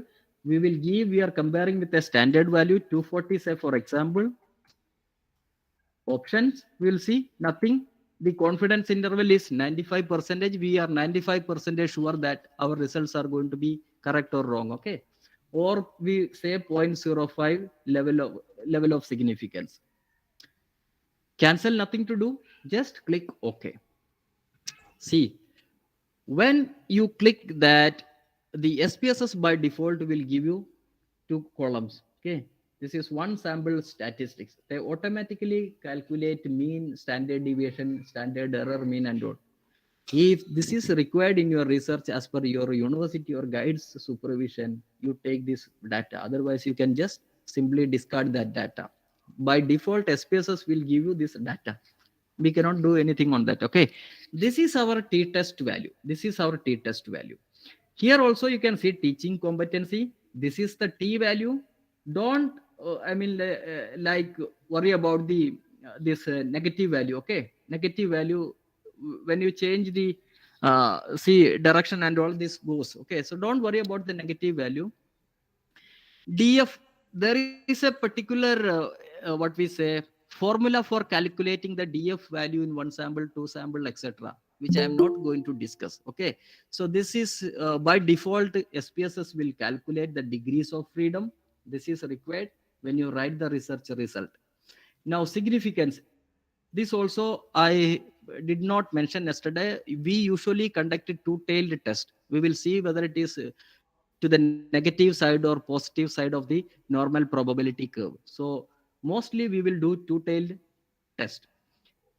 Two-tailed test. This is also required because what I'm going to say is something very important. See, friends, when you compare the our test value with the standard value, there is a standard value table. There is a standard value table. See, many people have conducted research on teaching competency, and they have made taking the examples, the result from such results, such researchers, a standard table is prepared. So this is what you see in the all the statistics book. At the end of the statistics book, you will see standard tables for t-test, Anova, and all the regression and all the for all the statistics there are standard values, and that standard tables and that standard tables have prepared based on the research result.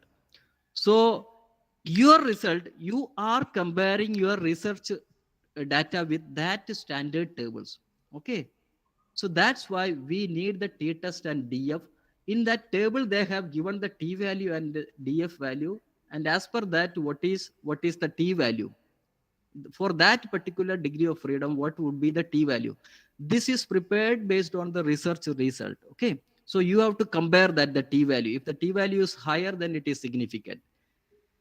But this is what we manually do. Okay. But by default, I am saying many things, friends. I don't know whether you will get confused or not. Okay. So that's why you should pay attention to what I am saying. Many things I am saying. Now, if you are calculating manually, we will not get the significance value. Applying the t-test formula, you add all the values and calculate with the calculator or any calculating machine, you will not get the significance value when we are calculating the t value. We will get only t value. Okay. But in SPSS, by default, they have given the significance, level of significance also. Couple of other things by default they have calculated, which we don't require. So we will see whether it is significant. Let me again make one more important point. If this value is less than 0.05, usually in behavioral sciences, social sciences, we fix our level of significance at 0.05 level. In sciences and all, they fix at 0.01 because they need more precision. In social sciences, behavioral sciences, we don't that much precision, so we keep it at 0.05. So normally when we check the significance, we check at 0.05 level. So you see whether this value is less than 0.05 significance value. If it is less than 0.05, again I would like to invite your attention on this slide. This slide, see, if p value is less than 0.05, this is significant and we will reject null hypothesis. What was our null hypothesis? There is no significant difference. We are rejecting this null hypothesis. If you are rejecting this null hypothesis, our hypothesis will be there is significant difference in achievement in physics of male and female students. So friends, see, this is what I was saying. When we were seeing the 11th test, I was taking this value. When we are comparing, finding the significance, now we have taken this value. We will see whether it is less than or greater than. So in t-test, we are seeing whether it is less than 0.05. If it is less than 0.05, we will reject the null hypothesis. Whatever we have written, this red in color, we will reject that. By rejecting that means we are rejecting this no. We are getting a result that no, there is significant difference. It is not like there is no significant difference, but there is significant difference between male and female in their achievement in physics. So one thing this is just for your understanding. I have told that what we say, one sample t-test. This is how it is done. Okay, take the value, give a standard value, click OK, and see the standard result. Now this is the real what we say, statistics which you have to practice. We are going to see, as I was saying, to compare the mean scores of achievement in physics of male or female students, or you can say to compare the mean scores of teaching competency of male and female students. Okay, as per our data, our research objective will be to compare the teaching competency of male and female students. Hypothesis will be there is no significant difference in the teaching competency of male and female students. So let me come back to that. We were here, data view, analyze, again compare means this is independent sample because male is one category, female is another category. They are independent of each other. They are not the same gender. They are different genders. Similarly, you can see here also, see in the data view, they are from different management, government, private, aided. They are from different local. These are independent sample. Again, subject 4 categories, independent of each other. Science will go to one classroom, arts students to other classroom, humanities to other classroom. Okay, so they are independent of each other. So that's why we perform independent sample t-test. So I'll be either in variable view or data view. I'll click on compare means. I'll click on independent sample t-test. Okay, independent sample t-test. Now let us see how it is going to work. Independent sample t-test. So when you click on compare means, Excuse me, sir. yes. Yes. Excuse me, sir. Space is not coming. Sir, sorry to interrupt you, but I have one question. Okay. Can we take it later? Am I audible, sir? Yes.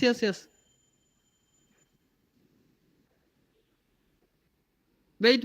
Okay. Am I audible? Please wait. I will give you time. Yesterday also I was saying, but I didn't give you time. Let us see. Okay. Please wait. I will give you time. Okay. Compare means. Okay, sir. Okay, sir. Independent samples t-test. Okay, friends. So I am taking the teaching competency. Okay, sir.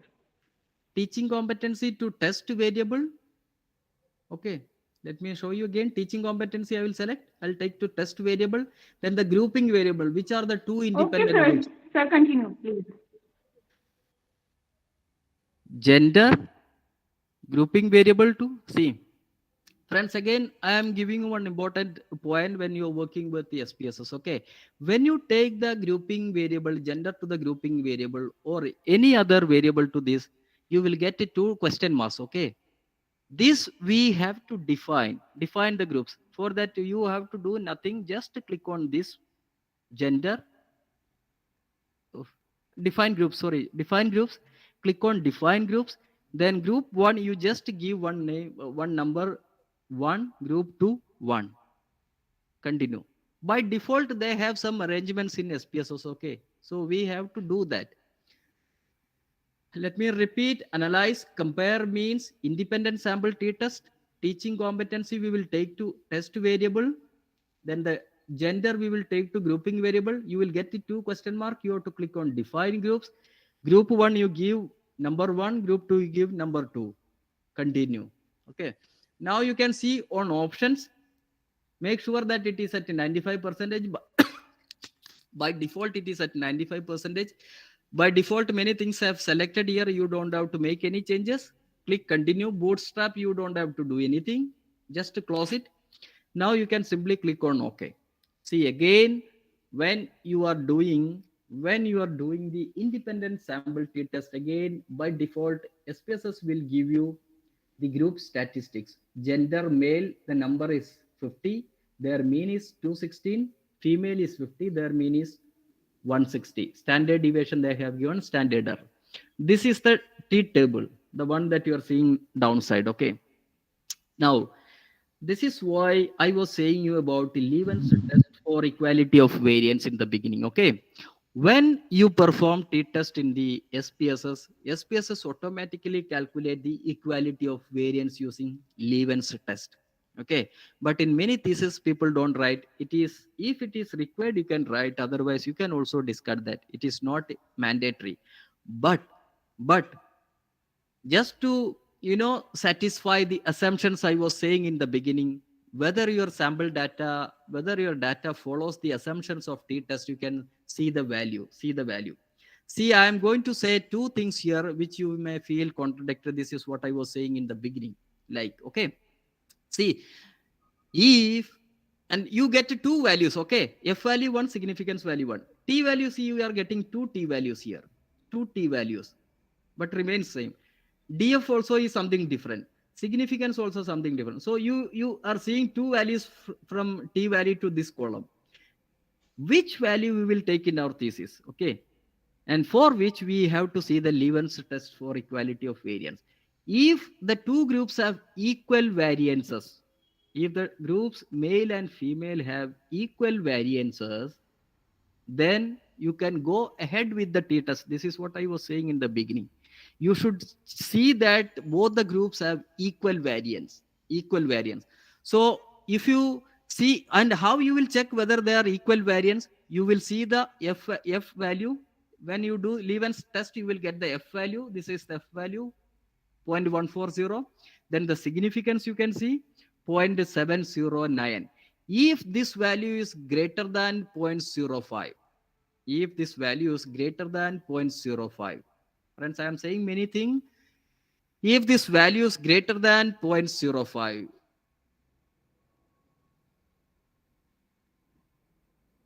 if this value is greater than 0.05, we assume that they have equal variance. Okay, I'm not going to spend time on that now. So see, if this value is greater than 0.05, it is assumed that both the male and female groups have equal variance. So then from this data, it is clear that this value is greater than 0.05. So equal variances are there between male and female. So then you have to take the data in your thesis, all these values which are on the first row.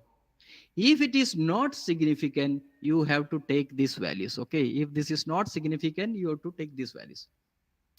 See, friends, so if you are doing the data collection in a proper way, mostly in most of the cases, equal variances will be there. This is a condition. Okay. Now, in our thesis, what we will take t-value, degrees of freedom, and significance. T-value and degrees of freedom, this we will compare from the standard table which I was saying in between. T-value and C. You will see for two-tailed test, that's degrees of freedom. For 98 degrees of freedom, what is the t-value in the standard table? If this value, the value that you are seeing, 23.99, is greater than the tabled value, if this t-value is greater than the tabled value, this is significant. Okay, but SPSS will do one step easy for you. They have already found out the significance. This has to be less than 0.05. This has to be less than 0.05. Okay, this has to be less than 0.05. This is what I was saying. You may feel a little bit contradiction. This has to be greater than 0.05. This has to be less than 0.05. Significance. This is already less than 0.05. So what we will do, compare then, the p-value is less than 0.05. Then we will reject the null hypothesis, which means that there is significant difference in the teaching competency of male and female students. Friends, rest of the data is not very much required in our thesis, so we don't have to bother about that. The mean difference, standard error, 95 lower upper bound and all. Okay, by default SPSS calculate all. So now this is, so we have performed the t-test. Now we will take this data to our Microsoft Word the way we have done yesterday. Okay, for that I will just take the output page. This I will select this by clicking the mouse. Then I'll right click my mouse. I'll copy this I'll take a new Microsoft page. I will just right click and paste it here. Okay, see, when you are pasting, you will get many things here. Okay, so all those are not required in our thesis. We will not keep all these, so we can delete. First you select the table. From here you can put all the borders, then all the columns we will come here. Okay, you can simply keep on deleting the columns. This we don't want. Delete cells and their column something. Let us see how it is. Yeah, so there is some distortion. Okay, this also you can delete, then it will be more easy, I think. Delete rows. This now you can delete columns. This also we don't require many things here. Delete columns. Well, it's going to be little complicated that way, deleting. But if you take some time, you can do that. Okay, just delete this first. This also, let me see. No, again it is not working properly. This is required. See, I'll come back to this place now. Independent sample t-test. Independent samples t-test. Research objective we have written. Formulation of hypothesis we have written. Now, after doing this t-test, you have to interpret the data, interpret the result. So the next task in your research reporting will be results and interpretation.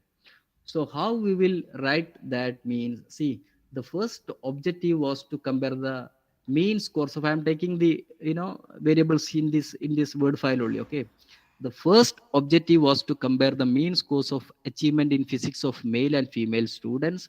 The data were analyzed with the help of t-test or independent samples t-test, and the results are given in table 1. Table 1, then gender wise, N, M, standard deviation and T values of achievement in physics. Gender, male and female, you will write N and M from this table. N and M, standard deviation also you can take for male and female.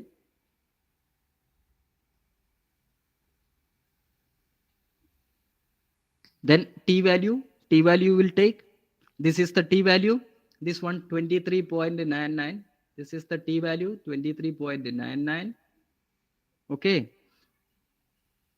Then remark whether it is less than 0.05 or 0.01. Usually we take P less than 0.05. Now again, this is not the end. You have to write then your interpretation as, see, from the table, it can be seen that the T value is, you will write here, which is significant at 0.059 with degrees of freedom. So when you are interpreting, you have to definitely give the degrees of freedom. Degrees of freedom you will get from this table. This is the degrees of freedom 98. We have 100 samples, 100 minus 2, 98. Then this shows that the achievement in physics of male and female students differ significantly.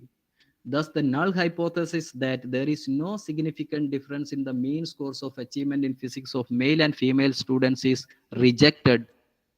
Further, the mean scores of achievement in physics of male students is, you have to write the mean score of male, that is 216, and female it is 160. So that you will write in your interpretation. Male students is significantly higher than that of the female students whose mean score is 160. Therefore, it can be said that male students were found to have significantly higher achievement in physics compared to female students. Once you have done, this is the end of your statistics and interpretation of t-test. If this is significant, okay. If the results are not significant, by that I mean if p-value is greater than 0.05, you are writing as to follow the same pattern, but this will change.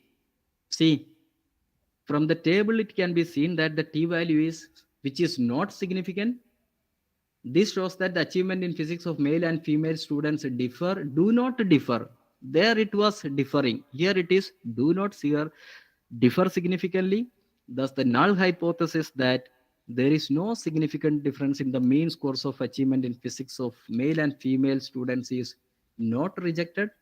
Further, the mean scores of achievement in physics of male students is this one is significantly higher than that of female students whose mean score is this. Therefore, this is your final, what we say, result. Therefore, it can be said that the male and female students were found to have same achievement in students. We also write, therefore, the hypothesis is accepted or rejected. Okay, that way also you can write. So, friends, after doing this much exercise, then only your t-test will be complete. So let me just take 1 or 2 minutes to repeat that. This is a data, blank data page. We have clicked on open data, then we have made it Excel, then we have taken the Excel sheet, then we went to the variable view, we had given the values, then we went to the analyze page, took compare means, then did compare independent sample test, teaching competency we have taken here, gender here. When you are taking gender, this will ask you for defining the groups. You have to define, then continue, then click on OK. Then you will be given the output, two tables. One is group statistics, the other is independence table test. You will see first Leven's test for equality of variance. You will see two things. One, whether it is greater than 0.05. Then it is assumed that each group have equal variance. Let me repeat. If this value is greater than 0.05, there is equal variance between the groups, and then we will see the significance. If this value is less than 0.05, if this value is less than 0.05, this is greater than 0.05, this you have to see whether it is less than 0.05. You then interpret it accordingly. Okay, now if you don't the what we say the Excel data sheet with you, you can do one more thing. Come to this table, click on new data. Okay, then a new page will appear. You can simply type a variable here, gender,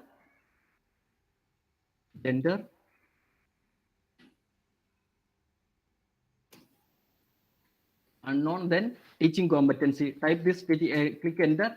You make it decimal 0, make it nominal, you put it to scale, come back to data, you type 1 2 1 1 2 1 2 1 2. You type some 10 to 15 numbers. Teaching competency, you give some score 56, 58, 78, 45, 56, 85, 25, 82. Okay, then you go to analyze. If you don't, if you are finding that Excel sheet to be carried to your SPSS, don't worry. You make a ready-made data. Go to analyze. Compare means click independent sample t-test. Take TC here. Take gender grouping variable. Define it. 1, 2. Continue. Click on OK. This will also give you the t-test value. See. Oh, not this one. You have to bring it down. See. Let me ask you, if you are looking this carefully, whether this is significant, this data, can you put it in the chat box? Whether the t-test is significant or not. If you have understood something, you will, respond properly. Yes, sir, it is significant. Let me know any other response.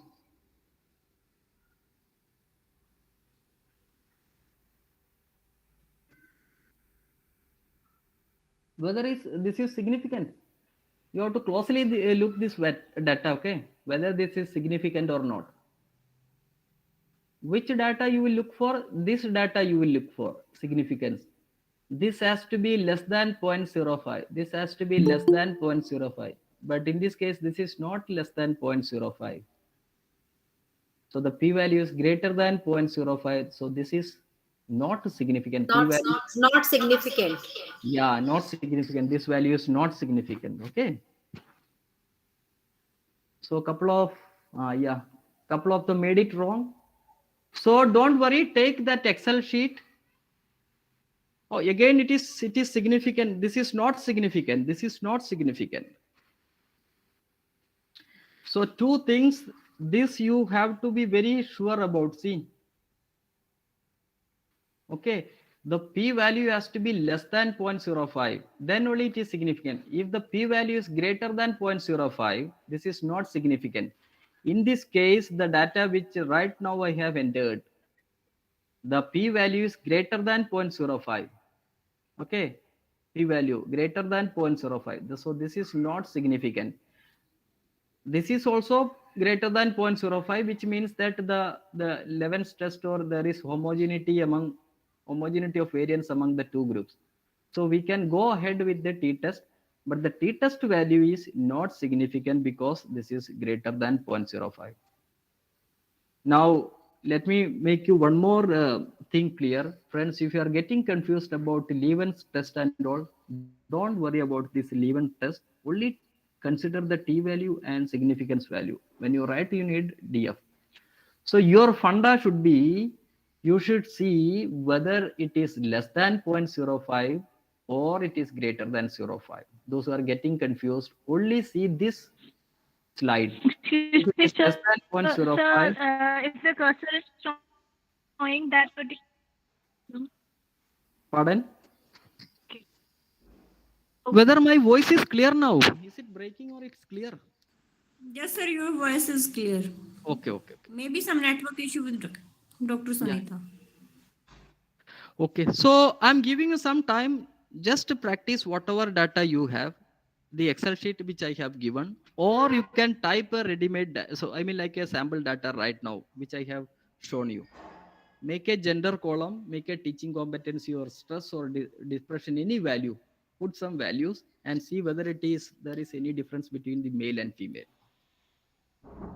Taking 5 minutes, giving you 5 minutes time, okay? Don't run away. Just we have started one study, then let us see.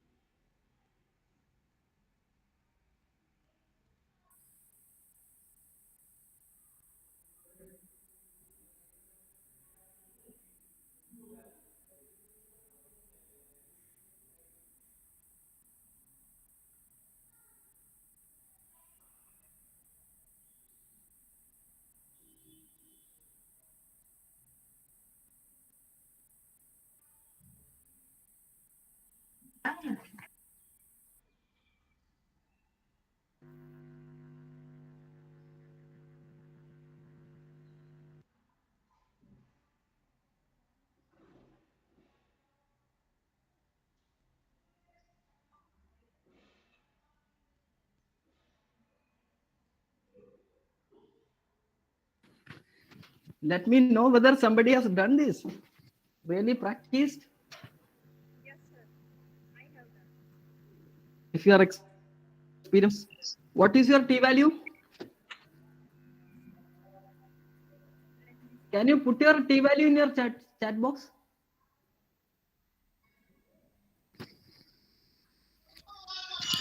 Sir, I'm new to this software, so it's taking time. Uh-huh.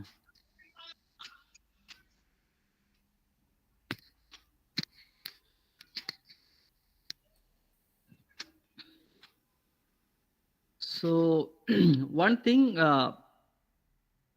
you may keep a photo of this slide. Okay, this is very much important, because this is what I mean, like seeing, we are checking whether it is significant or not significant. If it is significant, what is the meaning of that? If it is not significant, what is the meaning of that? Very important. If it is significant, we are rejecting the null hypothesis, which means that there is significant difference. If it is not significant, we will retain the null hypothesis, which means that there will not be any significant difference in the among the or between the groups. This is what. Okay. Sir, I have taken the screenshot of your this PPT. Uh-huh. So we are supposed to make 2 or 3 hypotheses, because there are chances to accept or reject null hypothesis. Yes. Okay, thank you, sir. Hypothesis means, see, if this is your data, very simple. Okay, you will see whether there is any significant difference in the teaching competency of male and female. Then there will be one hypothesis. There exists no significant difference, or there is no significant difference between the teaching competency of male and female. If your research objective have an objective like studying the difference between the teaching competency of government and aided students, government and aided teachers, then there will be the second research hypothesis, like there exists no significant difference in the teaching competency of government and private management students. If you have third objective to compare the rural and urban, then there will be the third hypothesis. If you are comparing subject wise, if there are 4 subjects, then there will be 4 hypotheses. Okay, that's up to you. This is what I was saying in the beginning. I mean, like yesterday, if you see this slide, see one objective, you know, like say for example, based on this subject, we have 4 subject in our study, the sample data that I have given. So our research objective will be to compare the teaching competency with respect to or based on the subsample management or subject. Okay, subject.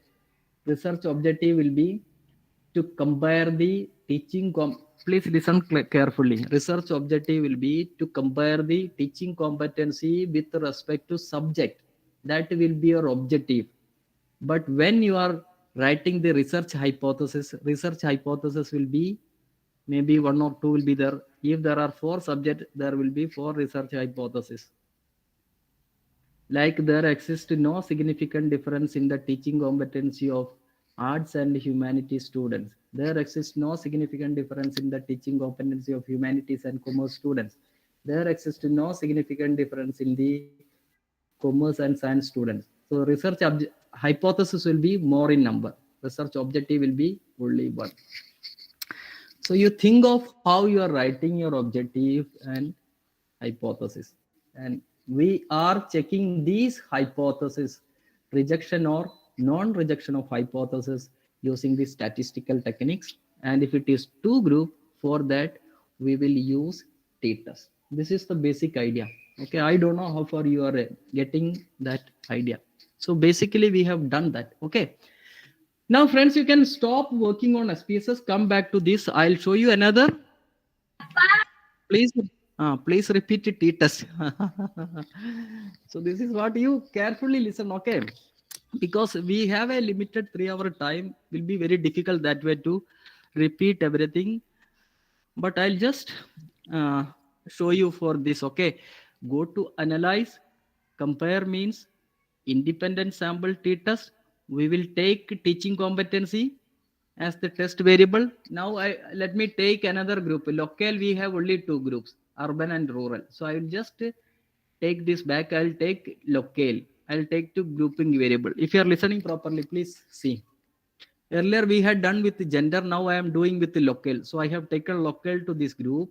I will define the group. I'll give 1, 2 here. 1, it's already there because the last, I mean, like instruction will be remaining there. I'll click on continue. I'll click on OK. So you can see the output will be there in the output page based on local. See, local, rural students is 50, urban students is 50. Rural students mean is 176, the other one is 199. Standard deviation is this. Leven's test again, this is greater than 0.05. So this is, there are equal variance among the groups, equal variance among the group because this value is greater than 0.05. This is 0.000. This is less than 0.05. So this is significant, which means there is significant difference in the teaching competency of rural and urban teachers or students. This is what the significance referring to. This is significant. If you want to look at the t table, compare it with the standard table, look for t value. What t value is given in the standard table? If this t value 3.951 is greater than the tabled value, then this is significant. But SPSS have by default already given this is significant. So we don't have to compare with the t table. So this is one of the advantages also. Okay, comparing, I mean, like using SPSS, they already gives the value. Now friends, okay, this is how it is done. So you can compare all the groups which are there in that data sheet, okay, with management and all. Now let us see, come to another statistics, which is paired samples t-test, paired samples. Can you give some example for paired samples t-test? Put it in the chat box, please. Yeah, God sir, my t-value is point. Sonuga. Can you give some examples for paired samples? Paired samples, can you put it in the... People are asking Peter how to compute the test. Now I am asking,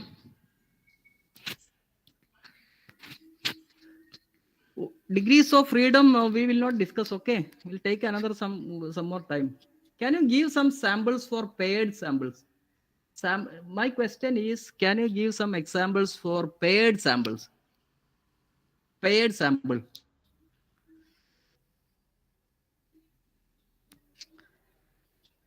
Paired sample. I'm asking about paired sample. I'm not sharing my, it is, I don't know whether it is, I'll just stop this. Stop screen share. Can you put it in the chat box? Paired sample. Paired sample. This is very important and very widely used in experimental studies. Example for paired samples.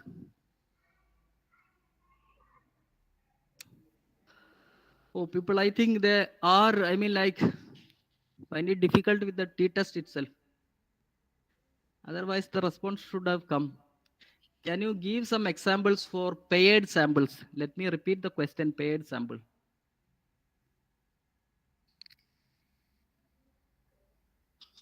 Oh, you are not aware about paired samples.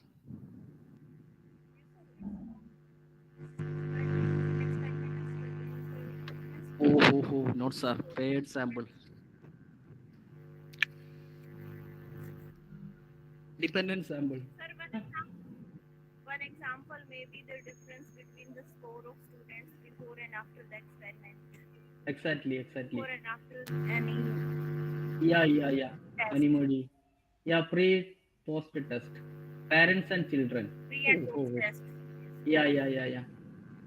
Parents and children. See, paired samples, this is usually done in experimental studies. Okay, dependent sample. Now I'll make it clear. Okay, paired sample. We are giving a pretest to 50 students. Listen carefully, very important. You may come across when you are doing many replies are coming right now. Okay, listen. Where I'm giving an experiment to some teaching method, new teaching method to 50 students, 50. I am giving an experiment to 50 students. Okay. So before conducting the experiment, I will do the pre-test. Whether it is male or female doesn't matter. Okay. Whether it is male or female, urban or rural, doesn't matter. My number of samples is 50. I am giving a pre-test to that sample. Then I will do my experiment. Means I will teach them using some new method. Then I will take the post-test score from the same sample.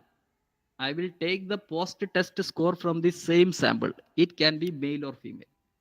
So in that case, my test score are from the 50 students from which I have taken pre-test score also. The same from the same sample I have taken post-test score also. From the same sample, pre-test and post-test. This is what we do in experimental studies. Very simple. Same sample, pre-test score and post-test score. So in that case, we call it as paired sample. Paired sample.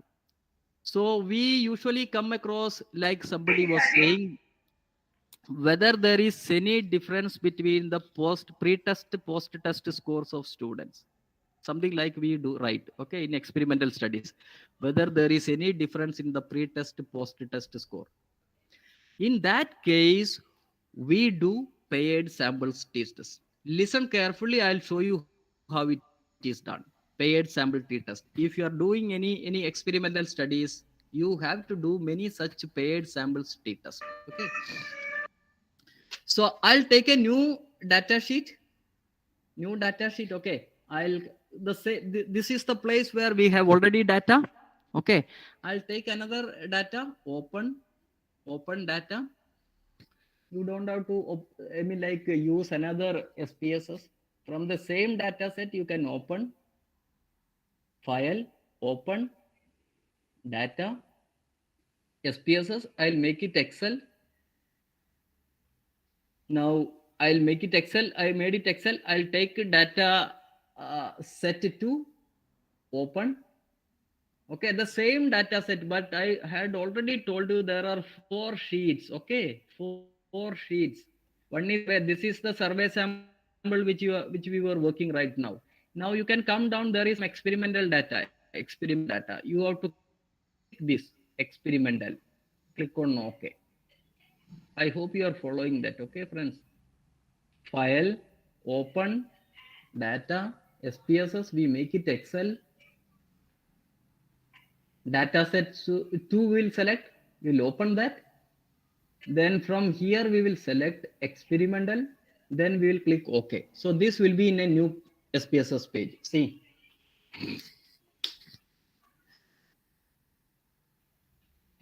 I'll have a brief idea about the data set. Otherwise, it is going to be tough again for you. See, this is the group. Okay, group you can see 1, 1, 1, 1. This is one group, a control group or experimental group, you can say. The one represents control group. Second represent what we say the experimental group. Okay.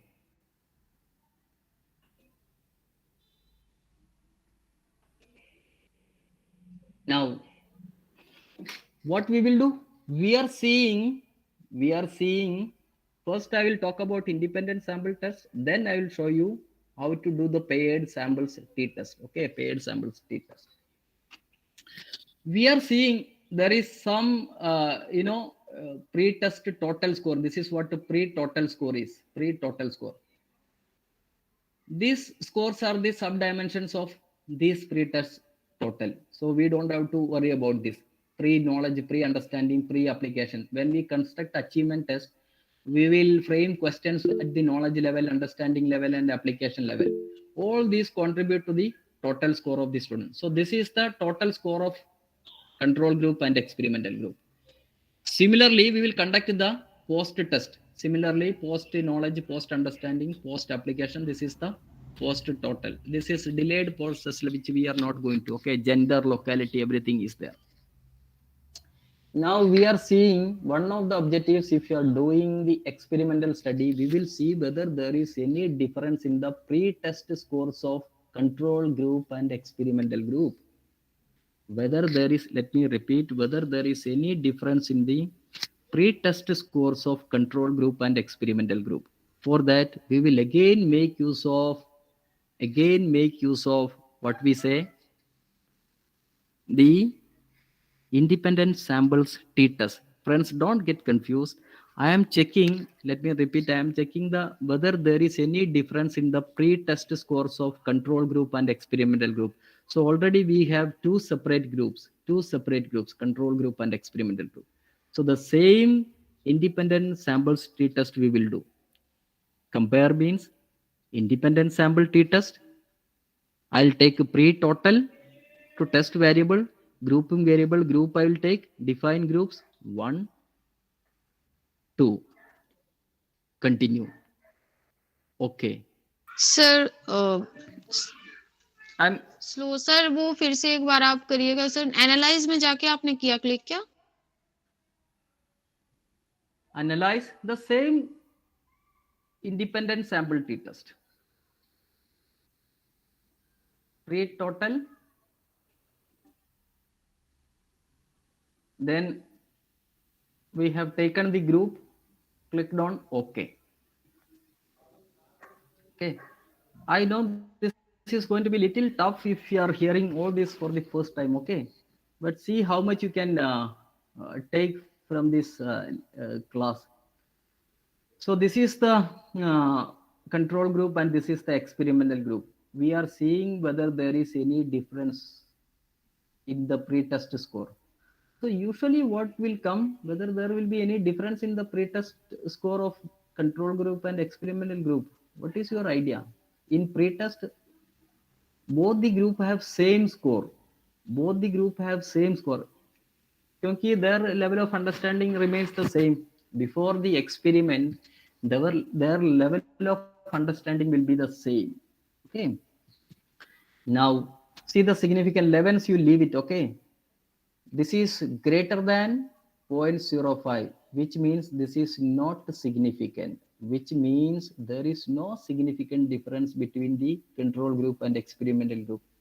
See the beauty. I mean, like by logic also, we know that there will not be any difference in the scores of control group and experimental group before the experiment. This is what is evident from the statistics also, because this is greater than 0.05. Greater than 0.05, which means that greater than 0.05, which means that there is, we will not reject the null hypothesis, which means there is no significant difference in the test scores of male and female. Okay, maybe a little bit you may be getting confused. Let us again see the post test score. This is the post test score.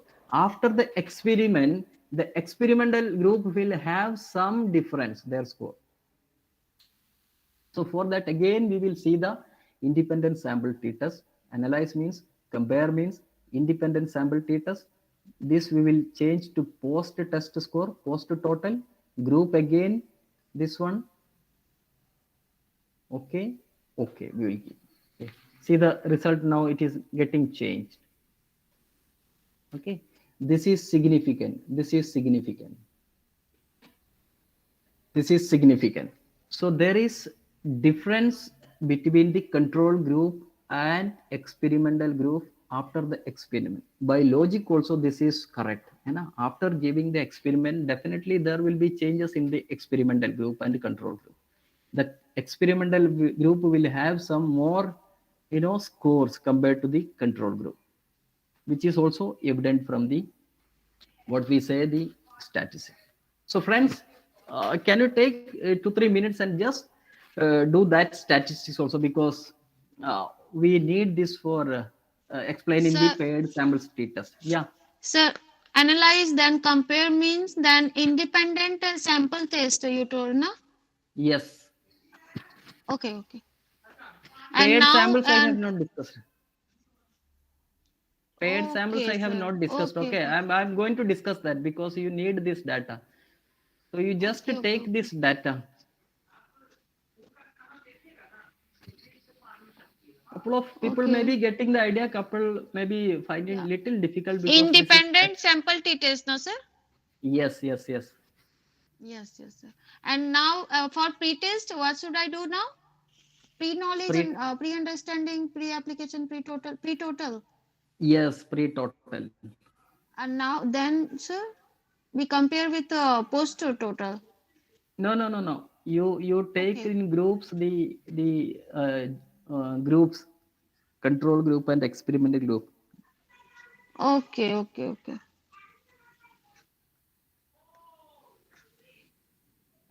This seems slightly more complicated, sir.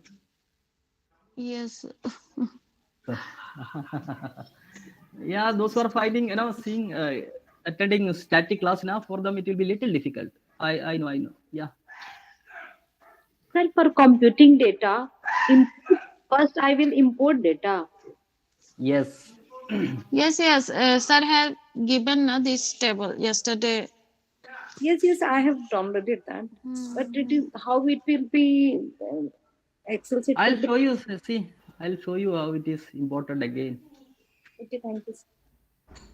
Okay, see, come to this. You have one SPSS page, like, okay, this one question through, if you have done that previously. Yes, sir. Okay, come to this page, click on file, then click on open. You just listen, then you can try that. Okay, click on file, click on open, click on data, then a dialog box. You select your from which drive you have kept. If it is in desktop, select desktop. My file is in SPSS folder. It is somewhere in the G drive. G drive. It is in PPTs. Open. Here it is SPSS. I'll open that. In SPSS, you will not file the Excel file. I'll make this Excel. Files of type, you have to select Excel from here. Then only the Excel files will be appearing. You select data set 2. Then open that. When you open, I already told there are 4 sheets.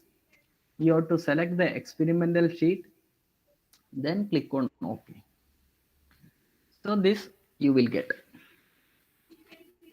It takes some time, 5 to 6 minutes. Okay, just to take this data to your.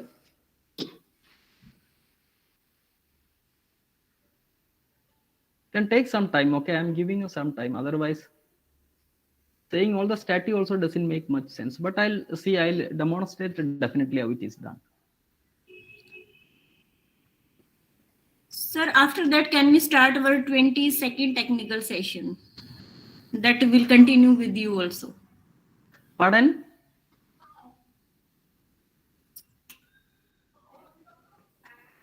Dr. Sushila, what you are saying? Sir, can we We'll take have it. a tea break for 10 minutes? Okay. We'll take a tea break. Okay. After that, we will start our next session that is also Yes. with you. Okay. After 10 minutes, we will start. Okay, thank you.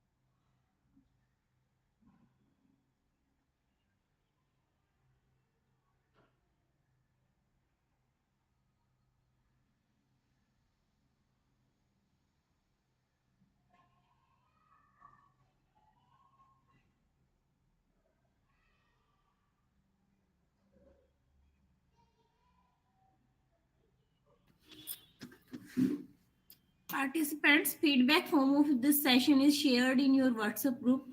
Please fill that feedback form meanwhile. Yes, ma'am, have filled that. Yes, ma'am.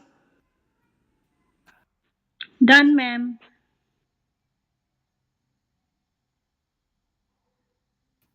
All are requested to fill the feedback form with their correct participant ID. Some participants are filling incorrect IDs.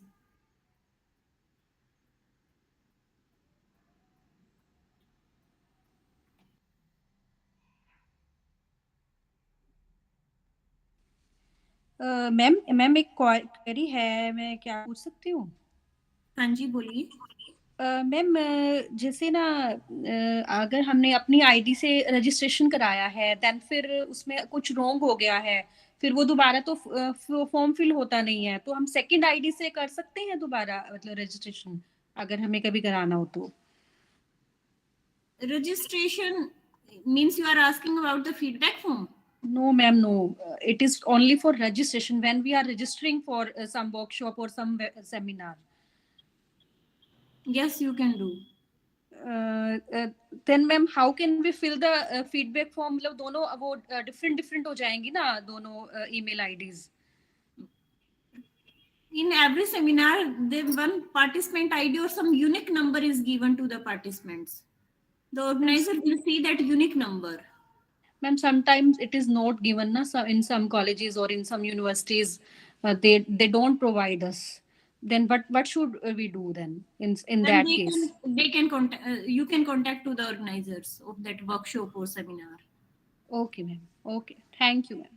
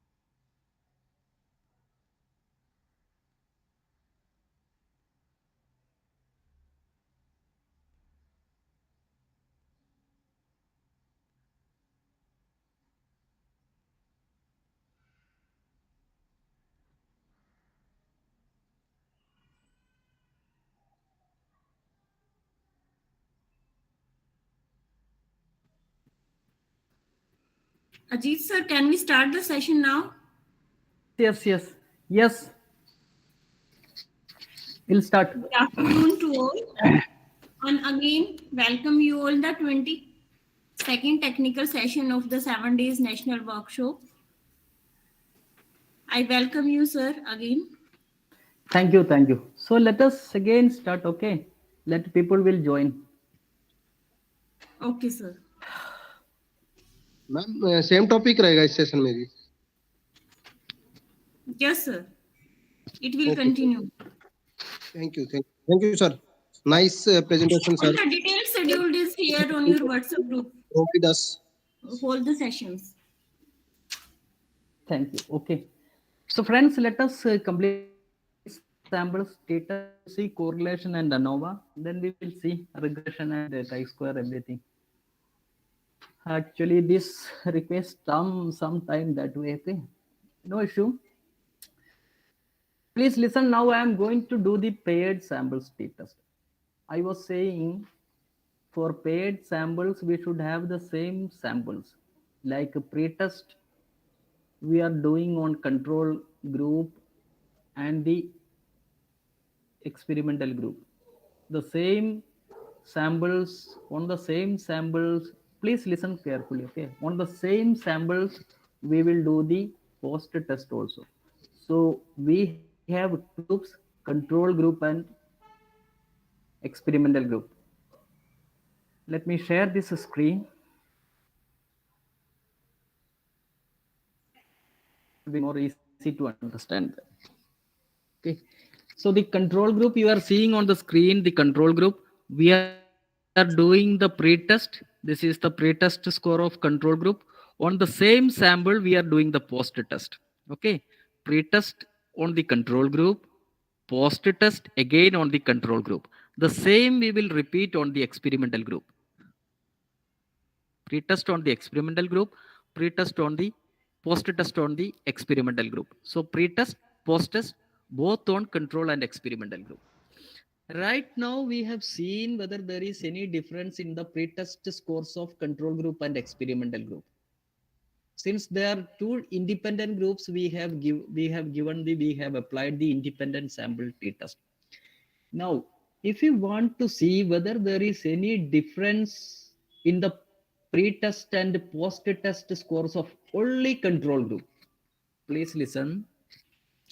If you want to see whether there is any difference in the pre-test and post-test scores of only control group, if you want to do compare the pre-test and post-test scores of only control group, then what statistics we will apply? We will apply then the paired samples t-test, because we are doing the pre-test and post-test on the same group, that is control group.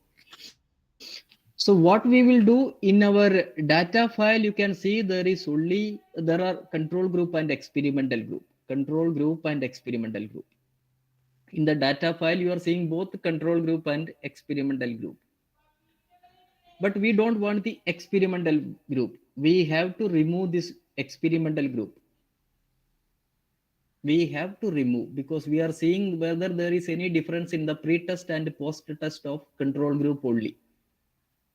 For that, what we will do, we will go to data. Like the SPSS is going to be more complicated, okay, when I do more statistics. But see, listen carefully. Data, I am going to click on sort cases.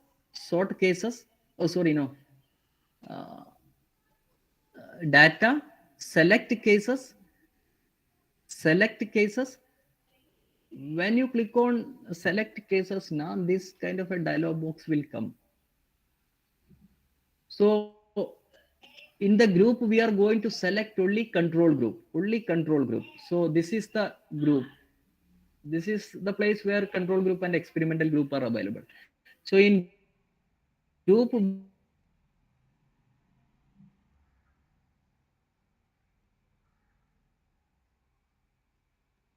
Click on group. We'll click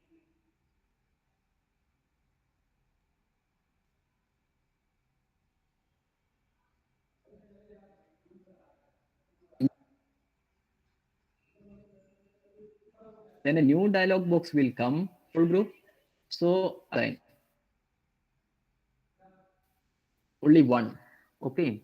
For control group, we given only the number 1. Experimental group, we have given 2. So I need only the control group.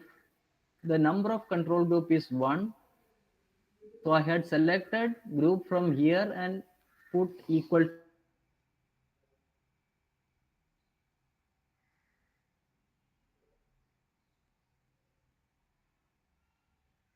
1. The output, but in the original data file, when you check, see, this was the original data.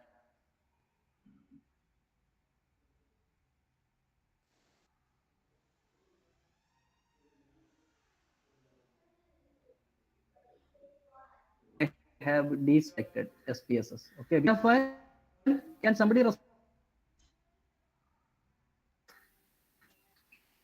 please, somebody in the chat box, can you see the data file?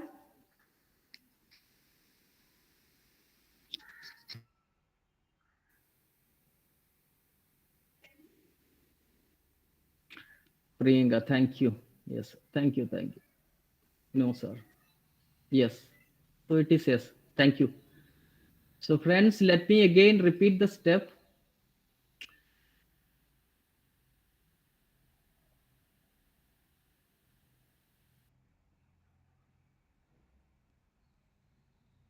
There is any different post and pre-test. So in the data file, since there are control and experimental group, I will select only the control group, for which a small technique data. I'll click on select cases. Then I'll select if condition is satisfied. I'll click on if. I'll select a group. I'll put it into this box. I'll select a group. I'll put it into this box equal to, for control group I had given number 1. I'll give number 1. I'll click continue. Then again I'll come back to this dialog box. I'll click OK. Then it will open the output page, which we don't to do anything. We'll see the data file again. In the data file, we can see the experimental group is now deselected. Now we can do the paired samples t-test, because we are doing pre-test and post-test on the control group only. This data will not appear in the statistics now, the experimental group. So I'll go to analyze. See, in the compare means one sample we have seen, independent we have seen. Samples we will see now, paired samples. See, compare means paired samples t-test. So we have to give the variable now. So one of our variable was pre-test total. I'll put it in variable 1, pre-test total. In the variable 2, I'll put post-test total. Okay. Options you can see, nothing. This is 95%.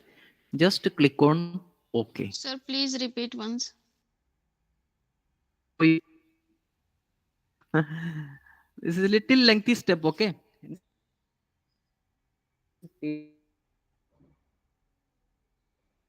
Result.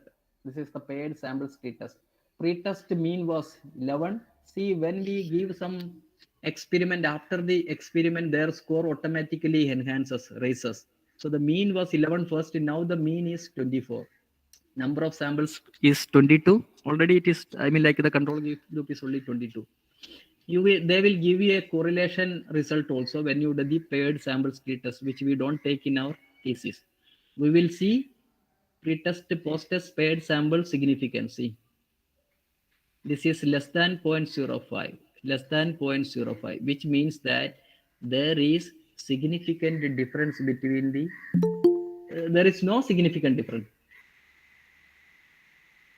This is not significant. Let me repeat, okay, friends, once again. Analyze, sorry. We'll come to data.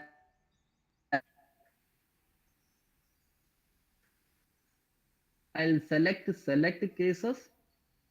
This is the last time, okay?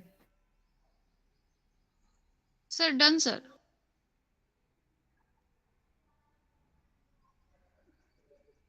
Want to Anova.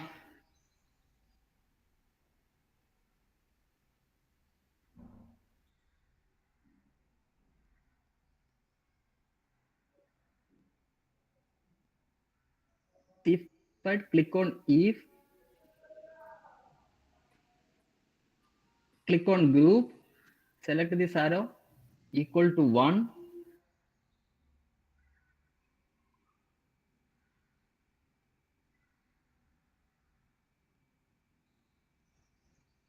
Okay. Then a output page will appear, which we don't, it is deselected. This cross mark indicates that this is deselected.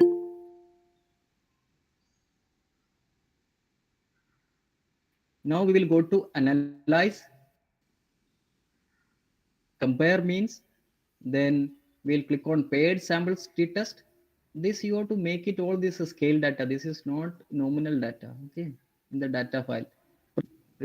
Test total in variable 2, post test total.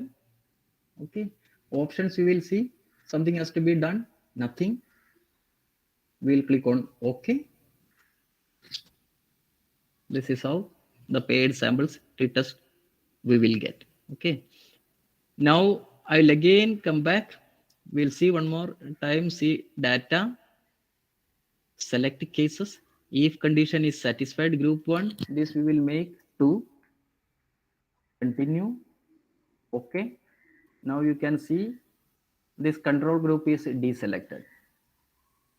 We will do the paired samples t-test with experimental sample. Analyze, compare means paired samples t-test. This will remain same. Okay.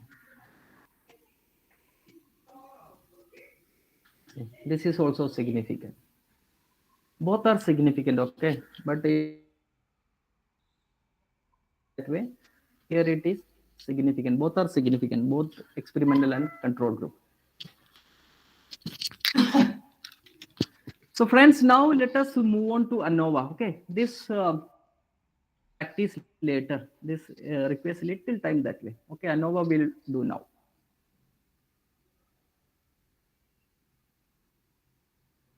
Data which we require for doing the this one. And ANOVA, there are many things, but I don't know, when I'm saying that you will get more confused. Okay, ANOVA. Just a brief about this ANOVA. Ronald Fisher, that's why you are seeing F value. This was the mathematician who worked on ANOVA. Okay, now yesterday also I was saying there are different types of ANOVA, like one way, two way, three way, then MANOVA, ANCOVA, and all. Okay. Assumptions, this we have already seen. In the t-test also almost remain the same. Normal distribution, homogeneity, everything will be there. In ANOVA also, this is the simplest ANOVA, see one way ANOVA. When there are three groups, just like to compare the mean scores of stress of first year students of arts, science, and commerce subject.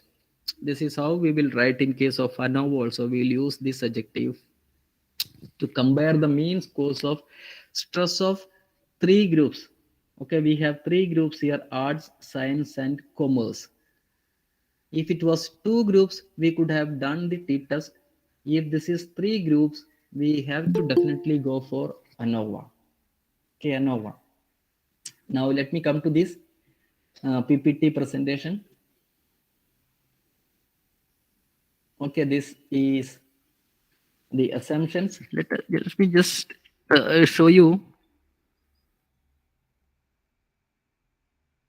ANOVA family. Okay, how this ANOVA, MANOVA, everything comes. See, there will be dependent variable and independent variable. One way ANOVA, then dependent variable will be 1, independent variable will be 1. Factorial ANOVA will come when there is one dependent variable, there are many independent variables. I have to give example for all this, which I am not doing right now. MANOVA, dependent variable will be many, independent variable will be only one.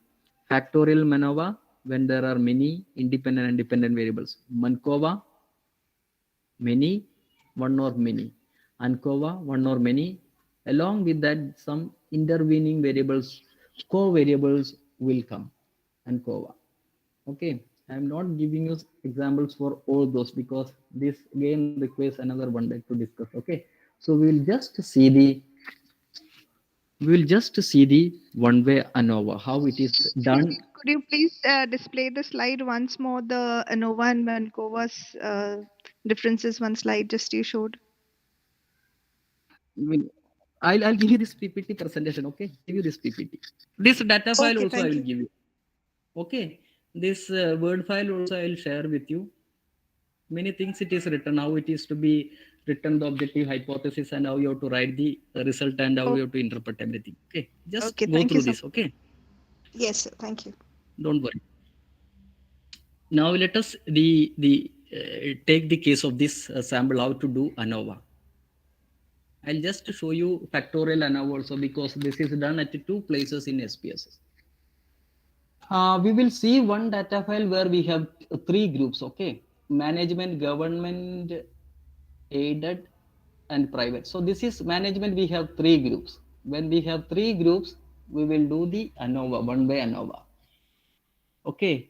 If we are adding gender also, then there are two variables, one gender with two groups, one management with three groups. Then it goes to be the factorial ANOVA. What, how it will be spelled? 2 by 3 factorial ANOVA, because gender is two groups, management is three groups. 2 into 3 factorial ANOVA then you have to do. If it is only, friends, please listen carefully. If it is only three groups like management, we will call it as one way ANOVA. When the variables increases, like gender and management, in gender two groups, management three groups, then we will call it as 2 into 3 factorial ANOVA. If we are also including locale, having two groups, then it will be 2 into 3 into 2 factorial ANOVA. 2 into 3 into 2 factorial ANOVA. If there are four groups subject, this also if you are adding, then it will be 2 into 3 into 2 into 4 factorial ANOVA. So there is absolutely no end to that ANOVA factories. Okay, it can take any number. So we are going only, we are seeing only the first and the simplest ANOVA, which is the one way ANOVA, where we have more than two groups. For example, management. I'll go to analyze. I'll go to compare means. One way ANOVA is available in compare means only. See, this all we have seen one sample, independent and paired sample. Below tab you can see one way ANOVA. I'll click on one way ANOVA. Okay. I'll click on one way ANOVA.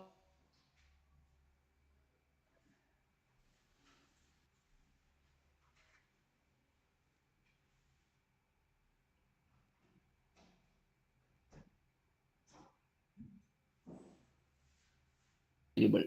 showing me private. You are not audible, sir. I'll select management. I'll take to you. Is that okay now? Can you hear me? Yes, sir. Okay. So friends, it is going to be little again tough. Like see, I'll repeat this. Okay. Contrast. We don't have to do anything by default. If something is selected, don't worry. Post to hoc. If you see the ANOVA, in ANOVA you will see there is only difference in the groups. Okay, whether it is significant or not. In which group it is significant? In which group? Like government, private, and aided. We have three groups. Which group is having significantly higher value? That will be done using post hoc test. I am saying many things. I know. See, post hoc text. So usually when we do ANOVA, what we do first, we will not see, we will not do post hoc. We will not do post hoc. Okay, but to save time, people sometimes also do the post hoc along with the one way ANOVA. So we don't have to repeat the statistics again. And if you see the post hoc test, there are many popular post hoc tests.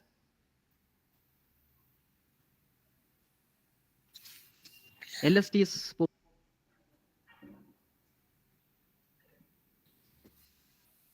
Turkey, Duncan, no issue. In some thesis, you will see Bonifer Bostock. Some people might have done Bonifani, some might have done Sheffie's, some might have done LST, some Duncan, Turkey, no issue. So for the time, I'm just selecting at the top you can select you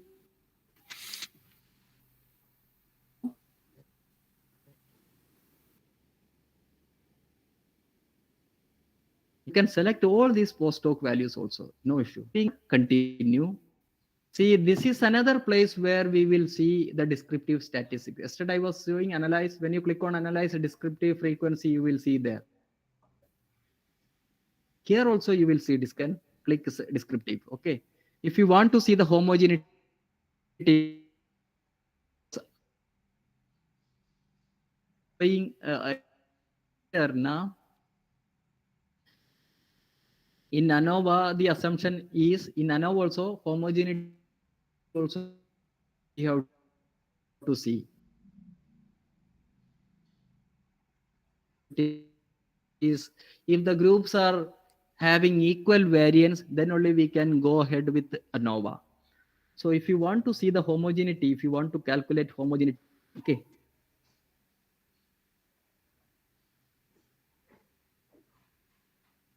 So in our output page, there will be ANOVA table now. See, when you do ANOVA, one way ANOVA, 5 column descriptive box, then the test of homogeneity, ANOVA table. This is the ANOVA table.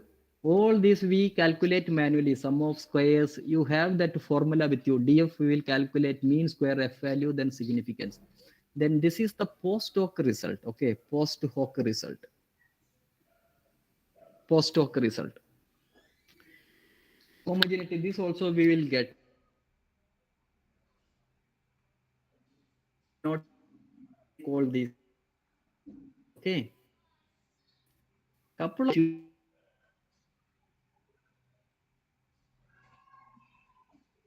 we will write in our freedom sum of squares, mean sum of squares, F value, and whether it is significant or not significant. If you have done, if there is significant difference, you have to show the post hoc results also. The other this result post hoc. Okay. Now now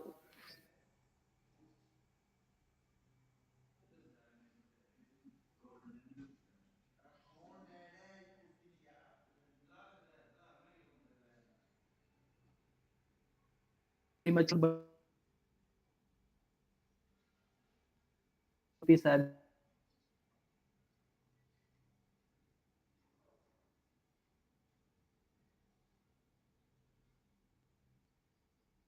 ANOVA table doing ANOVA.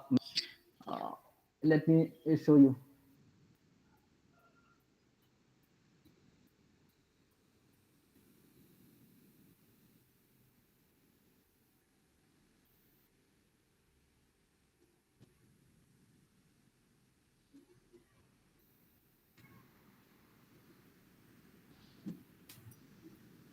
Sir, you are not audible now. Okay. Wait. I'm just trying something else. Okay. Can you see my screen now? Yes, sir. Yes, sir. There is a board, exam board. Okay. Can you see Yes, that? sir. Yes, sir. Okay. Yes, sir.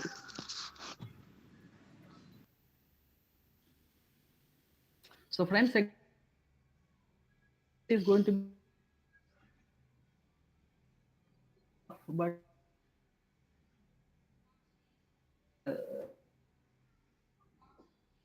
tell you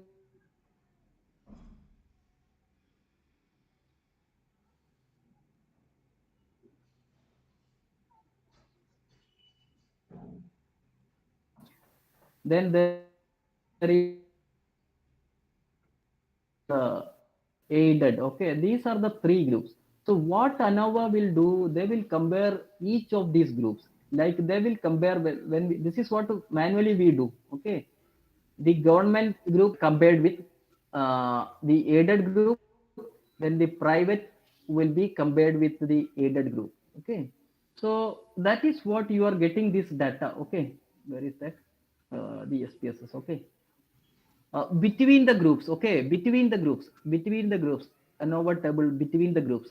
This is what that between groups. Okay, this is between groups. Then there will be a comparison within the group, within the group, government, private, and it's when we do ANOVA, and that's why you are getting this kind of a result between groups and within groups. Okay, all this data we require in our thesis when we write our thesis. DF also mean square, but we are looking at whether it is significant or not significant looking at this F table. Just like when I was discussing about T, there is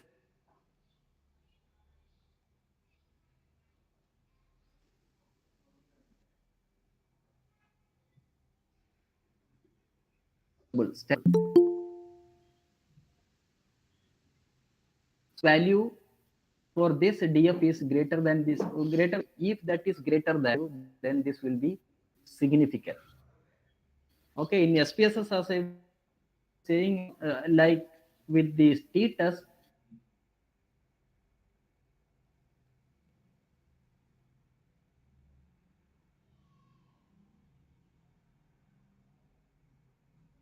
if 0.05, then it means that this is, which means that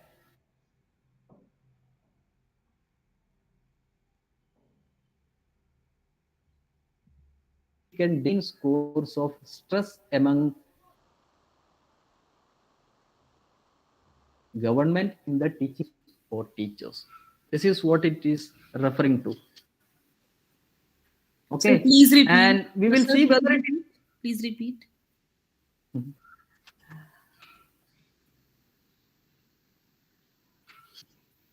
I was saying t-test we will take only 2 samples. In one way ANOVA we have 3 subgroups, government, aided and private. We are looking whether there is any significant difference in the teaching competency of government, aided and private students. Whether there is any significant difference in the teaching competency of government, aided and private students.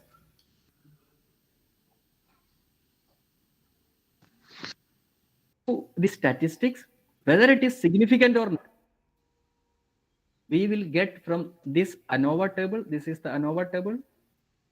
All these statistics, we will see the last column, the second column. If you want to compare with the standard table, you have to look at this F value. Standard table value, if this value is greater than the table value, the standard table value, then this is significant. Then way, we will see whether it is significant or not. Significance column also.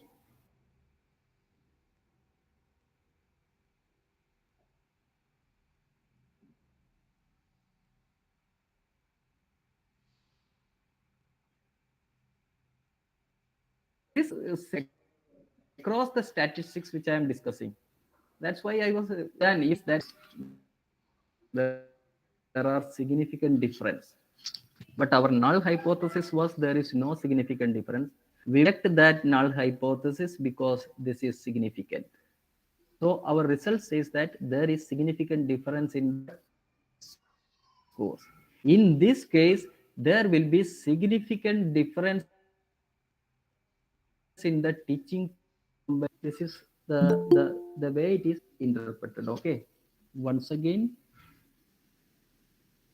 the significance value is, since it is less than 0.05, you can say that there is significant difference in the teaching competency of government, aided and private students. Okay, let us do one more. Okay, let us do one more.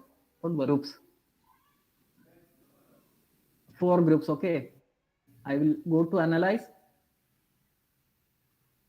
Compare means one way ANOVA. TC we will select this for subject is having 4. Okay, subject. I'll select this subject. I'll take to factor. Contrast we don't have to do anything. Post hoc also we are not doing anything. Continue. This we will just descriptive. We'll keep only descriptive. Continue. Okay. Where is the third category? This also I think 3 only.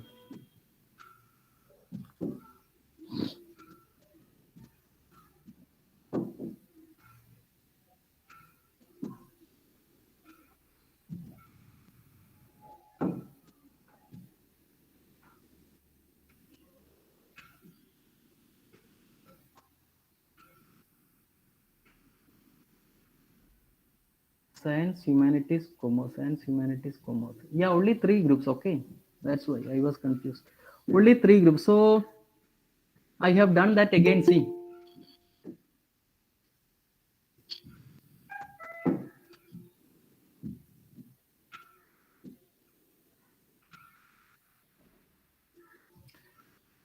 see, one way Anova. I have removed couple of tests post doc. This I have not selected. That's why you are seeing lesser number of tables here.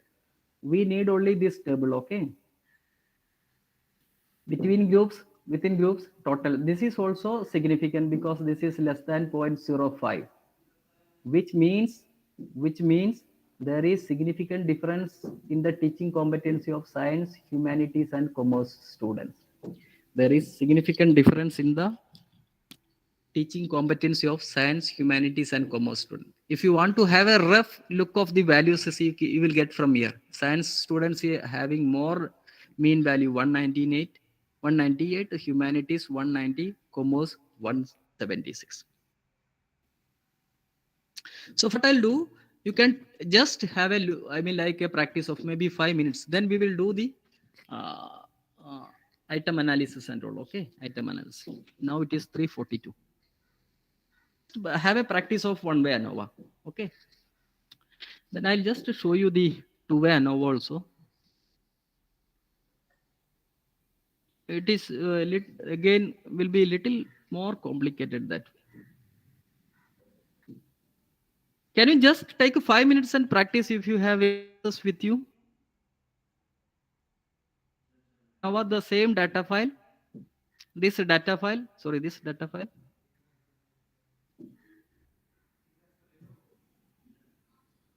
Where is the data? Okay, yeah. What you have to do? Select any variable which is having three groups. Management you can select, subject you can select, occupation also you can select. This is having four groups, no issue. Okay, but start with the management or subject which is having. What you have to do, you have to click on analyze, click on compare, means one way ANOVA. Just have an practice of that. Select your dependent variable, teaching competency to dependent variable, then factor. From here you can take the factor management, three group. Then post-doc you don't do right now because again this will be confusing to you. Options you just select a descriptive, and if you want homogeneity, that also you can see. Continue. Then click on OK. Just to get the ANOVA table. Just take 5 minutes and have just a practice of this one way.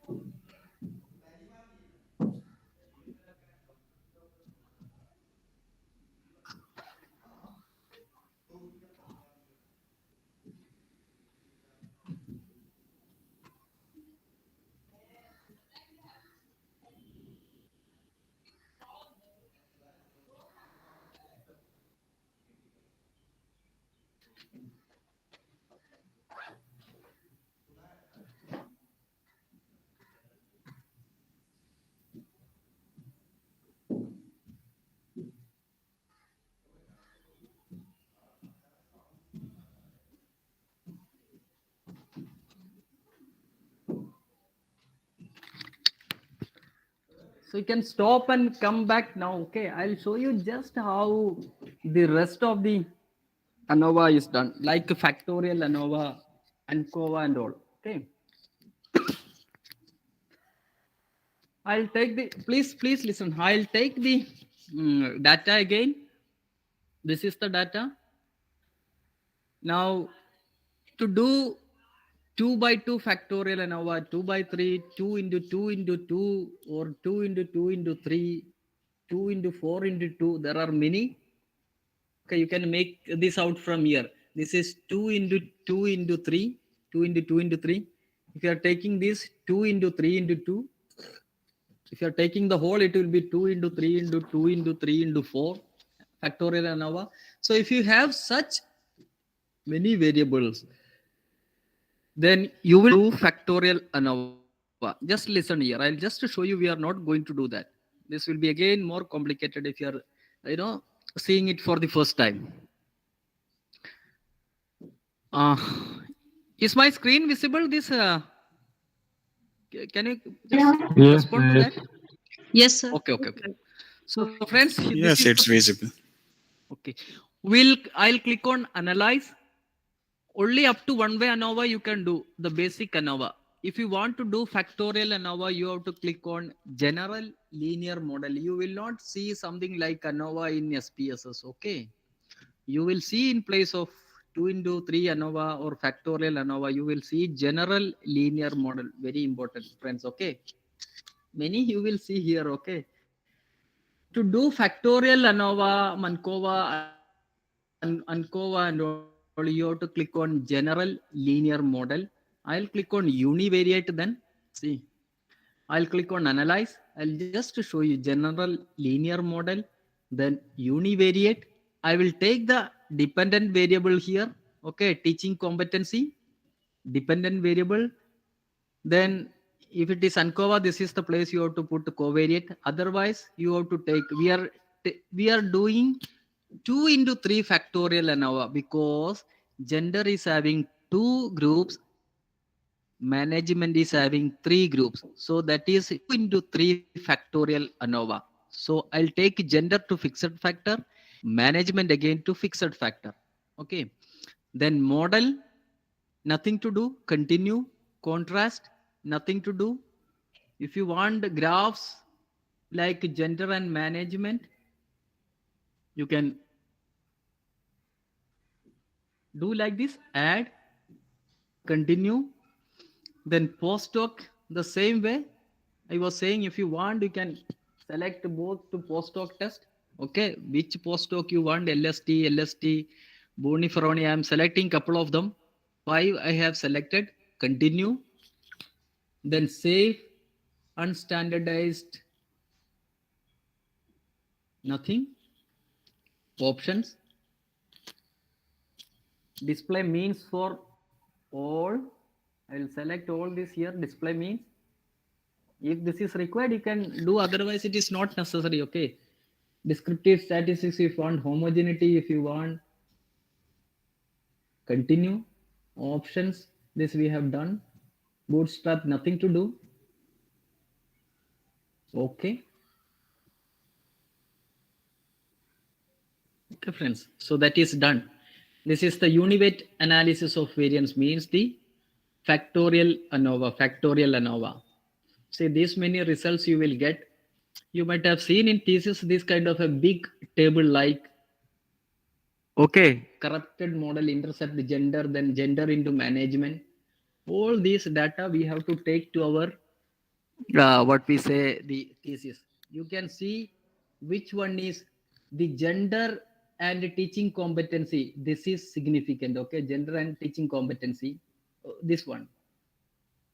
Then gender and management. Gender and management. This is also not significant. Gender and management.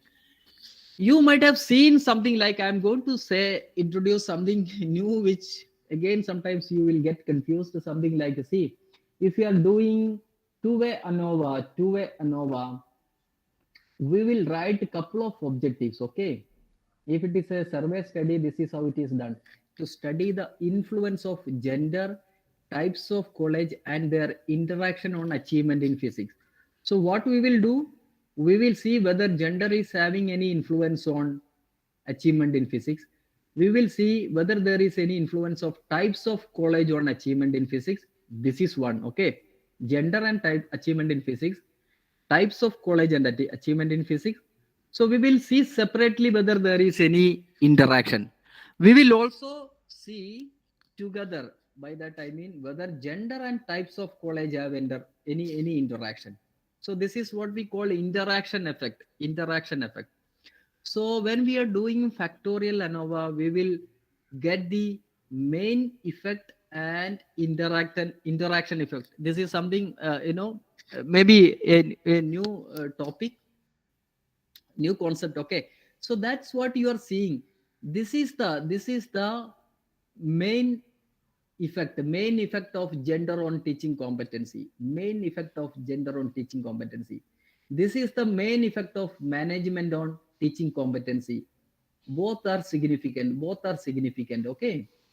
This is the interaction effect of gender and management. Gender and management, when they come together, there is no effect on teaching competency. This is something which we have to interpret at the 4th chapter. Okay. By if you are looking at the main effect, they are significant. But if you are looking both gender and management, the interaction effect is not significant. Okay, something maybe I don't know how you are following that. Okay, this we don't have to consider. This is what the post-doc test result. Okay, Turkey, HST, Sheffies, LST, government and aided. This is significant. Government and private, again this is significant. This is repeated. Okay, government and aided. So all those are significant. Most of them are significant. You will see something like this plot also. Okay, something this kind you might have seen in some theses. Okay, some theses. So I'm not going to discuss this also because you will be more confused again if I'm not wrong. Okay, so friends, this is how you will do factorial ANOVA. So just take that. I have given an idea how factorial ANOVA is done. Let me repeat that. I'll go to analyze. I'll click on general linear model. We will not see something like factorial ANOVA in SPSS. In place, we will see general linear model. I'll click on univariate. I'll select the required number of things here. If I want another occupation also, I'll put it in. So now this is 2 into 3 into 4, I think. 2 into 3 into 4 factorial ANOVA. I'll do all this. I'll click on OK. See, this way result you will get. See, when the factors increase, see, main effect of gender, main effect of management, main effect of occupation, then gender and management and open interaction effect. So the what we say, the volume of the statistics increases when we do factorial ANOVA, and you can easily make out from which one are significant. Okay, gender is significant, management is variables taken together, they don't have any significance. So I'm just stopping because all those. Okay, I'll show you now the one of the other important statistics, which is the correlation. Okay, I'll show you correlation. This is pretty easy that way compared to the other statistics. Okay, friends, I'll just close this one. Which one? Jamboard. What is this? See, listen carefully. This ANOVA will be little difficult, but correlation is comparatively easy. Okay. What I'm going to do is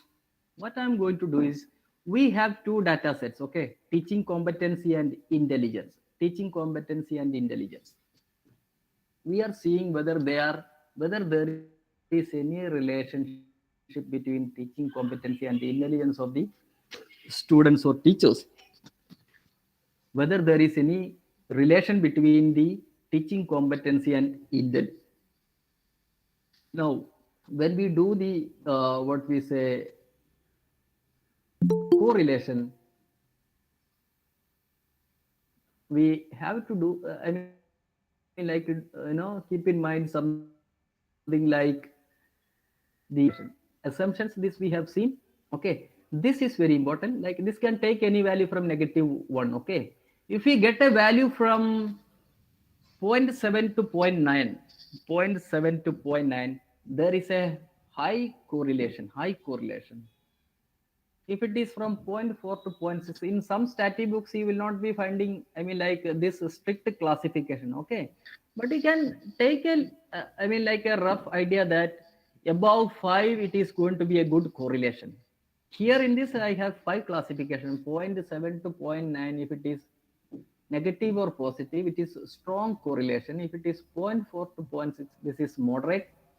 If it is less than 0.5, now there is no correlation at all. This is how you have to understand the logic. We will see. Okay, and this is the work of Carl Pearson. Okay, if the data is not normally distributed, we will not do Carl Pearson correlation. We will do Spearman correlation. Okay, this is a non-parametric test, Spearman. I'll just come to the word file also to make you more confused. Okay, correlation, where is that? See, this is the factorial. This is how you have to write the objective and all for ANOVA. I have given in this data file. You can just take this. Okay, to ANOVA. If that is the case, how you will write the objective to study the influence, or to compare the mean scores of achievement in physics of male and female students, to compare the mean scores of achievement in physics of government and private college. You can either write a single objective like this, or you can split and write. Okay, when you are splitting, this is how you have to write, to compare the mean scores of achievement in physics of male and female students belonging to government, private and college students. Okay, and this is for the interaction effect. This is for the main effect. These two are the main effect. These two main effect, like male and female, gender main effect, then the type of college, that is the main effect. When we do it together, this is the interaction effect. We'll see sometimes like this also, to study the effect of methods of teaching. Okay, this way also you can write. Now hypothesis, this is how you will interpret. The interpretation is pretty long in the case of ANOVA. Okay, just to go through this word file, little like lengthy. You have to write for each of the main and interaction effect. This is how you have to title summary of 2 into 2 factorial design ANOVA, gender, type of college, and the interaction A into B. Now analysis of Kova, we are not touching that. Correlation. Okay, correlation is also just like ANOVA. It is a big family. We will see only the product moment correlation. There are biserial, point biserial, rank difference. There are many. Okay. Research objective to study the correlation between stress and achievement in physics of students. Okay, to study the correlation between stress and achievement in physics of students. Friends, this is how the objective will be. Or to study the relation between stress and achievement in physics of students. Either you write correlation or relationship. Okay. Now, let me make one more thing clear here. We do correlation with correlation, Pearson correlation, and this is nominal data, nominal ratio, interval or ratio data, scale data, correlation. If it is nominal data, we will do the chi-square test. One important thing. In chi-square also, we are checking the relation between variables. But there, we use another word, which is the association. Association. I'm not going to discuss much on that. In correlation, we will use this word. If you are doing the chi-square, we will use to study the association between two variables. And that variables will be nominal data. Very important. So chi-square is done usually for nominal data, while correlation is done for the scale data. This is how the hypothesis is written. There is no significant correlation between the stress and achievement in physics. There is no significant relation between stress and achievement in physics of male and female students. This can also be done. Okay. Now, let us come to the data file. Okay. We have this big data file already. Okay. The same data file, male, gender, male, and all. At the last, you will see teaching competency and intelligence. We are seeing whether there is any relation between the students' intelligence and the teaching competency, or teachers' intelligence and teaching competency. For that, I'll click on analyze. I'll click on correlate, bivariate. Many, correlation you will see, as I was saying. I'll click on correlate. I'll click on bivariate. Now, which variables you are correlating? I am correlating teaching competency. I'll take to variable. The next variable, it is intelligence. I'll take to the same variables box. Okay, friends. Then you can see it is by default selected. This is Pearson correlation. If the data is not normally distributed, we will do Spearman correlation. Okay, now it is Pearson two-tailed is selected. Flag significant correlation, you will get that star here. Okay, if you tick this box. Options, let us see. Mean and standard deviation. If you want the descriptives, you can do that. Otherwise, just leave, continue, bootstrap, nothing to do. Now just click on the table. So one of the stati which give you a small box, this is the correlation. Okay. Now this will be now you can interpret that way, like teaching competency and teaching competency. The correlation between the same variable will be always one correlation. That's why you are getting one here. The correlation between teaching competency and intelligence is 0.837. 0.837. You can see two stars here, two stars. Okay. What is that star? I was saying you, if there are two double stars, then this will be, this is what I was showing you. Okay. If there are two double stars, see, this will be significant at 0.01 level. If there are two double stars, this will be 0.01 level significant. So you can get that data from the SPSS output. Okay. So this is significant at the 0.01 level. Even this is given under the lower part of the box. Correlation is significant at the 0.01 level. Two-tailed test. Okay. Again, teaching competency and teaching competency and intelligence 0.87. Intelligence and intelligence, it is 1. Intelligence and intelligence 1. Let me repeat. Teaching competency and teaching competency, it is 1. intelligence and teaching competency, it is 0.837. Teaching competency and intelligence, again it is 0.837. The same value it is given here. Okay, then intelligence and intelligence, it is always 1. The same variable, it will be always 1. We have to take only this value. Okay, significance, it is also shown here. Okay, so you see this value, significance value 0.00, it is less than 0.01, less than 0.01. That's, which means there is correlation between, and what is the correlation coefficient? This is the correlation coefficient 0.837, 0.837. That's what I was showing you this slide.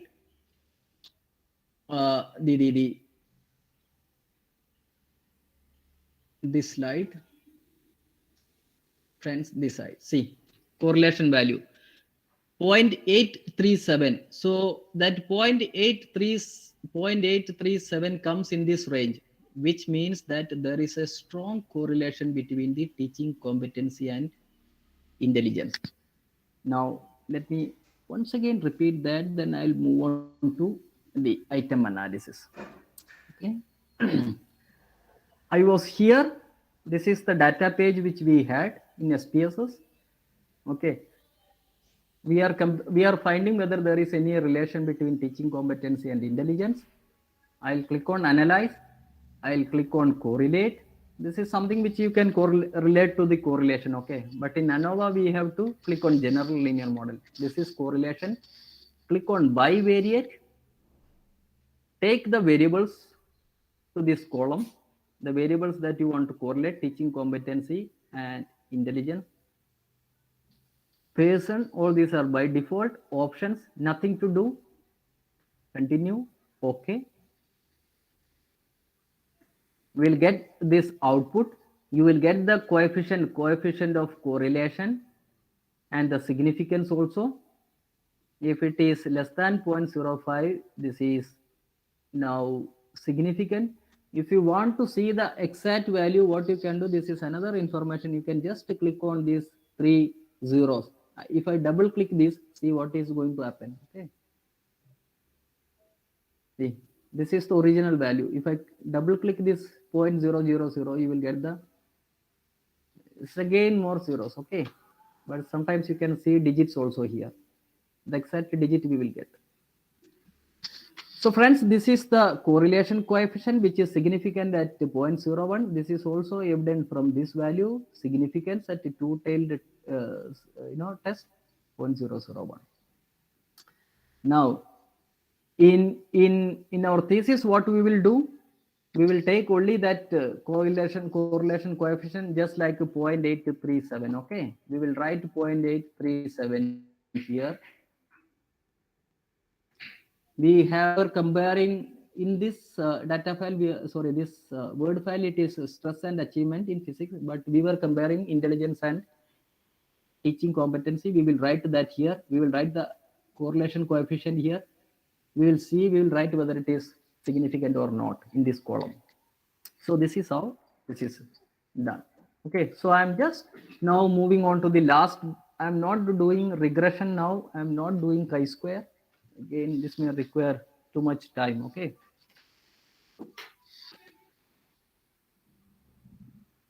Okay, I'm just seeing if there is something in the chat box. Okay. Now let us see the item analysis, which is very important in the test construction. What we will do, we will find the dimensions when we are constructing the tool. Okay, we will find the dimensions. Under each dimension, we will write a couple of questions. Then maybe some 50-60 questions we will write, like the one you are seeing. Okay, under the knowledge dimensions, couple of questions we will write. So we will have 50-60 questions in the whole questionnaire or Likert scale. Then we will do the tryout.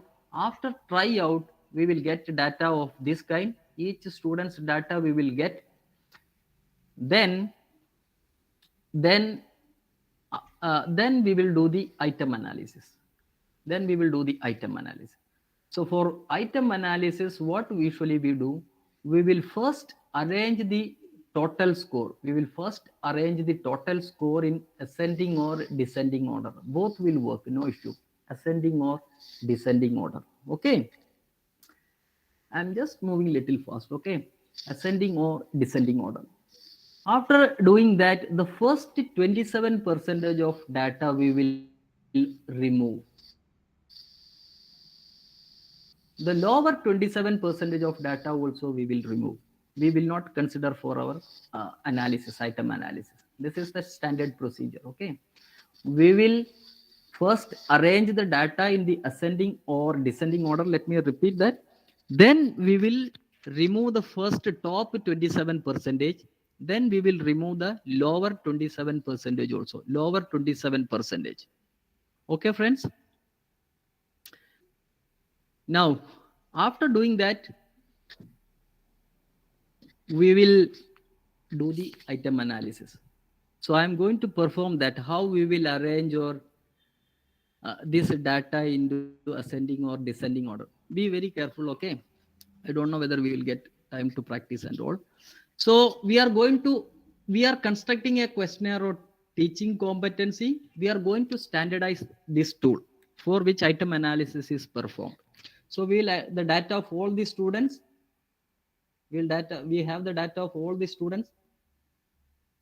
You can see 100 students are there. 100 students. We will arrange them first in the ascending order. To arrange in the ascending or descending order, I'll come to data, then sort cases. Teaching competency we will select. Okay, teaching competency. We'll sort by ascending. When I click ascending, the whole data will be ordered in the ascending order. Okay, now it is not in the ascending order. You can see 22 to 16 to 22. This is not in either in ascending or descending order. So what I'll do, I'll go to data. We have done this previously. We have done the select cases. The same icon. Okay, I'll click on data. I'll click on sort cases. I'll select any one variable. If I select one variable, the rest of the data will be automatically arranged. Okay, sort teaching competency in the ascending order. Okay, so by default it will go to the output page. Now we will see whether it is ordered ascending or descending. Okay, we'll again come to the see the data file. Now it is ordered ascending. Okay, 136, 138, 142, 144, 145, 146, etc. Okay, friends, this is now ordered. Oh, yeah.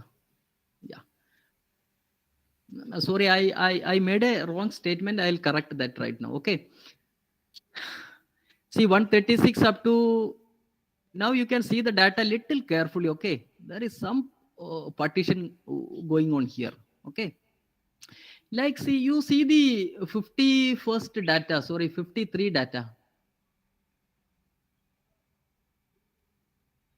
176, 179, 179, 181, 195, 195, 195. After that, there is a little gap. Okay, 195 to 206, there is a difference of 6. Okay. What I'm saying is something new to this data. This is already an, data that we have removed. By that I mean, I have selected the top or lower 27%. So up to 52, up to 53, you are seeing the lower data, lower 27%. That we have to select. We don't have to remove. This is the wrong statement which I was made before. Okay, we have to select the first lower 27%.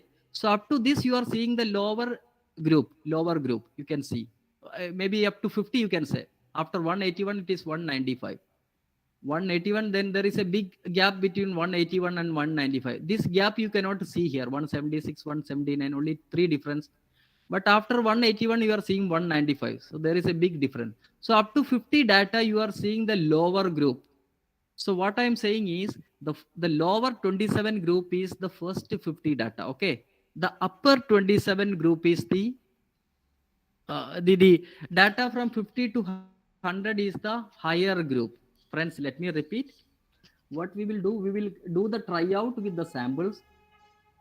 We are going to finalize the tool of teaching competency, for which we will do the tryout. We will collect data.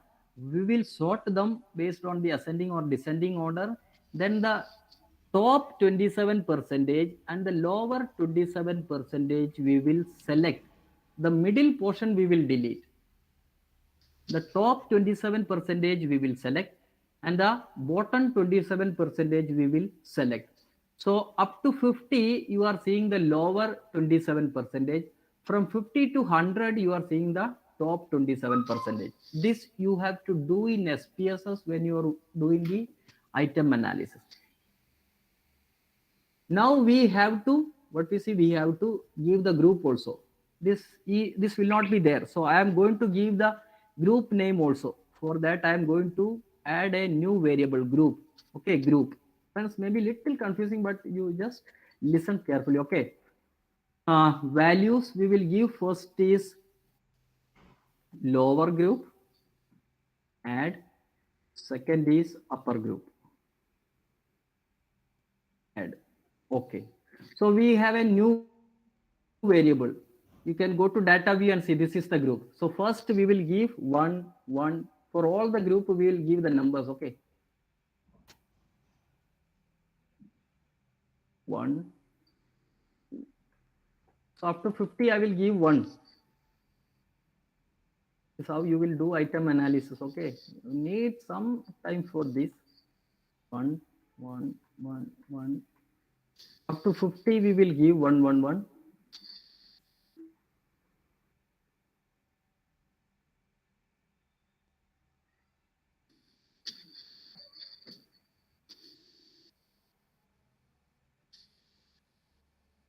And this will be more easy. 1, 1, 1, 1, 1.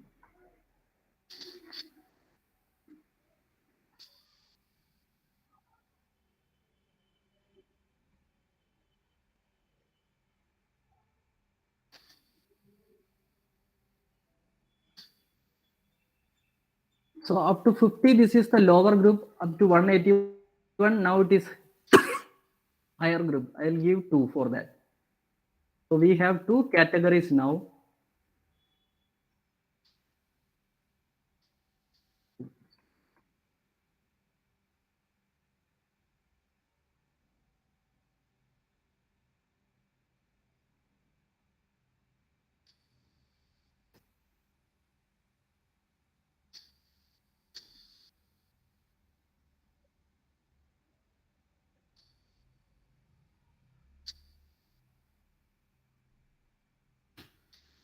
I'll make this digit 0. So you can see this was not there in the data file. Friends, let me repeat. Teaching competency, we will order it in ascending or descending. Then we will take the first 27 percentage from the topper portion and the lower 27 percentage. This is the lower 27 percentage up to 50, for which we have given a group, first group. The second group from 50 to 100, it is the higher group, higher scoring group. You can see from the data 274, this is the higher score of teaching competency. After doing this, we'll come to analyze. We'll click on compare means independent sample t-test.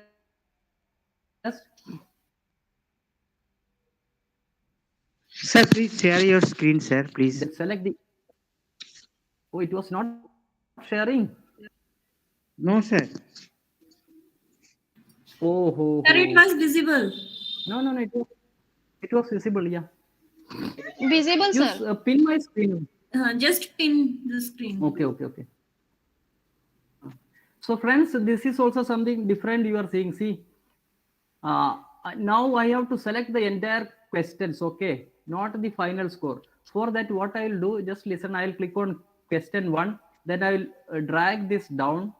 I need up to question 48. What I will press my shift key in my keyboard. I am pressing now shift key in my keyboard. Now I'll click on 48. So the entire questions will be selected. See, you can see. I'll repeat that. I'll select question 1, then I'll come down. I'll press my shift key in the keyboard, shift key, then I'll click 48. So the entire questions will be selected. Then I'll take all the questions to this test variable. Okay, we are going to do independent sample t-test only.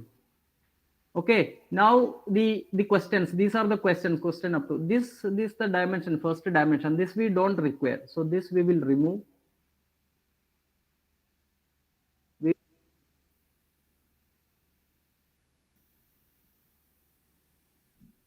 Social,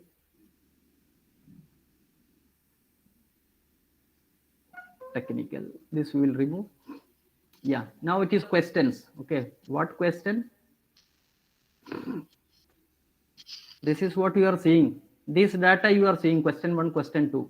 Entire data now it is taken to the independent sample t-test. Okay, now we will take the group from here. We have made lower group and upper group, that we will take to this place. Group, lower group and upper group. We will define group same way, 1, 2, continue. We don't have to do anything now here. Just click on OK.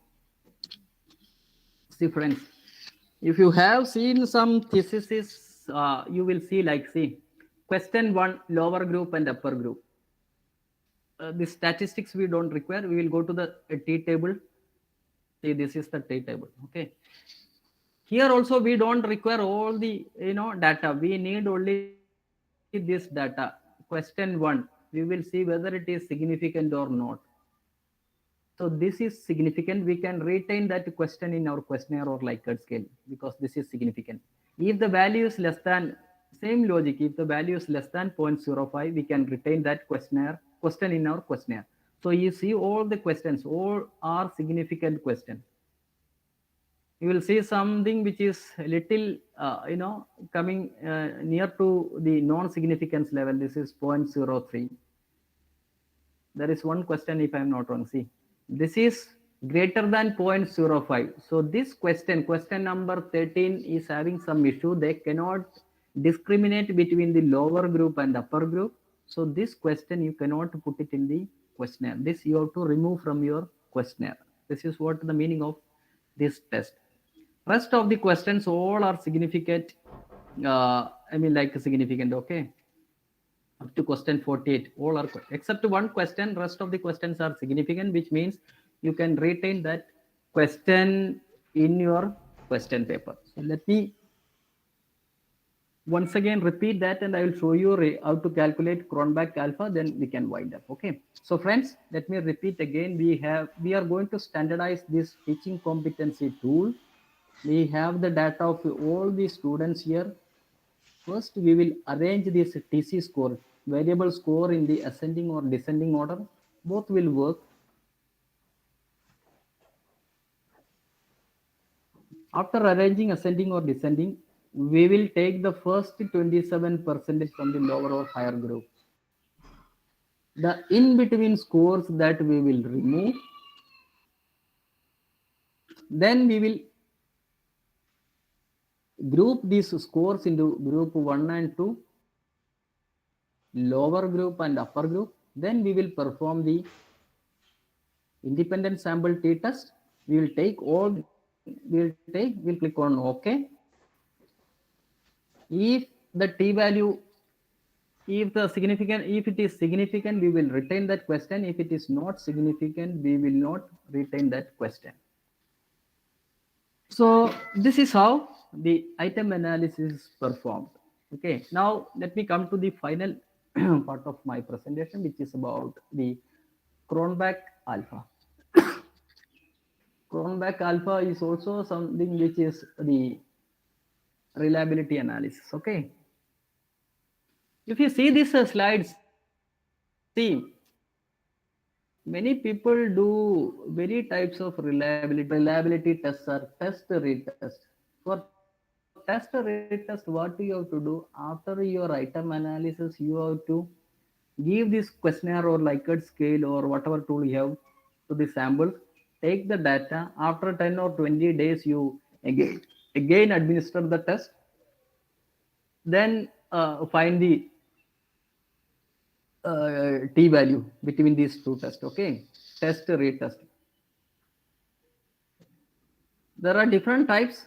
So this is one. This we usually don't do inter-writer parallel forms because this is something different. This inter-writer reliability and all. Okay, if the same test is conducted by different people, I mean, like if I am a researcher, I will administer this test to somebody. Then my colleague will do the same test with the same sample. So if different people are doing, then we calculate the inter-writer reliability. Parallel form, different versions of the test.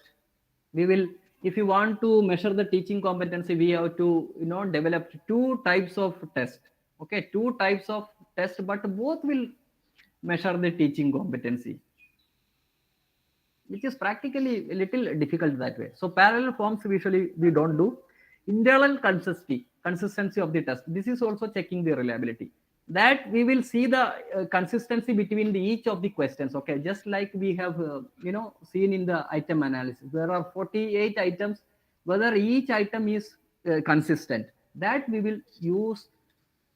For that we will use internal consistency reliability test, and internal consistency reliability test is usually done using these two methods. We will see either average inter item correlation or split of reliability. Do the test once, split it into two groups, odd and even group, then find the coefficient.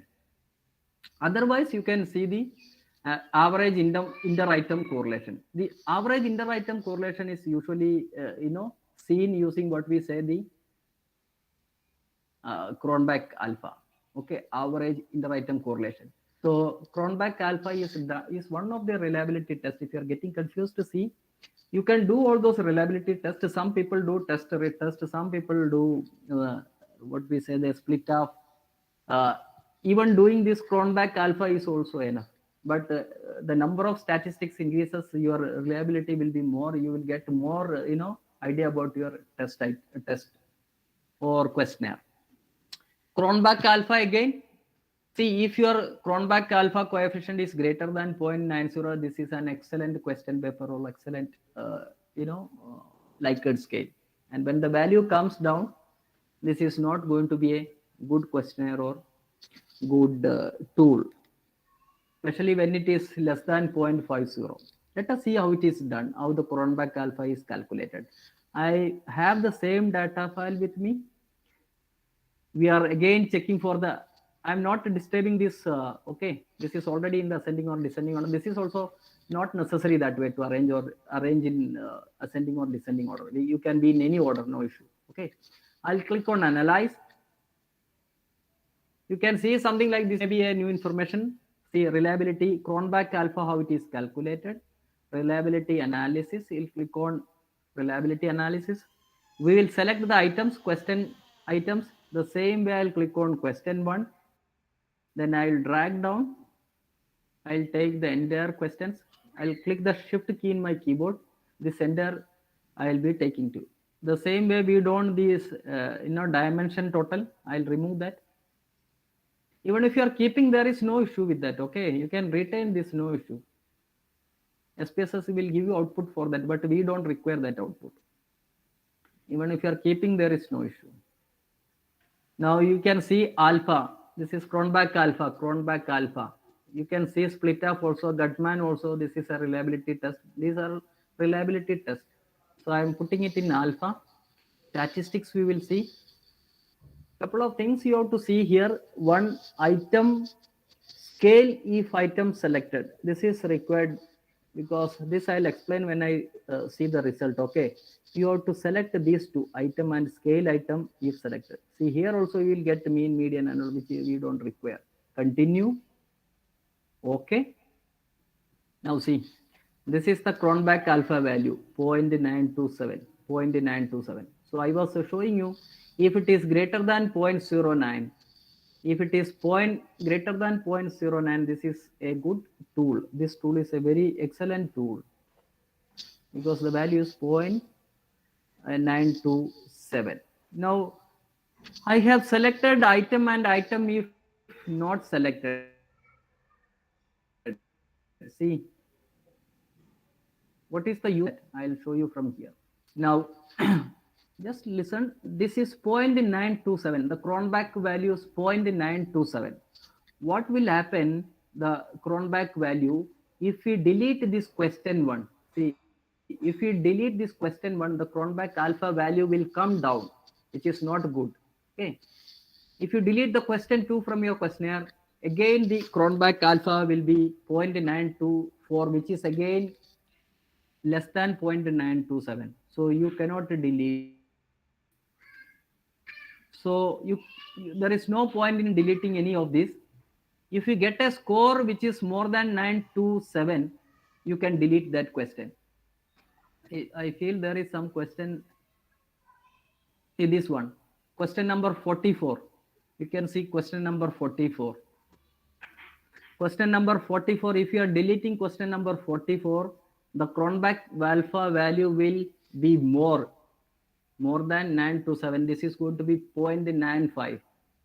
So if you delete, this question is having some issue, this question 44. Okay, so that's why if you are deleting that question from your questionnaire, the Cronbach alpha will again be increasing, will be more. This will be a more good tool, because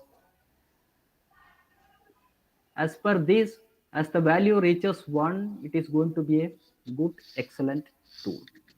So friends, let me again take 1 or 2 minutes to just repeat that.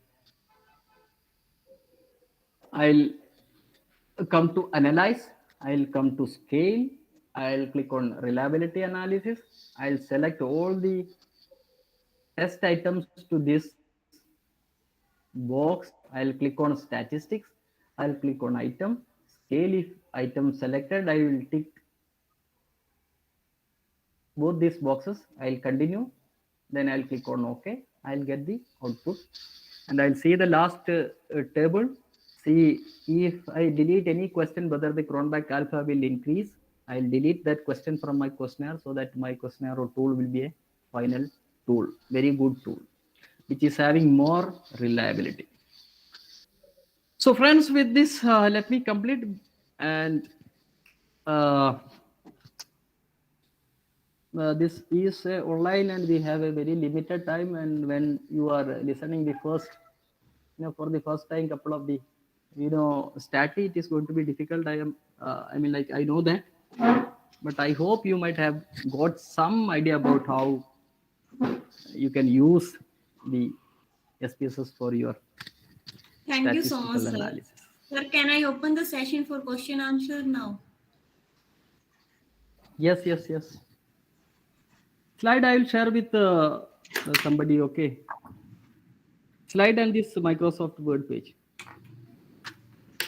Can everyone switch on your this what we say, camera? If no issue, we can have to take a screenshot of the participant. Can everyone switch on your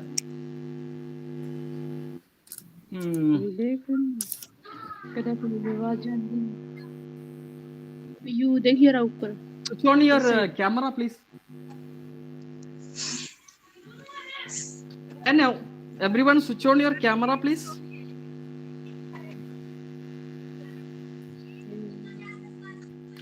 Oh, people are. I need to take a photograph. Screenshot of this screen.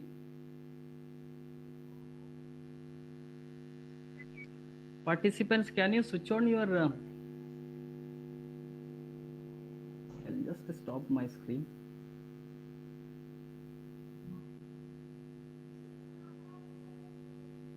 Moment. Where is this? We'll take a screenshot of this. Okay. Can you switch on your camera, please? Thank you, Jodi. Thank you so much, sir. Khanjan, thank you. Thank you so much, sir. It was a really, camera also. really a wonderful session, and we have learned so much, sir. Very less time. Thank you so much, sir. Thank you so much, sir. Thank you. Wow, it's wonderful to see all the participants. See, Manjeet is there, Manjeet. No, this is not Manjeet.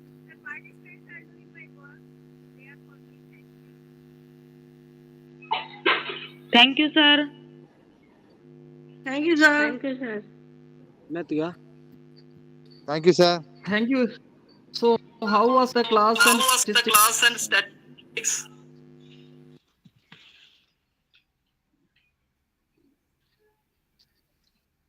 Sir, thank you, sir. Very informative session. Superb.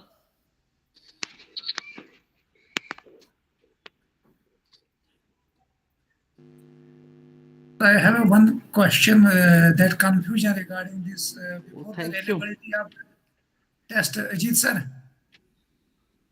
Hello? Sir, बोलिए. Sir, you हाँ, have sir, बोलिए. told that 27% and top and 27% above, but you mentioned the 100.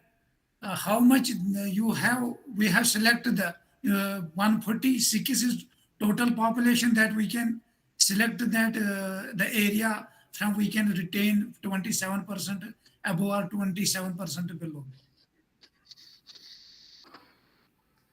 See, the statistics says we need to have 400 samples when we are doing the item analysis. But when you see any of the theses, people usually go with 100 samples. No issue. You can also take 400 sample for a tryout. Then you remove the first 27% from the lower part, some another 27%. So not remove, you remove the Middle groups which are coming in between, middle part. Okay, sir. Okay, sir. Thank you. Sir, excuse me, sir. Sir, Okay, during sir. during item analysis, after analyze, we have to go for independent sample t-testing. Is it, sir? Exactly. Okay, sir. Absolutely. Thank you, sir. Thank you, sir. Thank you. We are doing only t-test there.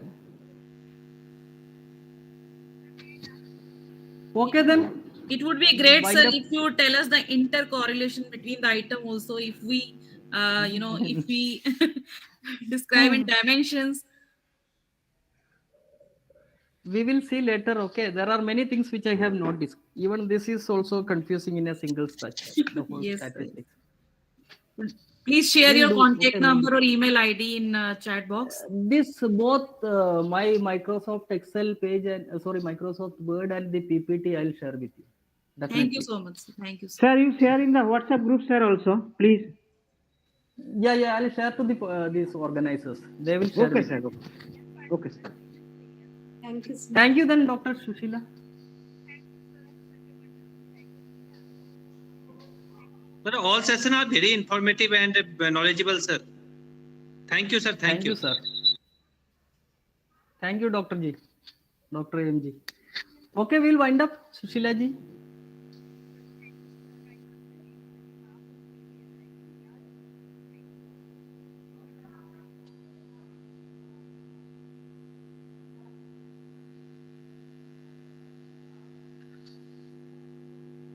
You can close the session, Sushila ji, Dr. Sushila ji.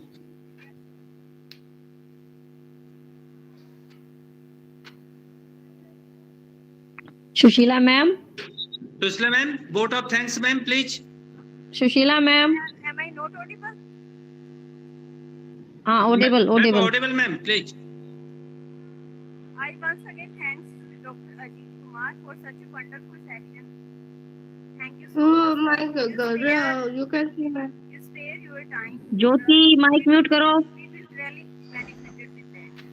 I also thanks Dr. Suman Dalal, chairperson and dean, B.P.S ITTR for her support and for organizing such a wonderful event. Thank you so much, sir. Thank you, Ajit sir. Very, very thank you so much, sir. Thank you.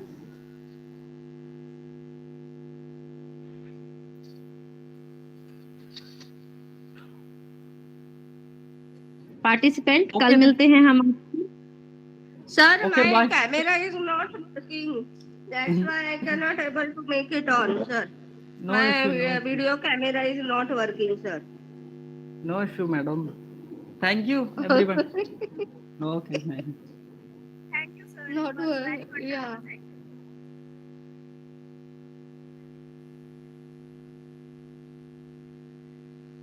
Okay. Can I leave the session then now? Yes, sir. You can. Thank you, sir. Again, thanks a lot. Once again.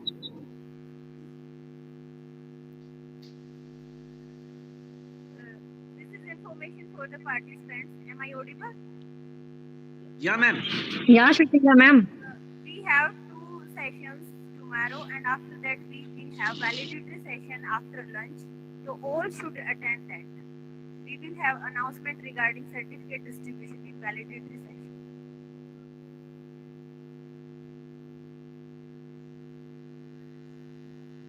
Okay, ma'am.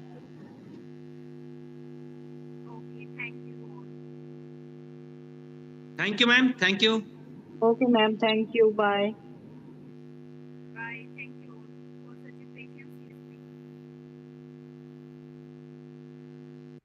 Okay participant leave in next tomorrow मिलते हैं सुबह morning में 2 session के लिए thank you very much bye Thank you, all ma'am. Off Thank you. Bye Thank you, ma'am. Thank you, ma'am. Bye-bye.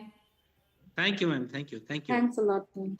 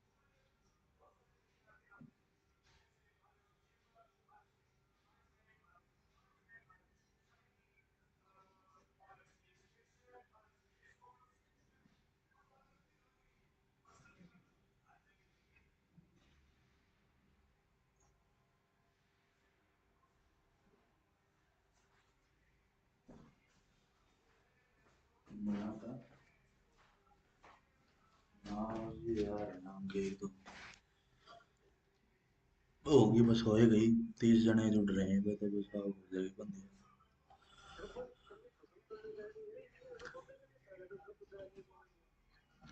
भाई ये जुड़ते रहे हैं मेरे बंद कर दूं फिर हाँ इब्बे होगी बोलने तो इब्बे बंद हो जाता सेगमेंट पहले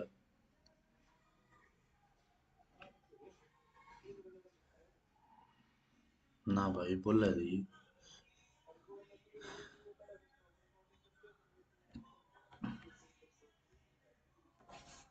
ठीक है हम्म